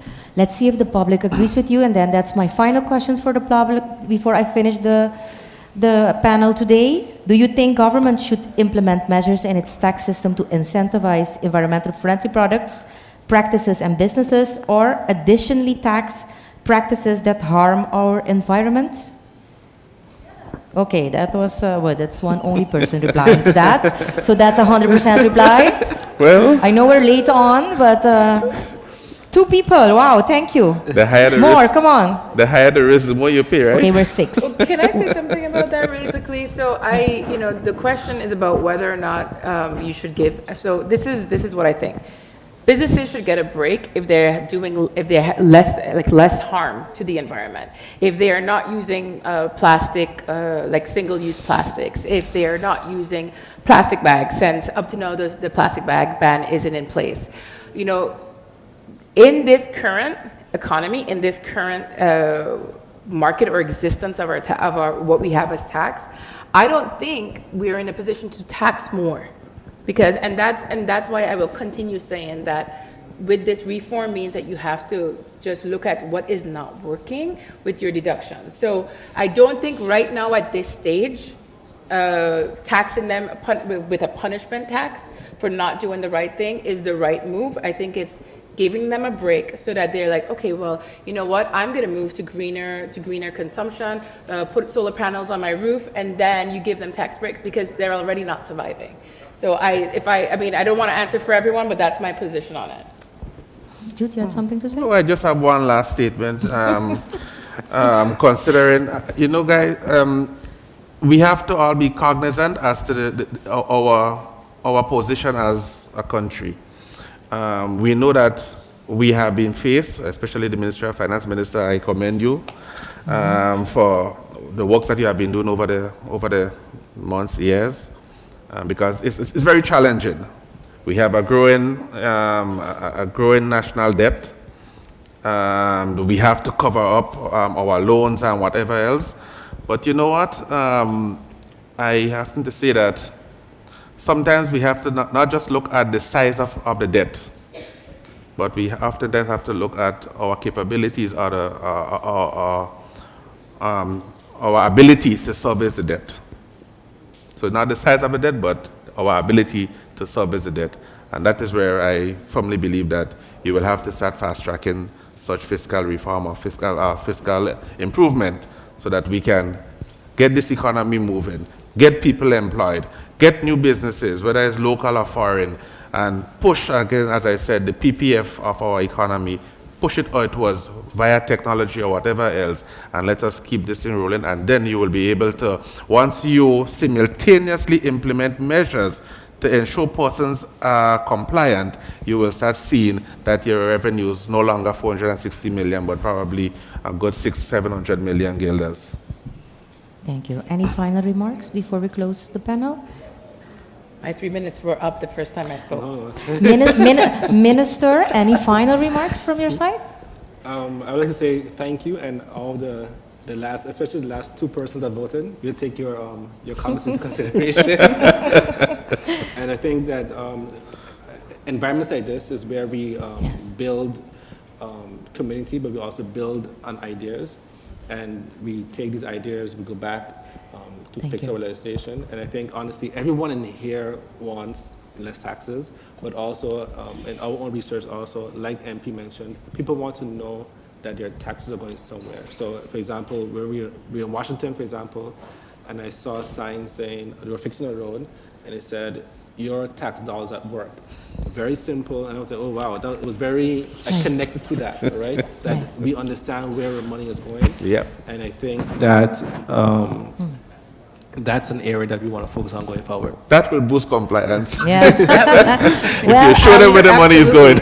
I want to close my panel, but before that, I want to thank. Can I say something really quickly? Yes. Really quick. 1 minute. I know. I won't stay long. I won't stay long. But when when Minister was talking, I was reminded about what Mr. Cardi said.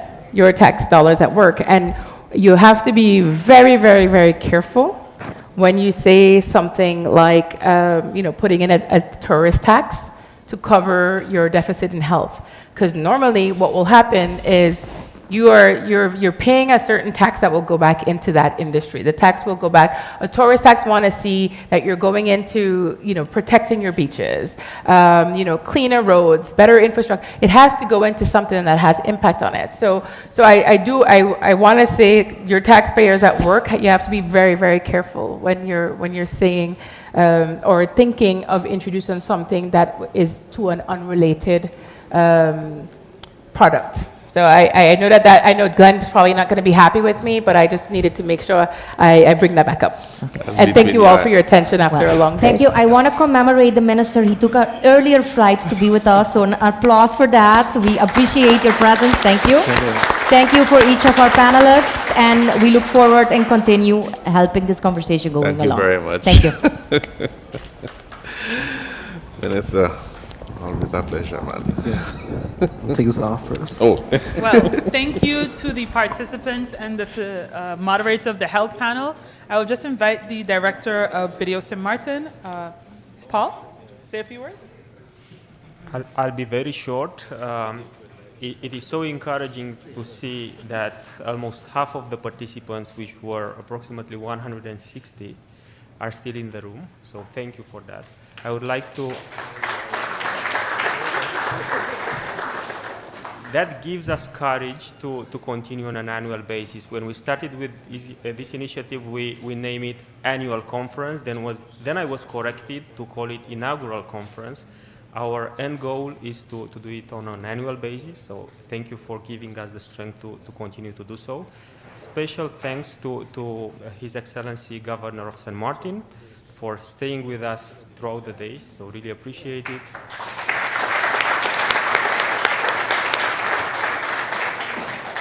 The Honorable President of Parliament, Honorable Members of Parliament, and members from the government.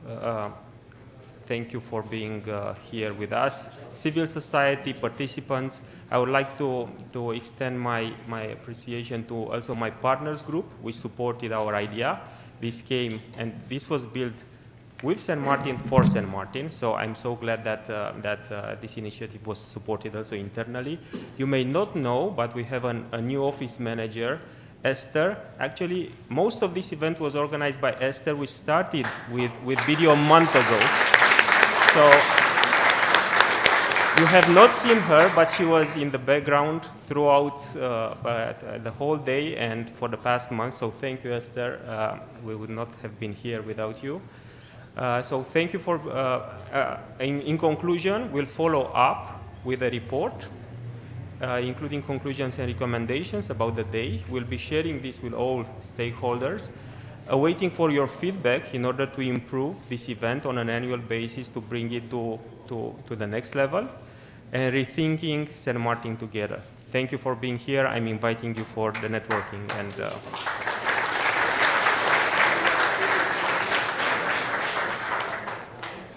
So I'd like to echo Paul's sentiments.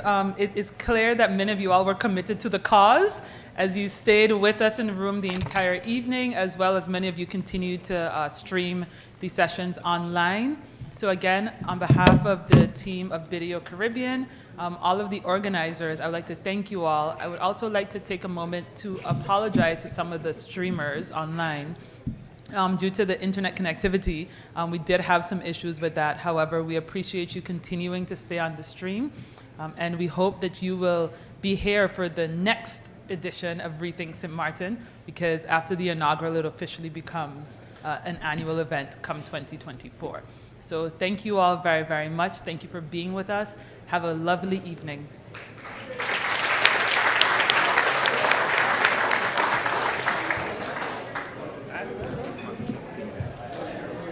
Good job.